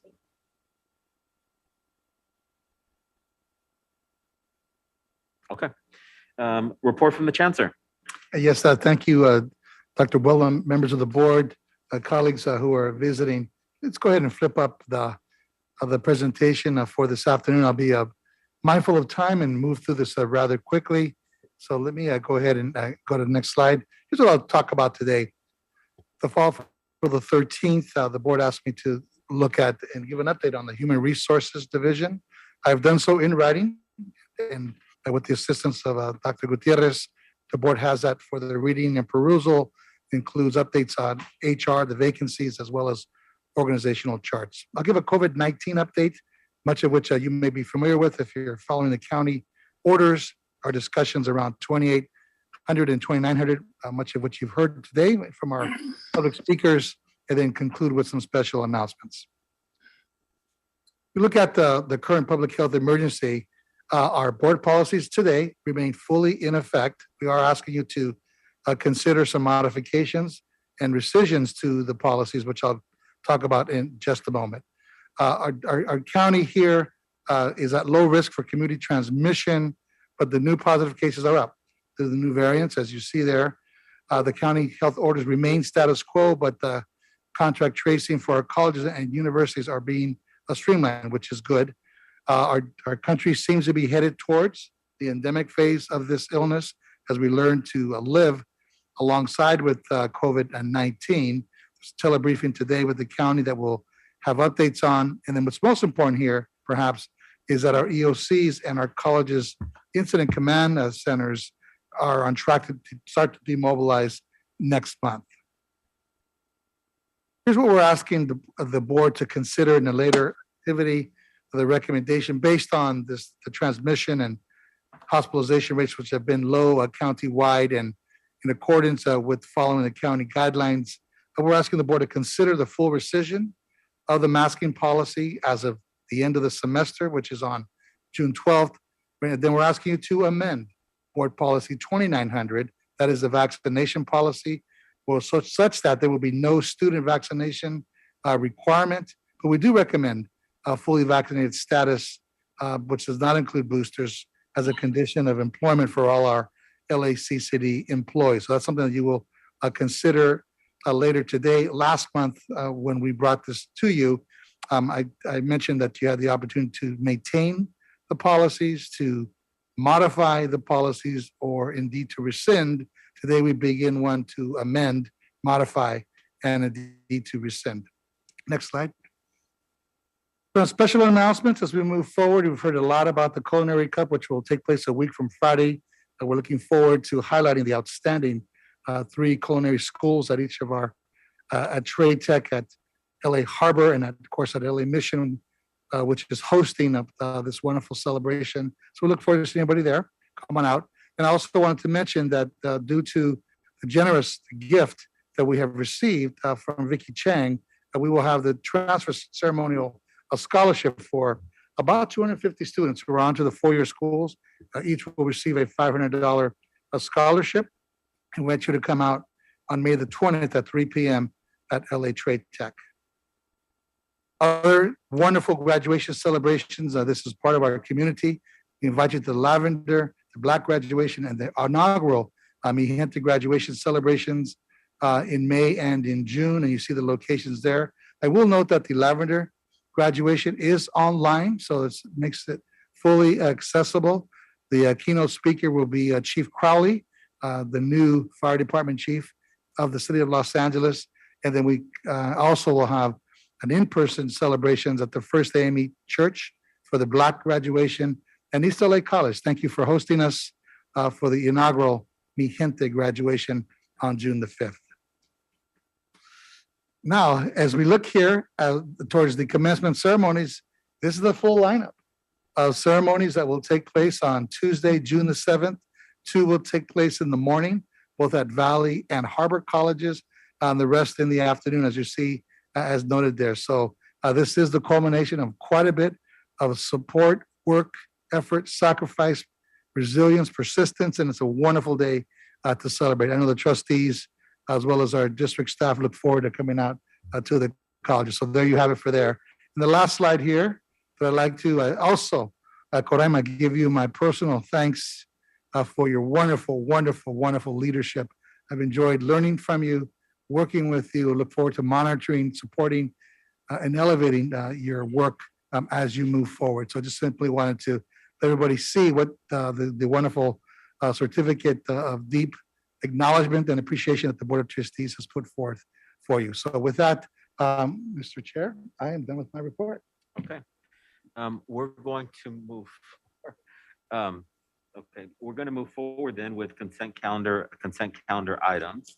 Are there any items from items I1 through T4 that the board would like to extract for outside for consideration separately? Okay, may I have a motion and a second to adopt all remaining items for the combined consent calendar of I1 through T4? So moved. Reminder also reminder note, P18 and T4 are withdrawn or were withdrawn. Okay, no problem. Moved by who? Trustee Henderson. Trustee Henderson, second by. Did I get a second to move? Second. By Trustee Eno. Any comments? Roll call. Trustee Martinez, advisory vote? Yes. Trustee Buono? Yes. Trustee Henderson? Yes. Trustee Hoffman? Yes. Trustee Eno? Yes. Trustee Moreno? Yes. Trustee Vela? Absent? Not present. Trustee Vettis? Not present. Okay. Thank you. Business items U1 through U4. Are there any items from U1 through U4 for that like a separate vote or additional explanation? Seeing none, may I have a motion and a second to adopt all the remaining business items in U1 through U4? So moved. Trustee Henderson moved. Second. Trustee Eno second. Comments? Roll call. Student Trustee Martinez, advisory vote? Yes. Trustee Buono? Yes. Trustee Henderson? Yes. Trustee Hoffman? Yes. Trustee Eno? Yes. Trustee Moreno? Yes. Trustee Vela? Not present. Trustee Vettis, not present. Okay. We're gonna now go through facility items V1 through V11. Are there any items that board members would like to pull for additional comment or separate vote?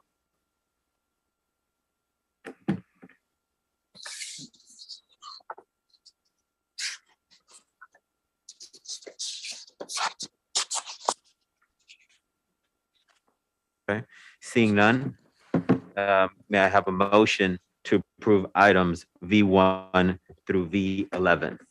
So moved. Second. Okay.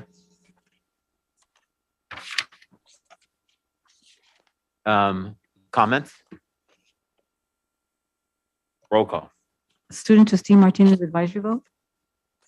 Yes. Trustee Buona, Yes. trustee Henderson, Yes. trustee Hoffman, Yes. trustee Eno, Yes. trustee Moreno, Yes. trustee Vella. Not present. Trustee Vettis, not present.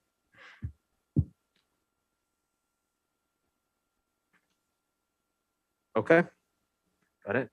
If we can take we're gonna take give me a 30-second recess here. Just a 30-second recess. Yeah, just a 1 minute break. Okay. Okay.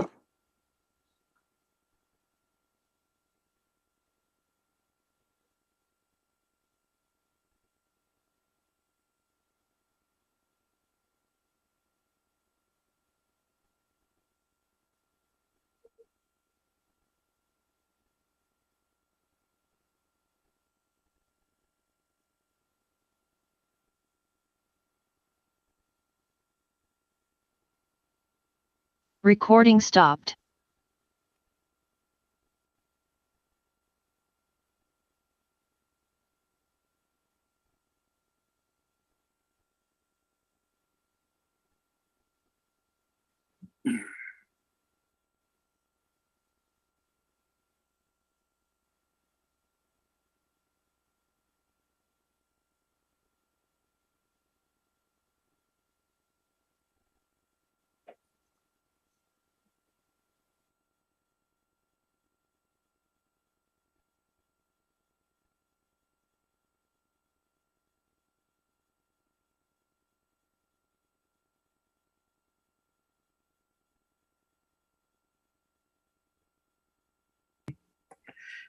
So we're now in Recording in awesome progress. deputy chancellor said you're not done. We know that our awesome deputy chancellor. We're not, we're just taking a little something break. Before we proceed to vote on the next 4 items in regards to employment actions for college president and district executives, we will read the following language and for the record pursuant to Government Code Section 5495 C-3, which is part of the Brown Act. We're required to make an oral summary of the proposed action on the salary schedule or compensation pay in the form of fringe benefits for all executive level positions as assigned in subsection D of Government Code Section 3511.1 during the open meeting in which the final action is to be taken. In our case, we need to provide such summary for the positions such as chancellor, the vice chancellor, and the college president. Okay. So the agenda item now before us includes an employment action for President of Los Angeles Harbor College, Dr. Luis Dorado, for April 1st, 2022 to June 30th, 2025, with salary placement at step 3, $20,157.17 per month of the president's salary, $500 per month car allowance, and he would be entitled to the same health and welfare benefits as received by other unrepresented classified administrators, including retiree health benefits. proceed to, may I have a motion and a second on item W1? I'll move the item. Okay, moved by Second. President, seconded by Trustee Hoffman. Any comments? I think that was Trustee Henderson. I want to Oh, give her Trustee credit. Sorry. Trustee Henderson. Additional comments? Seeing none, roll call? Student trustee Martinez advisory vote? Yes. Trustee Buona? Yes. Trustee Henderson? Yes. Trustee Hoffman? Yes. Trustee Eno? Yes. Trustee Moreno? Yes. Trustee Vella? Yes. Trustee Veras? Yes. Next is the employment action, congratulations.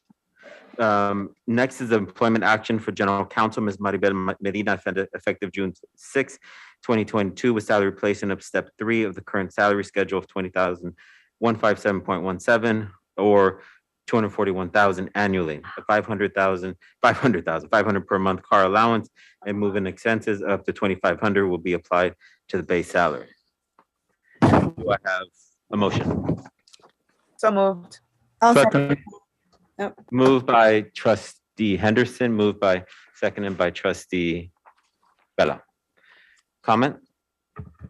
Just for the record, and Chancellor, I know you go through the negotiations process of this, but these salaries are because this is a personnel commission position, these ranges are set by the personnel commission. Is that correct? Yes, these steps are. Thank you. Just wanted to make sure that's for the record. Okay. Additional comments? Seeing none? I have a question about the moving expense. What does that mean? Are they moving to take this job? No, trustee, what that is, in the event that we do allow moving expenses, in the event that employees have to make adjustments to be nearer or closer to the district to accommodate them. So in this particular case, it's just an allowance of up to this particular amount with receipts and whatnot. So it's an allowance if it's indeed needed. It's usual and customary for employees. Okay, thank you for answering that clarifying question. Roll call? Student trustee Martinez advisory vote? Yes. Trustee Buona? Yes. Trustee Henderson? Yes. Trustee Hoffman? Yes. Trustee Eno? Yes. Trustee Moreno? Yes. Trustee Vella? Yes. Trustee Veras? Yes. Okay, thank you. And by the way, now I can stop saying interim President Luis Dorado. So it's just President Dorado. So congratulations. And congratulations to Ms. Medina. And I believe we'll welcome her at the next board meeting as well. I think, if I'm right, June 6th coincides with that. Next, next is the recommendation from the Chancellor related to employment action for Vice Chancellor of Human Resources, Dr. Mercedes Gutierrez, effective July 1, 2021, with the salary placement of step 2. Yeah, one more. Yeah, one more. Chief of General Officer. Oh, I skipped. Okay. Thank you. Well, can I finish that one and then come back, or? Yeah, I'll just finish it. I mean, I was already on a groove here. Effective July 1, 2020, with the salary placement of step 2 on the 1811.0.25 schedule of $19,106.32 per month or $229,000 annually, $229,275.84. I just don't want anyone later on saying that I didn't say the cents. A $500 per month car allowance and moving expenses of up to $2,500 will be added to the base salary. Can I get a motion? I move to approve. Trustee Hoffman moved to approve. Second. Second by Trustee Henderson. Is there any comment? Seeing none, roll call.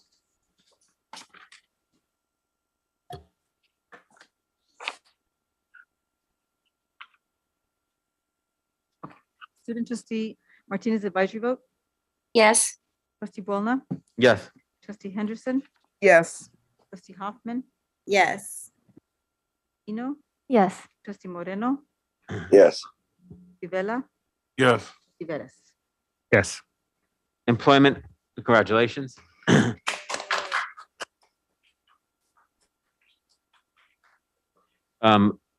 Next is the employment action for Chief Advancement Officer, Ms. Kelly King, effective May 30th, 2022. The salary placement is step one of the salary schedule of $14,085.21 per month, or $169,022.52 annually. May I have a motion? So moved. So moved by Trustee Vettis and seconded by Trustee Hoffman. Hoffman, okay. Any comment? I actually do have a comment. First of all, congratulations. I don't know if she's in the Zoom room with us today, but I look forward to meeting you. And maybe Chancellor, you can set something up for the board to be able to meet our new advancement officer. And then are we going to have an opportunity to say goodbye to Mr. Fuller, whether it's on Zoom or in person? Is he going to be at our next board meeting? Are you at the board meeting today? I don't know, but I would love to have an opportunity to thank him for his great service and the work he's done for our district. President Bona, I agree with Trustee Hoffman that I would like for us to recognize Michael Fuller. Thank you. Okay. Thank you very much. And Chancellor, you know that? All right. Thank you. Was that a did we didn't vote on it. Okay. Roll call. Student Trustee Martinez advisory vote? Yes. Trustee Buelna? Yes. Trustee Henderson? Yes. Trustee Hoffman? Yes. Trustee Eno? Yes. Trustee Moreno? Yes. Trustee Vela? Trustee Vettis? Yes. Okay. So now we have, I think, a two-prong one. Yeah. X2, authorize suspension of board policy 2410 and authorize rescission of board policy 2800. General Counsel, this was where you might come in. Prior to, let's see, board policy 2410 allows any section of the board policies to be suspended by a vote of at least 4 members of the board. May I have a motion to suspend board policy 2410, which requires notice of proposed amendments in a prior meeting before action is taken to adopt an amendment to our board policy? So moved. Trustee Vela moved. Trustee Hoffman seconded. Is there any comment? Hold up. I did not second that. I think that was Trustee Henderson. Okay, Trustee Henderson. Sorry, my differentiator meter is off today, obviously, since I made that mistake at least 20 times. So Trustee Henderson seconded. Thank you very much. Is there any comment? So Chancellor, can you outline for us what exactly this is doing? So can we have a little bit of discussion, please? Well, 2410, typically when you change or adopt any board policy, it's a 2 reading activity where we sort of put out for notice in the first meeting, and then the second meeting you will vote on that. In this particular case, is we're asking for an accelerated rescission and start to implementation of this rescission. You have to rescind board policy 2410 first. Then it allows you to take action if you choose to do so on the masking and vaccination policy as we're recommending. Okay, so you're recommending the masking and the vaccination policy in the next The next item. the next item. So we're not taking masking and vaccination policy as separate items? Or are we? I mean, I would like to have a little bit of discussion around masking. So this is the masking policy discussion, and then we'll take up the vaccination one. Just Okay. to remind the board, we're asking the board to fully rescind this policy effective at the end of the semester, which coincides with June 12th, 2022. And this is as a result of significant consultation with our employee groups, our labor council, our labor caucus, we call it, our district administration and others. So clearly there is not unanimity on this conversation, but this is our best advice, given the county where we're headed. And this is what we'd like to recommend to the board, to rescind the masking policy at the end of the semester. Okay, but effective June 12th. June 12th. So on January 13th, the folks don't have to walk in with a mask. So, but Chancellor, I don't know. I have a quick question. So what does this mean operationally on the ground? Operationally means that the day after June 12th, masking will be recommended, highly recommended, but not required to be indoors like now, and anyone or classrooms anywhere in our district property indoors. So at this board meeting, at the next board meeting, we would still need to be. That's correct, for one more meeting. So in July, it would be optional. On June 13th. Right. So for the July board meeting, it would That's be. correct. Okay. I have a question. Trustee Moreno? I know it. You had a We'll question. get to you, Trustee Hoffman. We'll get to you. Go ahead, Trustee Moreno. Yes, I thought we had discussed the matter of masks in our Child Development Center last time. And I was assured when we left that immediate action would be taken to remove that mandate. That is a extraordinary mandate. I find that unacceptable. But it seems to me when we left this matter, you were going to look into exercising your rights under the code relative to not only our rules but governing what the county said. That's correct. So and I thought you were going to take immediate action. I was surprised to hear the complaints still levied against us during our complaint session. Yes. It seems to me that that's something we should undertake immediately and not wait till any June or July. It should have occurred 2 weeks ago. Oh, I just want to make sure, because does this action, I think Deputy Chancellor, which I see you ready to attack this question verbally. So go ahead. Sorry, I just this. Thank you, Board President Welna. The CDC issue may be addressed through the administrative procedure and therefore does not require board action. The reason that we have not changed that procedure immediately is that we first went and consulted with the CDC directors as to what they, as a unit and by consensus, recommended. What they recommended eventually was that they would like to make this a decision by the parent or guardian of the minors that are enrolled in the CDCs. So we have proposed some language to modify the administrative procedure, but we have also waited on this until this action today for the very simple reason that we have had several outbreaks in our CDCs. And so we were waiting for this action today, and then we will work with the CDC directors as to the timing of how we roll out their optional based on the guardian or parent's decision for masking in the procedure. Well, I mean, it seems to me that the option is there to have that masking on the part of the parent at any time. Why are we engaging in this kind of delay? Due to health reasons, sir. What health reasons? We have data that indicates that children are the least vulnerable. It's extraordinary, the statistics that are out now. We've had several outbreaks just very recently due to the new variant in the CDCs. Well, we're going to have outbreaks all along because this variant, well, I'm not going to get in the debate over the variant because there's enough information about it now. But I thought we were going to make every effort to relieve these kids from having to wear a mask. And I'm surprised that hasn't happened.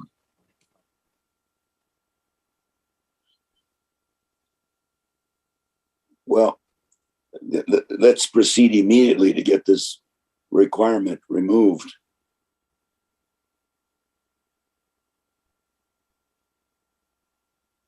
Okay. That's it. All right. Thank you. So with regard to the agenda item that's in front, I understand Trustee Moreno, and I completely agree with you.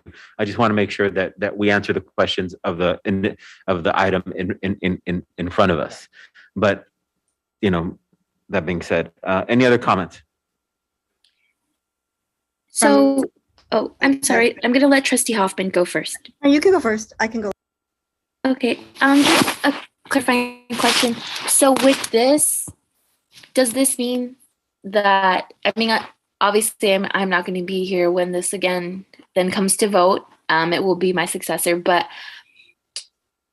would this just removes the current masking policy that we have now, and does that mean that this is going to come to a vote and we're going to pick a new masking policy? Can we readopt this, or we're removing it to not have it at all? And then in terms of like with childcare, is this specifically to the to our childcare centers? Or does this encompass our childcare centers? Would we then have like a different rules for our childcare center, the rest of our campus and our faculty and students? Or those are just some questions I have. Board President Buelna, I would be happy to address the question. Oh, please do.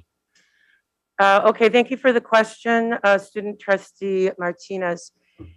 If this action is taken today by the board, what in fact happens is that effective June 12th, the the Los Angeles Community College District comes in alignment with the county requirements, which are masking is highly recommended in public indoor spaces, but not required.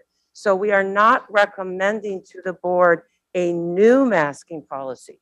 What we're recommending is we rescind this policy, and then essentially we follow the county health orders, and we would have masking as highly recommended, but it would not be required, and therefore people would not be subject to discipline if they chose not to wear a mask.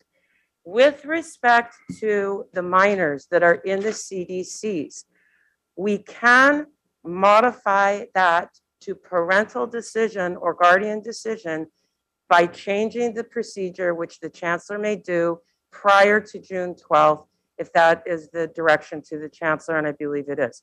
So we would not be recommending a new policy to the board. And if the chancellor alters the administrative procedure for the CDC, please note that that procedure would also go away with the rescission of the policy.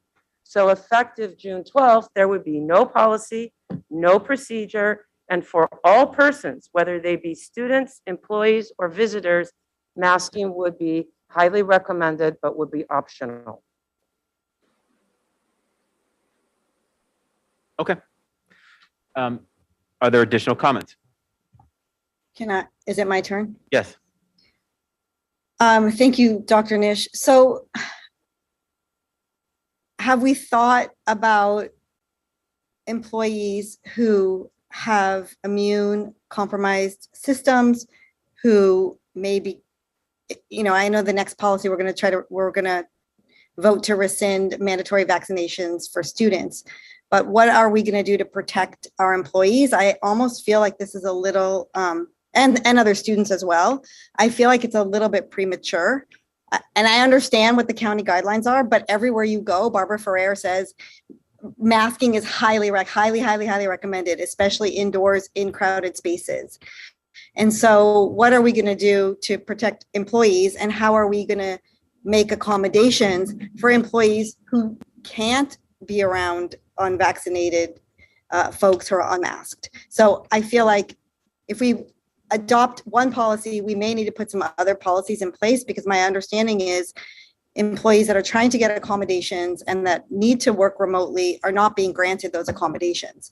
And I would like to know from our collective bargaining groups, from faculty and staff, and frankly, everyone, how this decision was made. And Chancellor, you said it was not a unanimous decision.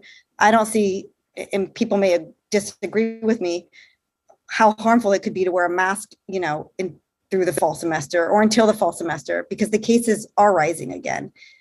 And I have to say, I would be uncomfortable coming to the boardroom right now without a mask for a board meeting. So I can only imagine how folks on our campuses would feel. If I may, I'd like to echo the concerns that Trustee Hoffman has. I'd like to know that if this does then get rescinded and mask wearing is at the discretion of an individual, I'm not really sure how things are right now with remote, but would professors be then allowed, professors that do not feel safe with having a classroom of students that can have the option to then primarily be unmasked, do they have the option to remain solely online for, like with what Trustee Hoffman said, if they have certain illnesses or if they are at higher risk. And can I just add one more comment to that? I mean, I feel like I almost feel like I would rather visit the vaccination policy and then decide on the mask policy, because I might be, I'm inclined to say, all right, maybe we don't mandate vaccines for students, but everyone stays masked. I mean, that would be something I would support. So I mean, is there a way to have a conversation about both of these items so that we can make a better decision? And am I the only trustee that feels like this? Well, I would also agree with that. That would make me comfortable as well. I agree with what Trustee Hoffman just said. We have a motion and a second on this item. Can I speak to this? Because Yeah. everyone. I think that I appreciate everybody's concerns, and I also appreciate some of the concerns that have been brought up by faculty and staff and students. So I want to recognize that. But I asked last month what our previous action we took was based upon county health guidelines. And so I'm just a little bit confused as to, and I know they have guidelines for people who are immunocompromised. I know they have guidelines for people to protect themselves in that way, and so on and so forth. So, do we currently have a pandemic specialist that advises us? Let me start with that question to you, Dr. Nish. On staff or on contract with the district? Trustee, Board President Buelna may answer the question. Oh, please do. Okay. And you have carte blanche Okay. to answer the trustees, and I appreciate the politeness. Okay. Trustee Vella, we do not, as a district, employ a pandemic medical specialist. Rather, we follow the Los Angeles County Department of Public Health. We meet regularly with them. In fact, there was a meeting today at 11 a.m. Just for institutions of higher education. And we have contacts within the County Department of Health that we reach out to on a regular basis for questions by both phone and email. Okay. So we feel that we have been very well advised over the past 2.5 years Thank directly. you. So I just want to make it clear that right now there are 4 levels of government that have been advising the world. You have obviously the World Health Organization. You've got the CDC at the federal level with our country. You've got the state advising, and then you've got the county. My interpretation of that is that they also have experts within their jurisdictions, and they've hired them, or they work there. And I know that was something that was a big, I think, victory for us that we have these agencies. I just do not want to not follow the county, because I don't find that we are experts in what is, I appreciate everybody's concerns, but if the county is what we've been adhering to, and to leave that, I feel like we're going to be set up for liability. So, I want to want to make it clear again that we have been indeed following county health guidelines. And again, I want to appreciate the concern if the county goes this way or that way, but also from what I know, in the county, it also, depending on what their data is showing, they can just as easily come back and set another guideline immediately. It flips, quickly. So I want to just let everyone know that if these numbers keep rising, as to some of what people say, then the county will adjust its policy according to that. So, I just want to make sure we are following something, or, then at that point, if we're not, then we should have an expert at the district. So that's my comment there. Thank you. And we do have a motion and a second. So folks can either vote yes or no on it. Are there additional comments?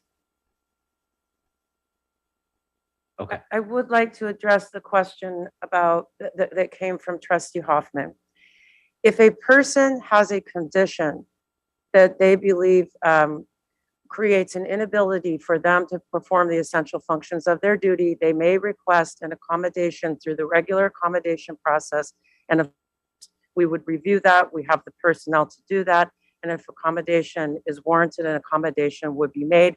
And if that included working remotely, that could be the accommodation.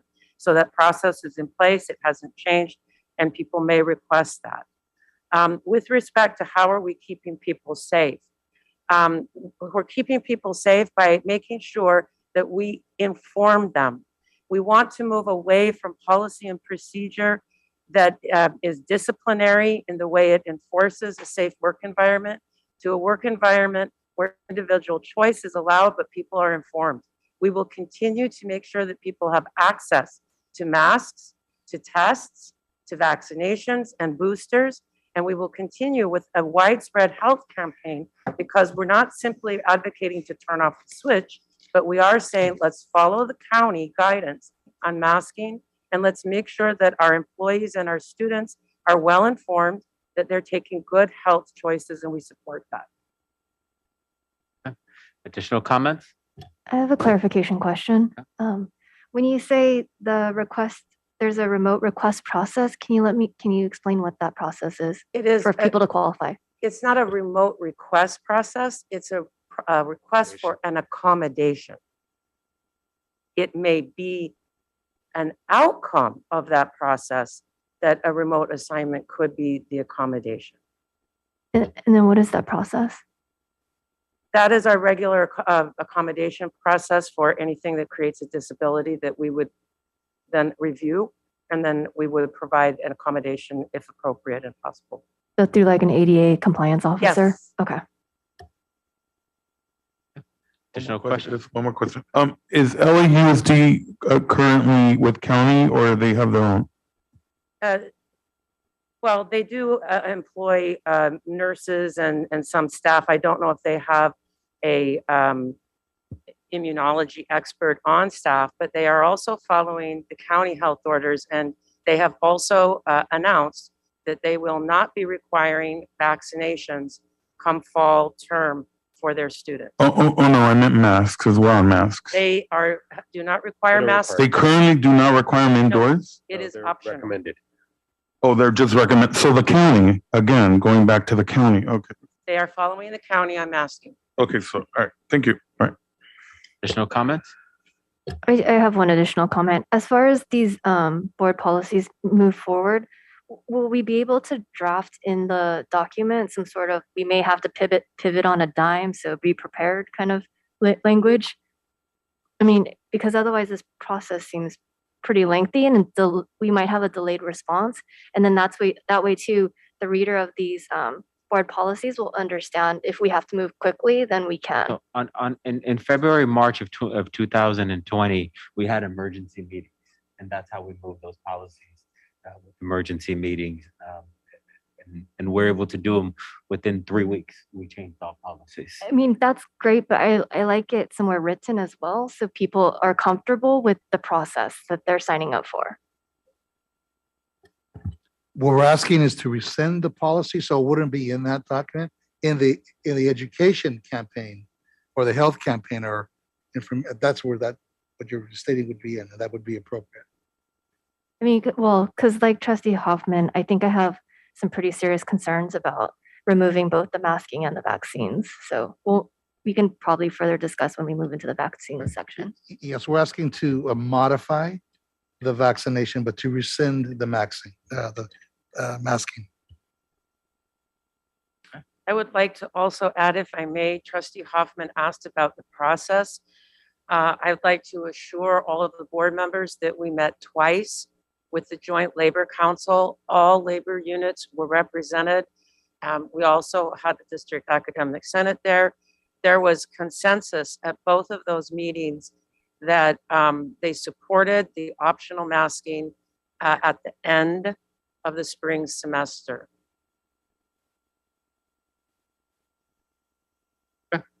Any comments? Roll call? Student Trustee Martinez advisory vote? No.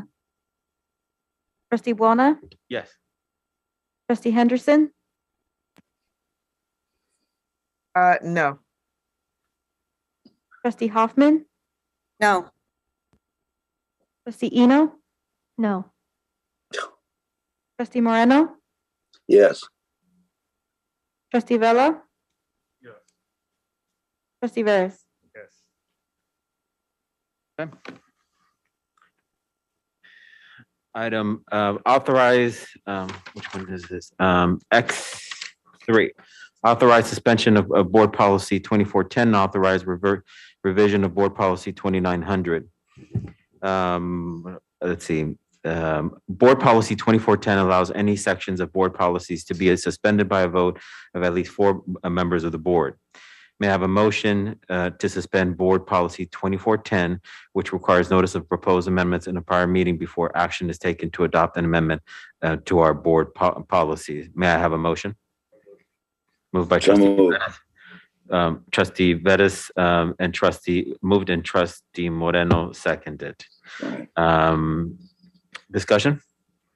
Or Chancellor, do you want to? Just if I may reiterate what we're asking the board to consider this evening, and that is to amend board policy 2900, which is the board policy on vaccinations, such that there is no longer a student vaccination requirement, and to recommend that fully vaccinated status, which does not include boosters, continue to be a condition of employment for all employees.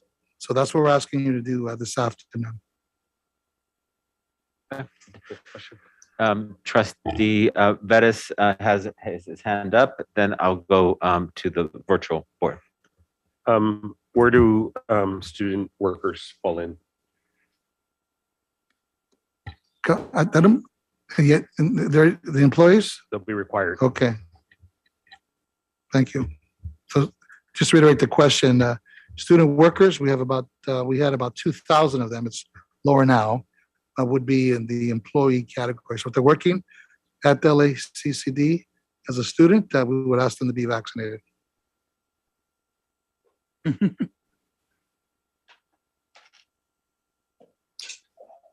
Andrea has her hand up. Chair Buelna, can I make a comment? Okay, no, I just want to make sure the question was fully answered. Okay. Thank you. That was part of my question as well. But I do have another. I don't know if you can answer this question. This is maybe a little bit complicated. Did we drop students from their classes for not being vaccinated? And are we in any active or pending lawsuits because we dropped students for not being vaccinated? And how will this affect those students that maybe didn't get to finish their program of study because we had a vaccination policy? We have not dropped any students in the current spring semester because we had a block on enrollment up front. Thank you, Dr. Corner. Did we drop students in the fall semester? We gave them warnings and brought them through a process leading towards student discipline. I'd have to look at the actual data, but the goal was really to get students to show their vaccine, not to actually drop them. I'd have to check with the colleges.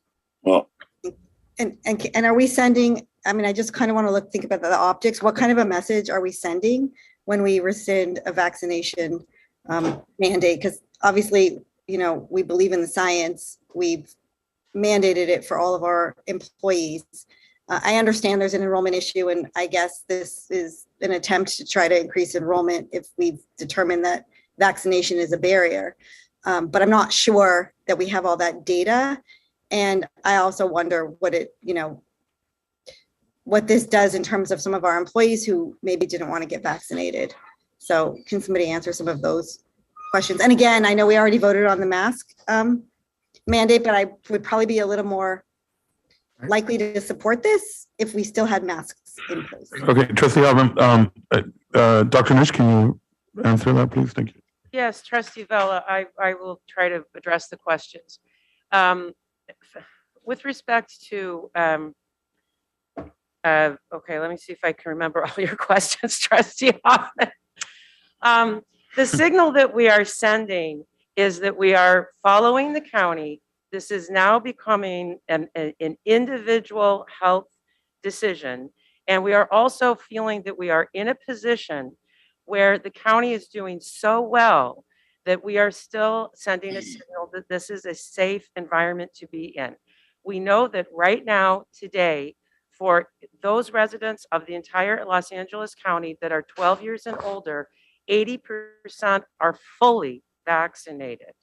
We know that for the 12 to 18-year-olds, so these are going to be our high school seniors, they are also 80+% fully vaccinated. And when I spoke to LAUSD, they confirmed that. Their own numbers for their high school seniors show that they are minimally at 80% fully vaccinated. So we feel that we have a healthy situation in the county, which is mirrored by what's happening in the county. Even though we have the BA2 variant and the BA2.12.1 variant that are starting to circulate in the county, hospitalizations remain very low, deaths remain very low. And what we've heard from the county today is that is due to the high level of vaccinations that we have in the county. So we're all encouraged to be fully vaccinated, but we also have, in addition to boosters, new therapeutics that are widely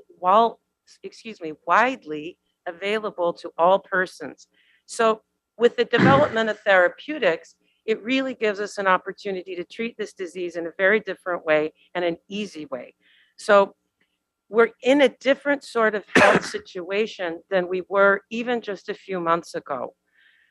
You asked another question, Trustee Hoffman. You'll have to repeat it, please. Employees that maybe weren't able to get exemptions, that I don't know if we wound up losing employees that did not get vaccinated.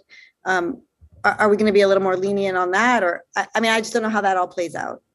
Yes, I'd be happy to address that question. We lost no employees due to the vaccination requirements. In fact, all employees are now fully vaccinated with the exception of only 2 that we are working with in the last stages of progressive discipline.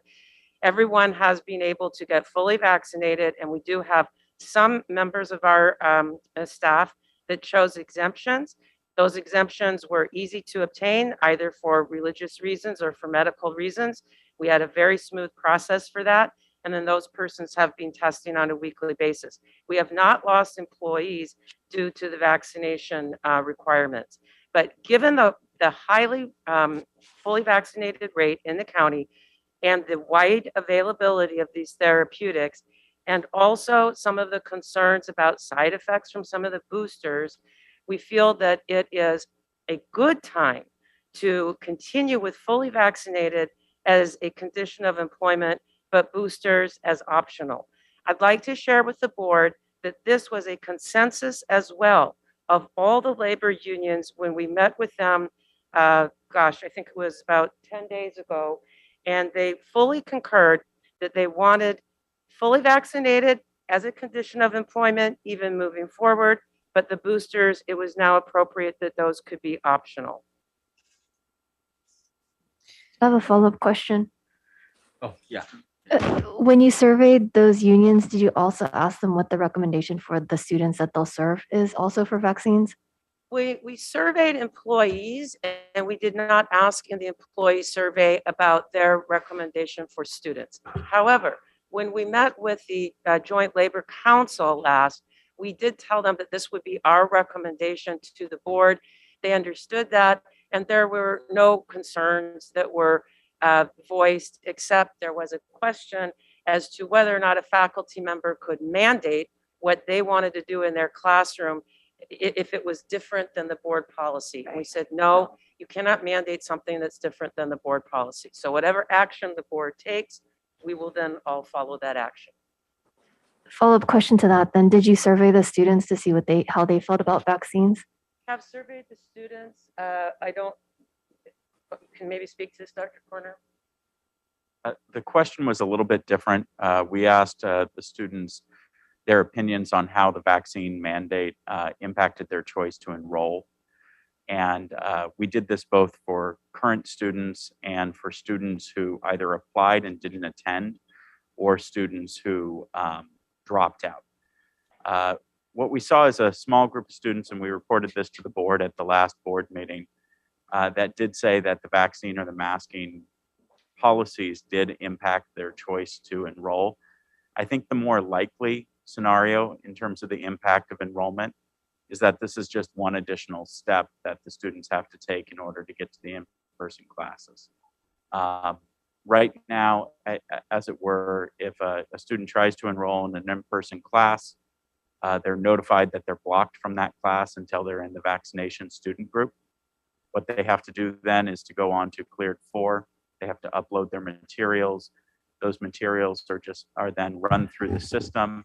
Once they're validated by Cleared 4, they get sent into our PeopleSoft system as a student group, and the students are cleared to register. But that is one extra step that the students have to take. And then I have one more question about remote classes versus. Sorry, I just have a follow-up question too. Oh, go ahead. Trustee Go ahead. Hoffman, if Trustee Eno, then, and I promise you'll be next, okay? Well, I guess just a comment to the survey response, I would implore us to survey the students, because if students that have been coming to the campus are coming because they know everyone's been vaccinated or they have to be required a mask, but we're going to lift that, maybe all those students that were coming because they knew what the situation was, we might be turning them away now.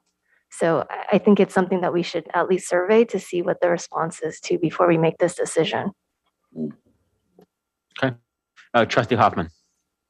Yeah, just really quickly, are we going to still make sure that we're offering remote classes? Because I think that beyond the vaccination mandate and the masks, some students preferred learning in a remote environment. So are we still going to make sure that we're surveying our students and offering the appropriate mix of in-person and remote? Yes, Trustee Hoffman. Right now, we're looking at about a 50-50 split for fall. And what we've seen from the surveys is there's still a large group of students that are preferring either only online classes or predominantly online classes. We see that as about a 62% group, and but with the largest group being the ones who want to mix. So there's about 20% who want, and these are rough numbers, we'll get the full report, 20% who want online only and about 10% who want in-person only, and the rest fall somewhere in the mix. Thank you. Okay. Additional comments? Yeah, I would really, appreciate updates on the remote learning. So on availability of masks, I believe that as we move forward with this, and now that masks will be optional after June 12th, that every classroom, or at least have some access easily by floor or whatever you guys want to do. I don't want to micromanage that, but have access to masks for our students. Two, I'd like to see for our current health providers and maybe add some additional ones to make it a lot easier for our students to get vaccinated on campus too as they come in, not to refer them to the local clinic, but I know we have clinics. And then also, I guess the bigger question is, will this, even though if we rescind this or revise it, I apologize, will employees still be required to be fully vaccinated? Yes, correct. Okay. I like that. Okay. What else? Testing would be gone. Baseline testing, through the app and all that. Okay. All right. Thank you. Thank you. I just want to respond to Mr. Vela's question. We have PPE to last us for how long? Another six months. So we got minimally. So we are fully supplied, stocked. The federal HERF dollars, which have been incredibly useful to us, and we're very thankful for that, has allowed us to provide a level of not just financial stability, but also allowed us to purchase quite a few pieces of equipment and other testing and whatnot that has allowed us to do this. And we've had, again, very safe environments for the last couple of years, for the most part, and we continue to do that. So I just wanted the last point on the vaccinations and masking. Those are for students that wanted to access on-campus facilities. So if a student remained completely off-site, these requirements would not apply to them. So there was quite a few of those, but if they were going to be accessing any district facility, we did ask them to comply with board policies. I have or please let Trustee Veras go first. Thank you. Just a couple comments, and I know I take both of these policies as sort of yin and yang, I guess, to be on the positive side. But I will say this, and obviously some folks in the audience may notice that I'm a bit under the weather right now, and I have a sinus infection, and of course I've had 5 days of negative COVID testing just to be safe and sure. But I know, and I want to speak from the experience of my daughter's school when we first did away with masks, or they first did away with masks at that LA Unified School. There was actually a need from the school site leadership to actually talk about not bullying kids who chose to wear masks. And I think in the cases where maybe there's even, because there is still in the world, for those of us that have, asthma and allergies and all these kinds of things, we tend to be vulnerable for certain infections.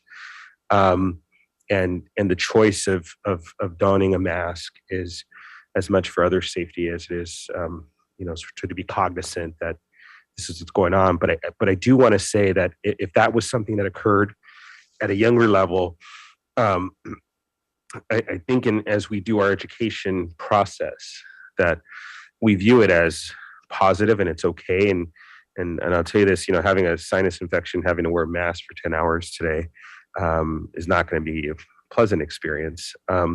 But, if it's happened and if we hear about it, we have to be more proactive about it and certainly encourage that if people want to use them and have them available, that they should just be ready and ready to go and no issues, because it could be a case where there may be somebody that is ill inside of a classroom and may just have a cold or a common cold, because those still exist, that others in the class may want to don a mask. But I think it's just sort of this, we just want to get away from the potential negatives that we've seen in the first few months of unmasking. Yeah. Well, you can ask any questions. So, Trustee, you have comments? Yes. With the masks, us no longer requiring masks, and now we're considering the vaccine for students. My concern is also for the employees. They will be vaccinated, but they'll not have to interact with students that might be unvaccinated. As someone who got a breakthrough COVID case over the holiday, it wasn't great. But I think for those employees that live with vulnerable populations, young children that can't be vaccinated, the elderly that are, and then people that are immunocompromised, I just worry about their issues. There was a lot of anxiety for folks to come back to campus and work. But then there were these masking precautions and vaccine precautions that, people were still very anxious and uncomfortable, but we did it. And, I think taking away those additional barriers will be pretty concerning. And so I hope that those, what do you call it, the request, for accommodations and those processes for employees will be a little bit more flexible and accommodating based off of these new decisions that we may be making as a board. Thank you. Any Can I? Of course, Trustee Moreno. I just have to weigh in. Apparently the data says that you could be fully vaccinated and still get COVID. Matter of fact, the data even says that even if you're fully vaccinated, you can pass on COVID. So the question is, why does it matter if you get vaccinated? Because your ability to transmit COVID is not affected by whether you're vaccinated or not. The only thing your vaccination does is reduce the impact of COVID on yourself.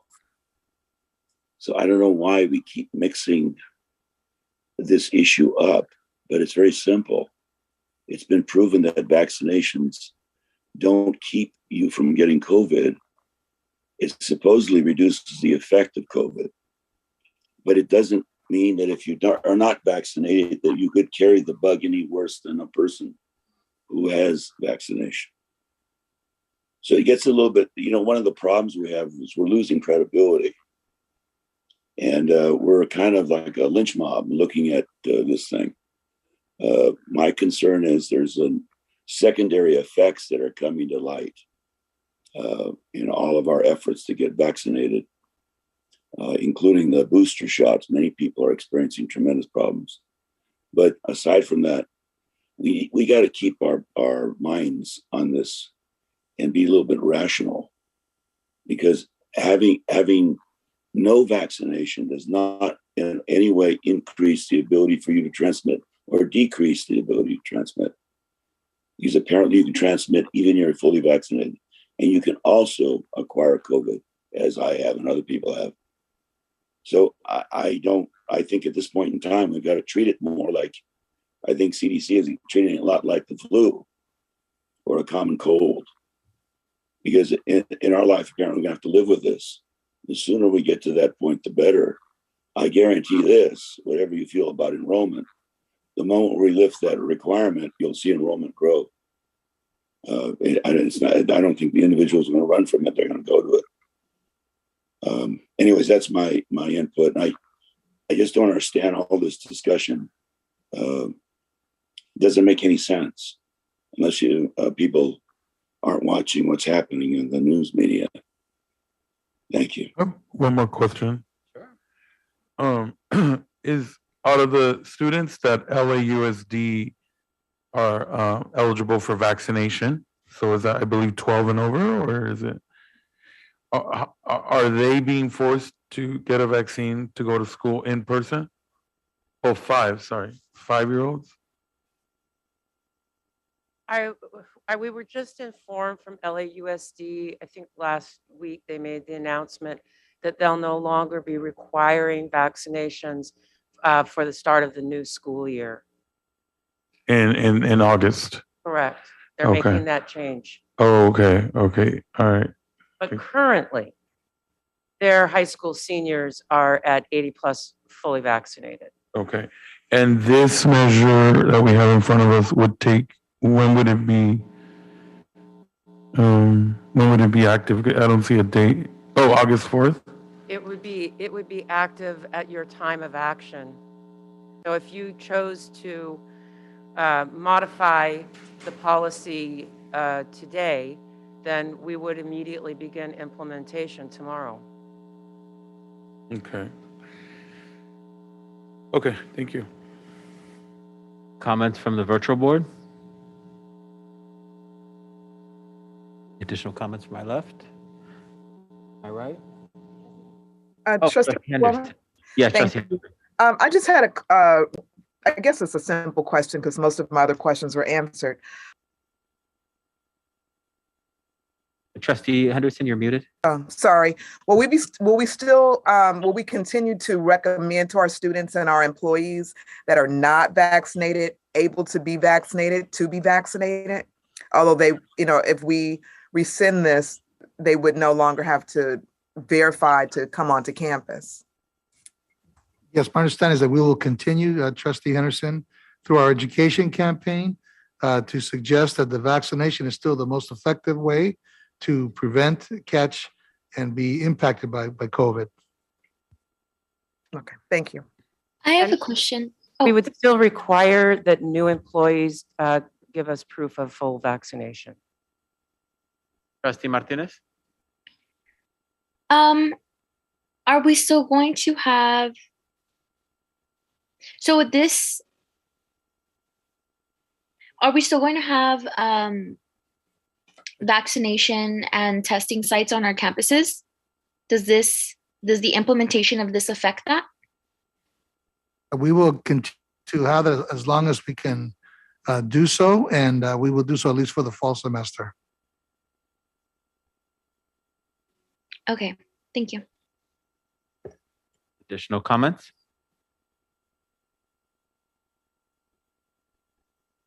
If passes, I would also just recommend on all of our marketing or whatever that's subject to change is part of the process. Okay. Additional comment? No. All right. I do have I'm so sorry. I'm just having a little bit of trouble with, why didn't we put June 12th here to make it effective with the mask?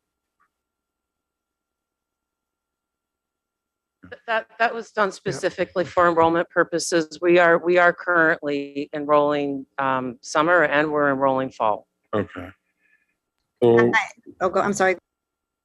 no, I mean, I don't know, it just, the reasoning behind this becoming effective tonight, I get it. It's because it's more of a student issue. Okay, thank you. Trustee Hoffman? Yeah, one last comment, just because something Trustee Eno said really resonated with me. And no matter what happens tonight, it would be really good to have that data when she said that maybe students actually decided to enroll at LACCD and come in person because we had a vaccination and a mask mandate. So if we could still go through with that survey and try to collect data on the reasons for students enrolling this past spring, that would be really helpful. Or they're enrolling now for summer, I imagine. Okay. Any other comments? And then the mask mandate will be still enforced for graduation. Is that correct? Chancellor? Yes, because it's June 12th. All of our graduations are scheduled to be outside. There is no mask mandate that's for right. wearing a mask outside. That's right. However, for indoors, we would still have it.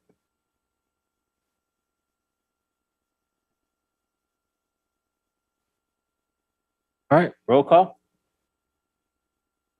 Student trustee Martinez advisory vote? No. Trustee Buona? Yes. Trustee Henderson? No. Trustee Hoffman? No. Trustee Eno? No. Trustee Moreno? Yes. Trustee Vella? Yes. Trustee Veras? Thank you. Notice reports and informatives. Chancellor, we have two notices? Yeah, there are two notices, no action is required. That is correct. This is just a wonderful dual enrollment agreement with the El Harbor Unified School District. That's the first time. Excuse me, did that pass or what happened? Yes, it did pass. Yes, it did. It passed 4-3, sir. Oh, okay, thank you. So that's what item Y1 is, and then item Y2 is simply a notice of board policy 7211. Okay, that's it. That's it. All right. Announcements. Okay, we're done with Y. We're to Z. Announcements and indications for future proposed actions by members of the Board of Trustees. Any? Okay, seeing none. Lupe or Crystal, are there any speakers for closed session? No, sir. Okay.